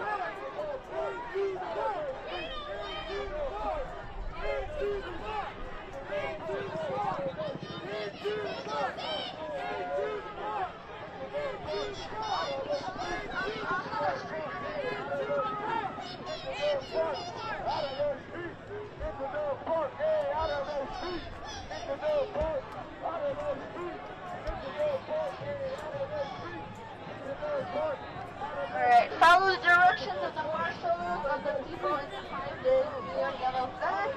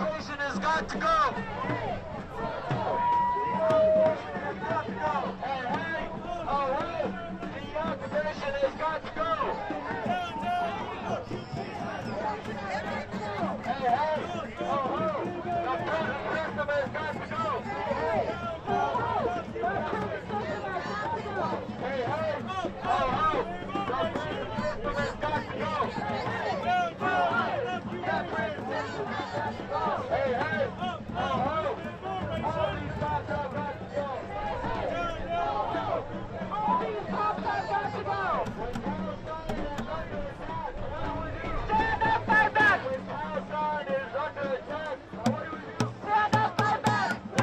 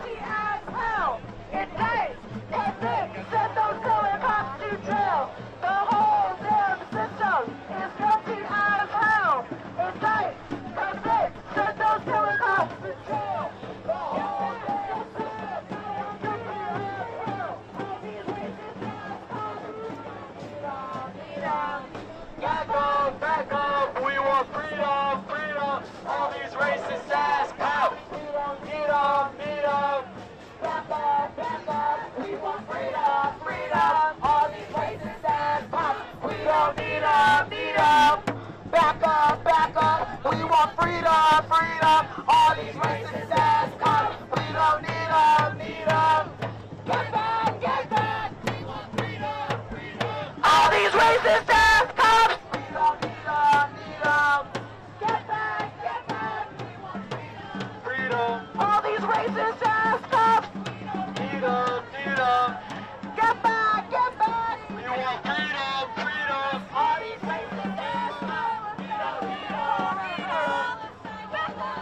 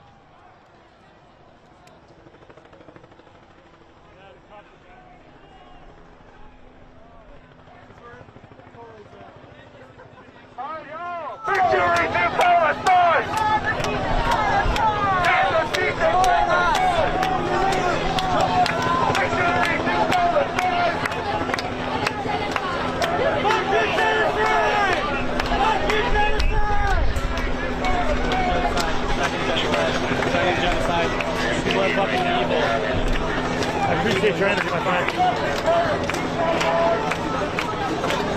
Stop funding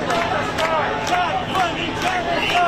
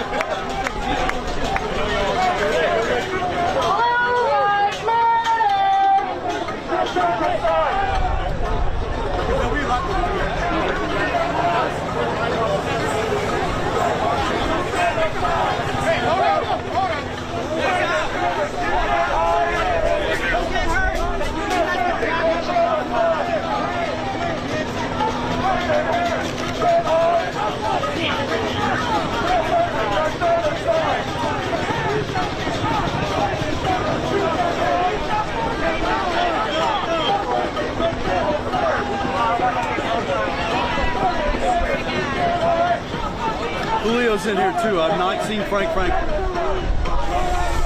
Watch the food just know it should go behind.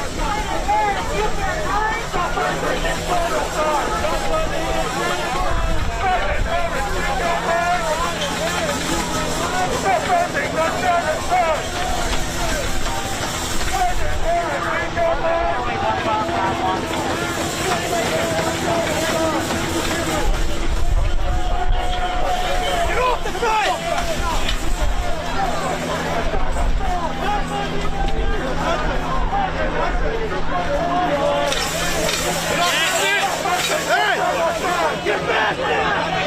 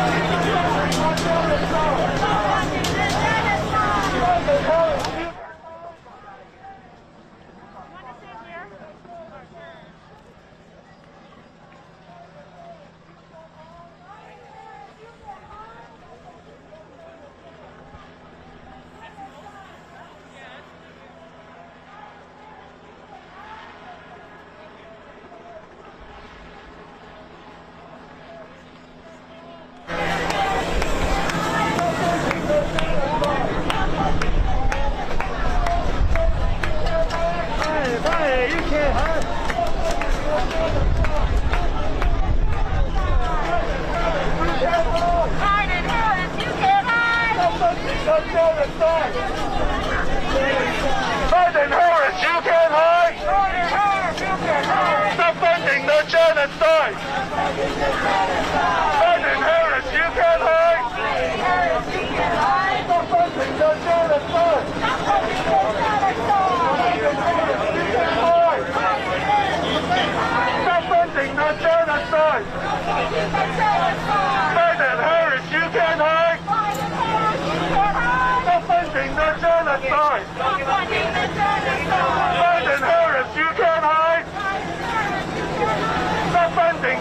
genocide!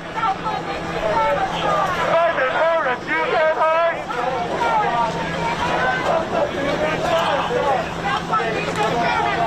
Fight the terrorists, you can't hide! Hey, hands up! Stop funding the genocide! Fight the terrorists, you can't hide! Stop funding the genocide! Fight the terrorists, you can't hide! Stop funding the genocide!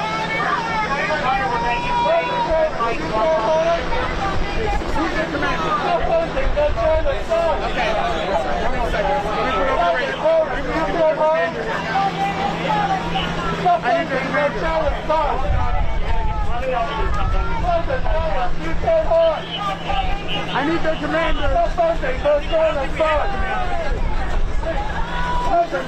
You got a sergeant.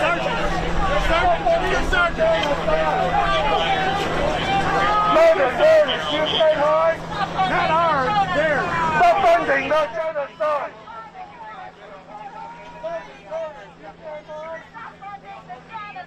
Stop funding the genocide.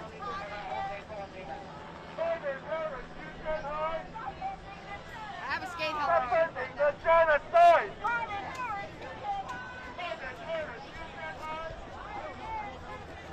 Stop funding the genocide.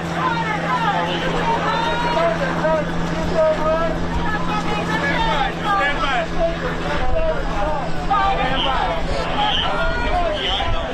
by. Stop funding the genocide. Find the terrorists, you can't hide. Stop funding the genocide.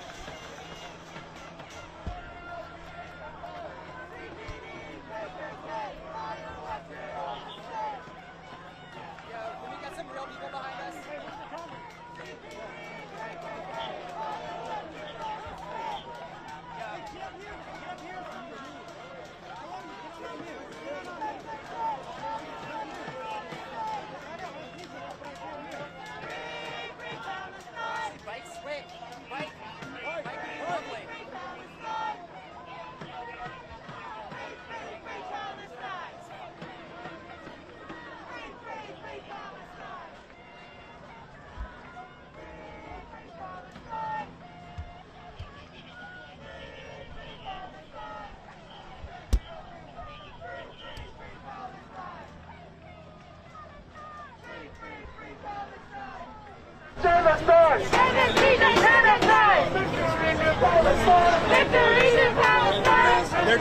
They're waiting for something to pop off.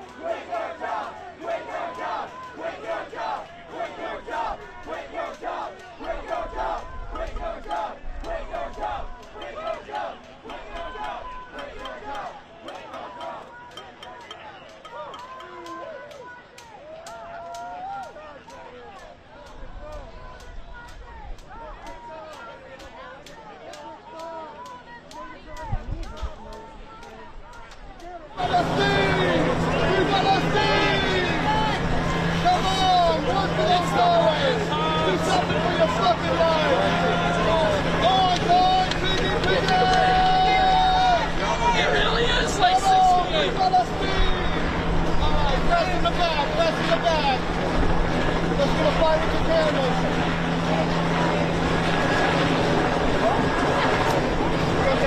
Stop for a break.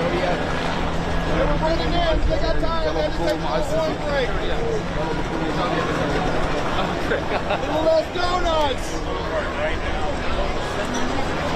Two sets of gates. You can see both sets of gates.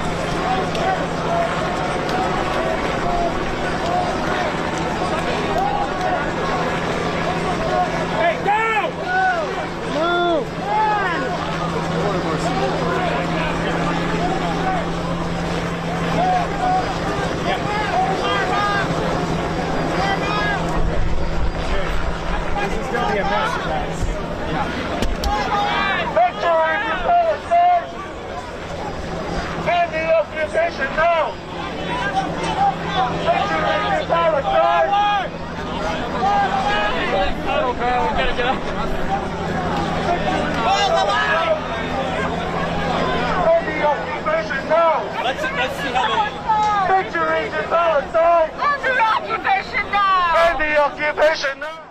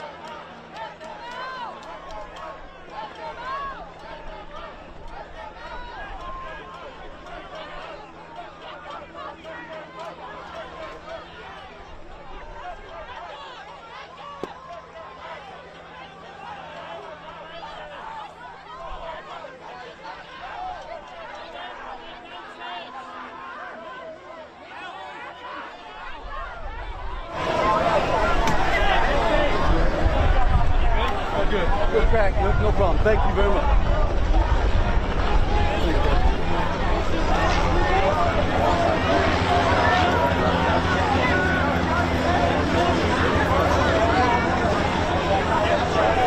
One person detained, walked away.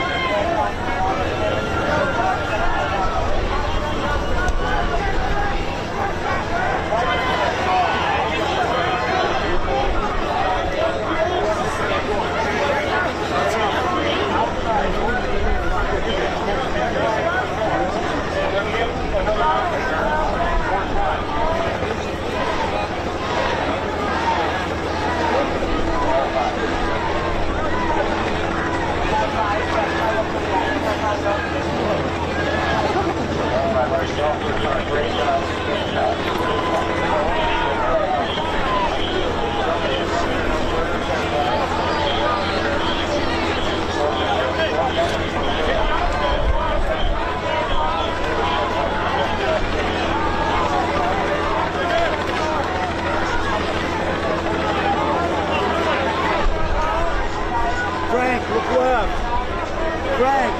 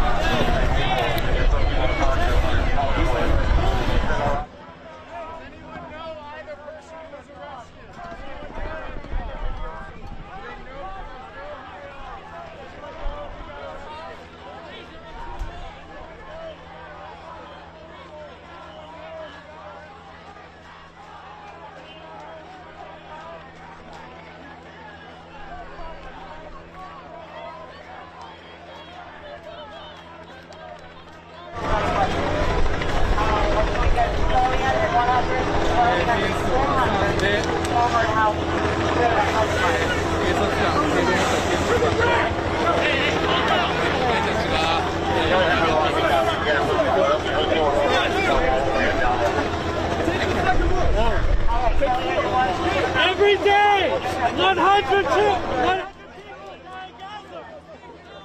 Joe Biden is killing people.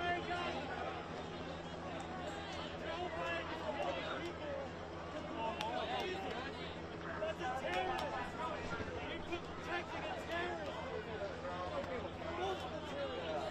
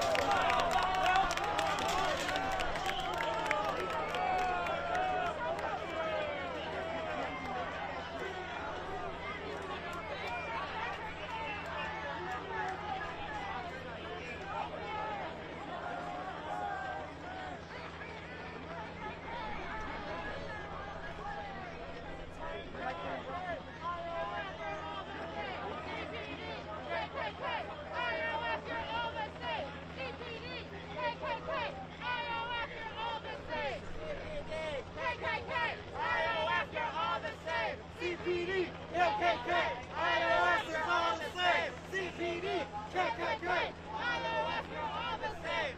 Hold the line! Hold the line!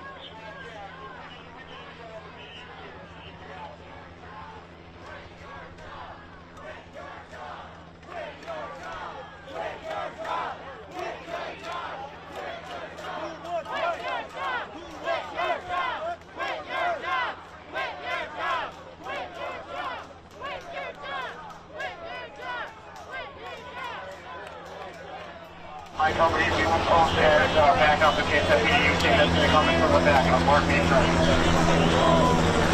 Are you telling us that you're telling us for that meeting to come up to get more than you? 400, they can come down Maple and come in off of one.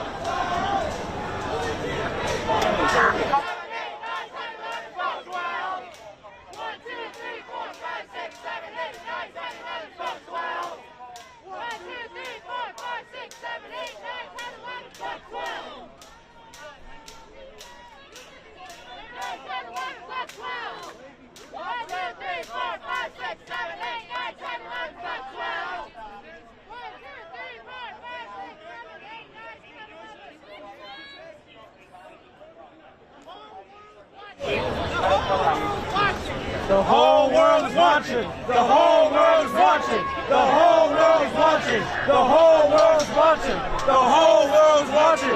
The whole world is watching. The whole. Shame on you.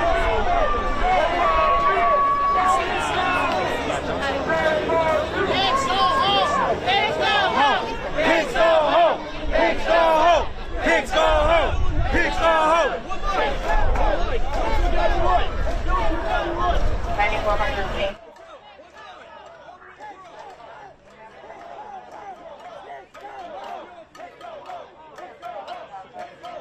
Power to the people. Power to the people. Corporate thugs.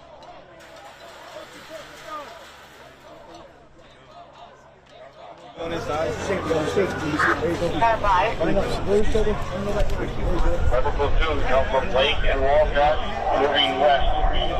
Securing this fence line and protecting the officers. Come from Lake and Walcott and we're moving west. Take care. Okay, we need a platoon to go wait and walk probably one left center office. Also be advised that Secret Service will be out there approximately about 10 minutes to a center. 9400 King. I'm going to tell you where to go in a moment. You're protecting terrorists. You were pretty tough with your hand on that stick. Look at that.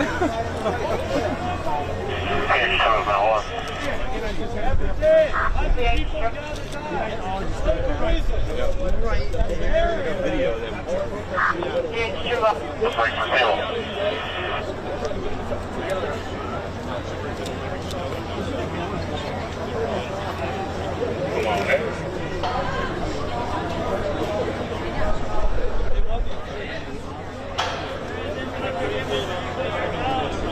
Are they still marching and where is their location?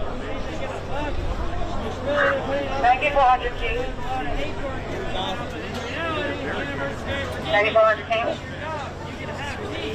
Go ahead and stay close to the club as the lunch comes back that way, okay? En route.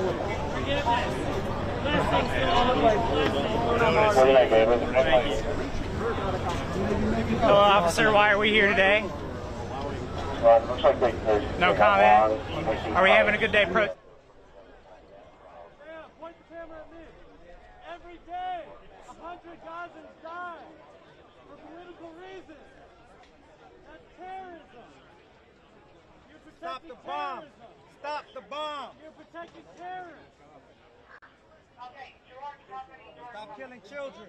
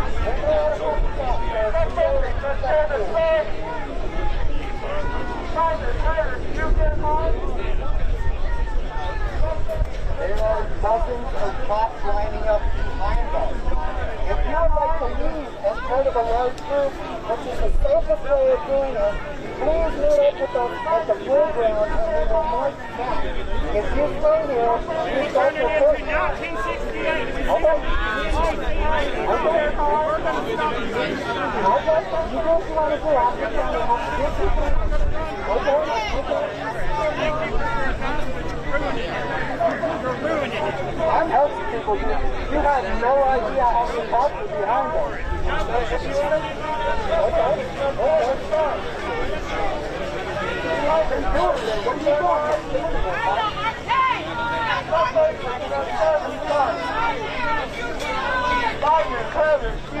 boys! Stop funding the genocide! Migrants, you can't hide! Migrant terrorists, you can't hide! Stop funding the genocide! Stop funding the genocide! Migrants, you can't hide! Migrant terrorists, you can't hide! Stop funding the genocide! Stop funding the genocide! You suck! You're the worst!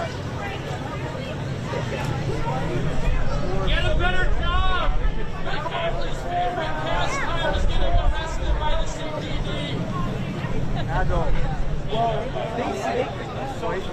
Well, you're a runner, right? You're a runner, John. Were you guys popular in high school? Everyone feels contempt for you! Alright,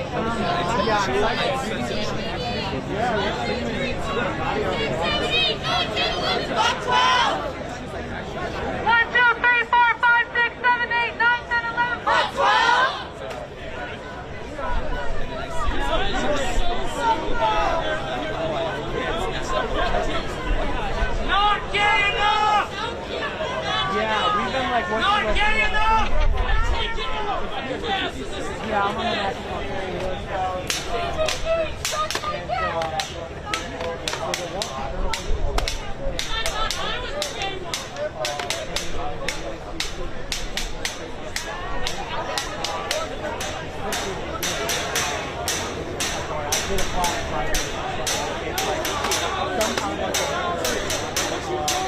but you don't need to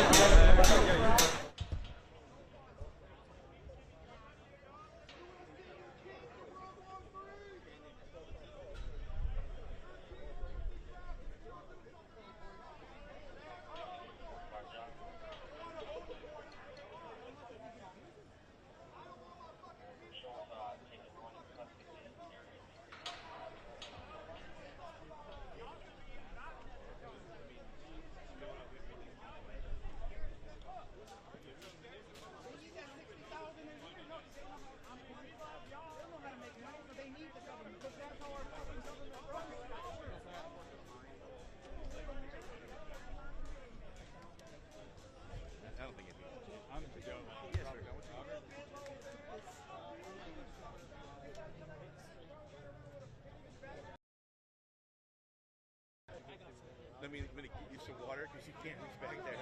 Okay. Okay, cool. You're dad, man. Gotta watch out for you.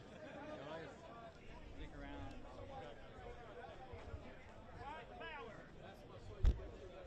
Yes, sir, I won! Free Palestine! They can't take us out, man! No, they can't. They got me twice in one day. They got twice in one day. So what brings you to PSC, sir? Yo, I just care so much about you. He's at the front line.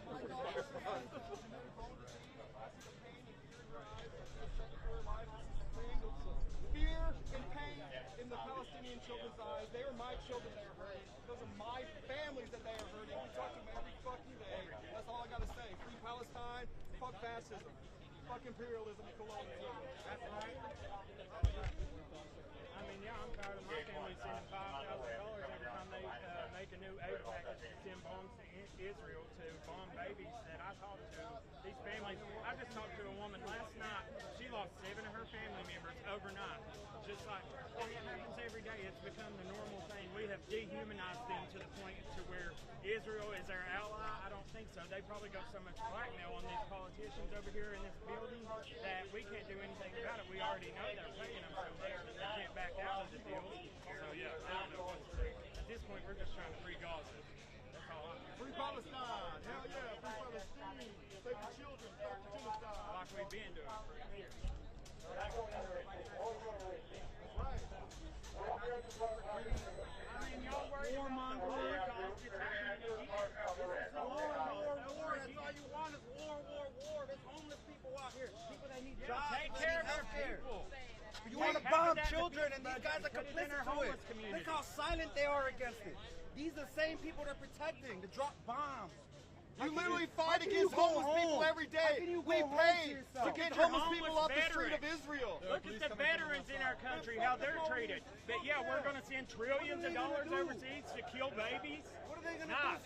We're not scared. We pay for their health care. We pay for their education. What about our veterans? What about our homeless community members? What about our health care? What about affordable rent? They got billions for war, billions to kill children. Don't care about the locals, the people, the U.S. citizens. What about us?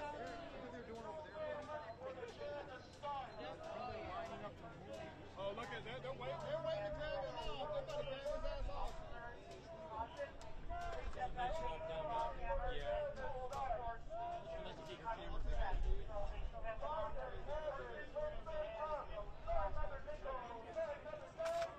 They surround them because we hurt their feelings, I guess.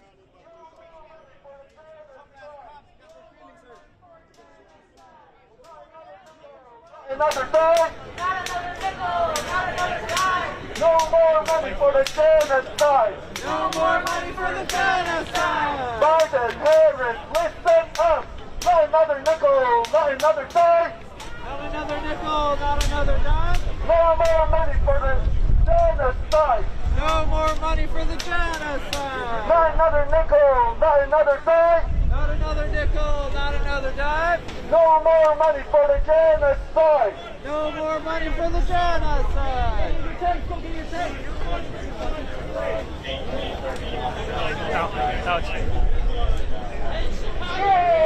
Shame on all of you. Pigs go home. Pigs go home. Pigs go home. Pigs go home. Pigs go home. Pigs go home. Pigs go home. Pigs go home. Pigs go home. Pigs go home. Pigs go home. Pigs go home. Pigs go home. Pigs go home. Biden, Harris, you can't hide. Biden, Harris, you can't hide. Stop funding genocide. Biden, Harris, you can't hide. Stop funding the genocide.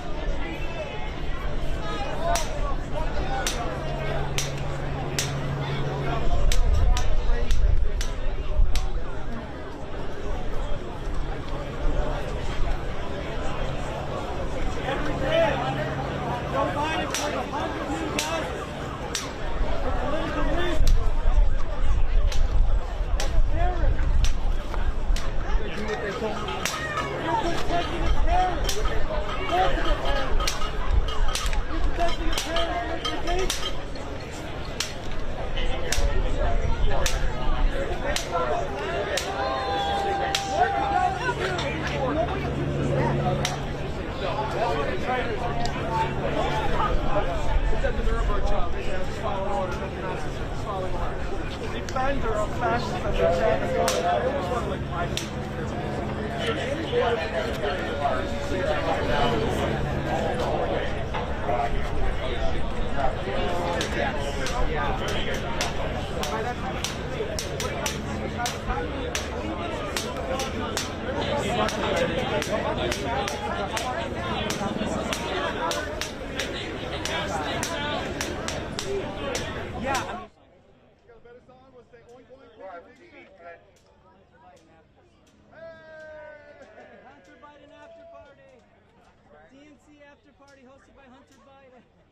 Are y'all invited? Oh no, they don't invite y'all because they don't give a fuck about y'all. You know that, right?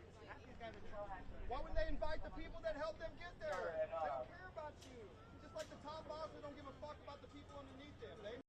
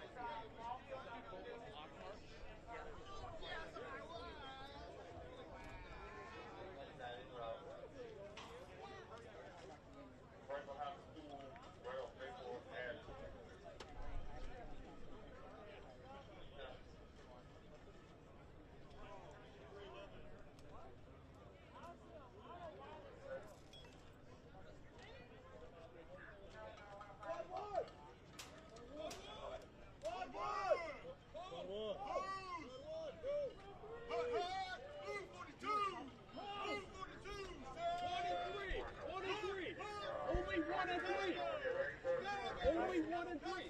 Or 3. Left 12. Left 12. What? Yep, 1 and 3. Line up.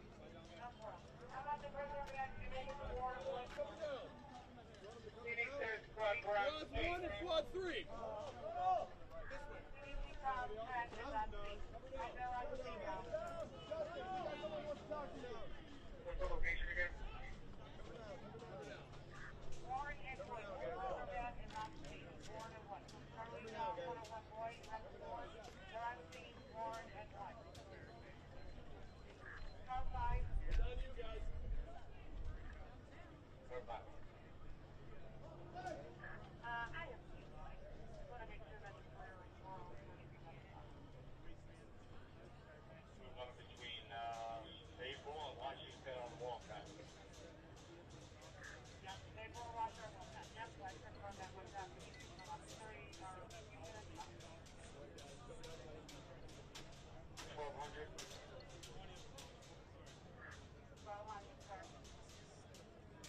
I need to know where the equipment van is. We need to restock some flex cuffs for one of the platoons. Right, 9400 John was at David and Maple. 9400 John, do you have flex cuffs? 9400 John, we have shield and a rest kit. Okay, that's what I'm doing. David and Maple, 400.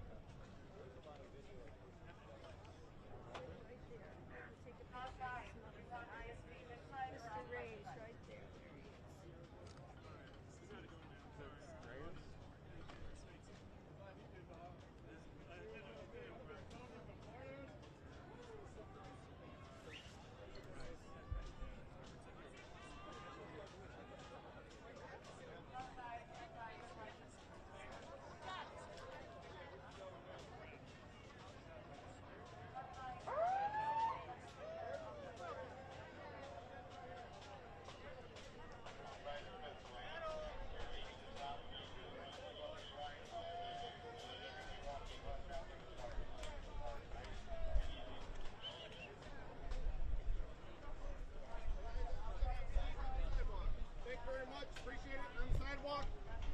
Guys, on the sidewalk. On the sidewalk.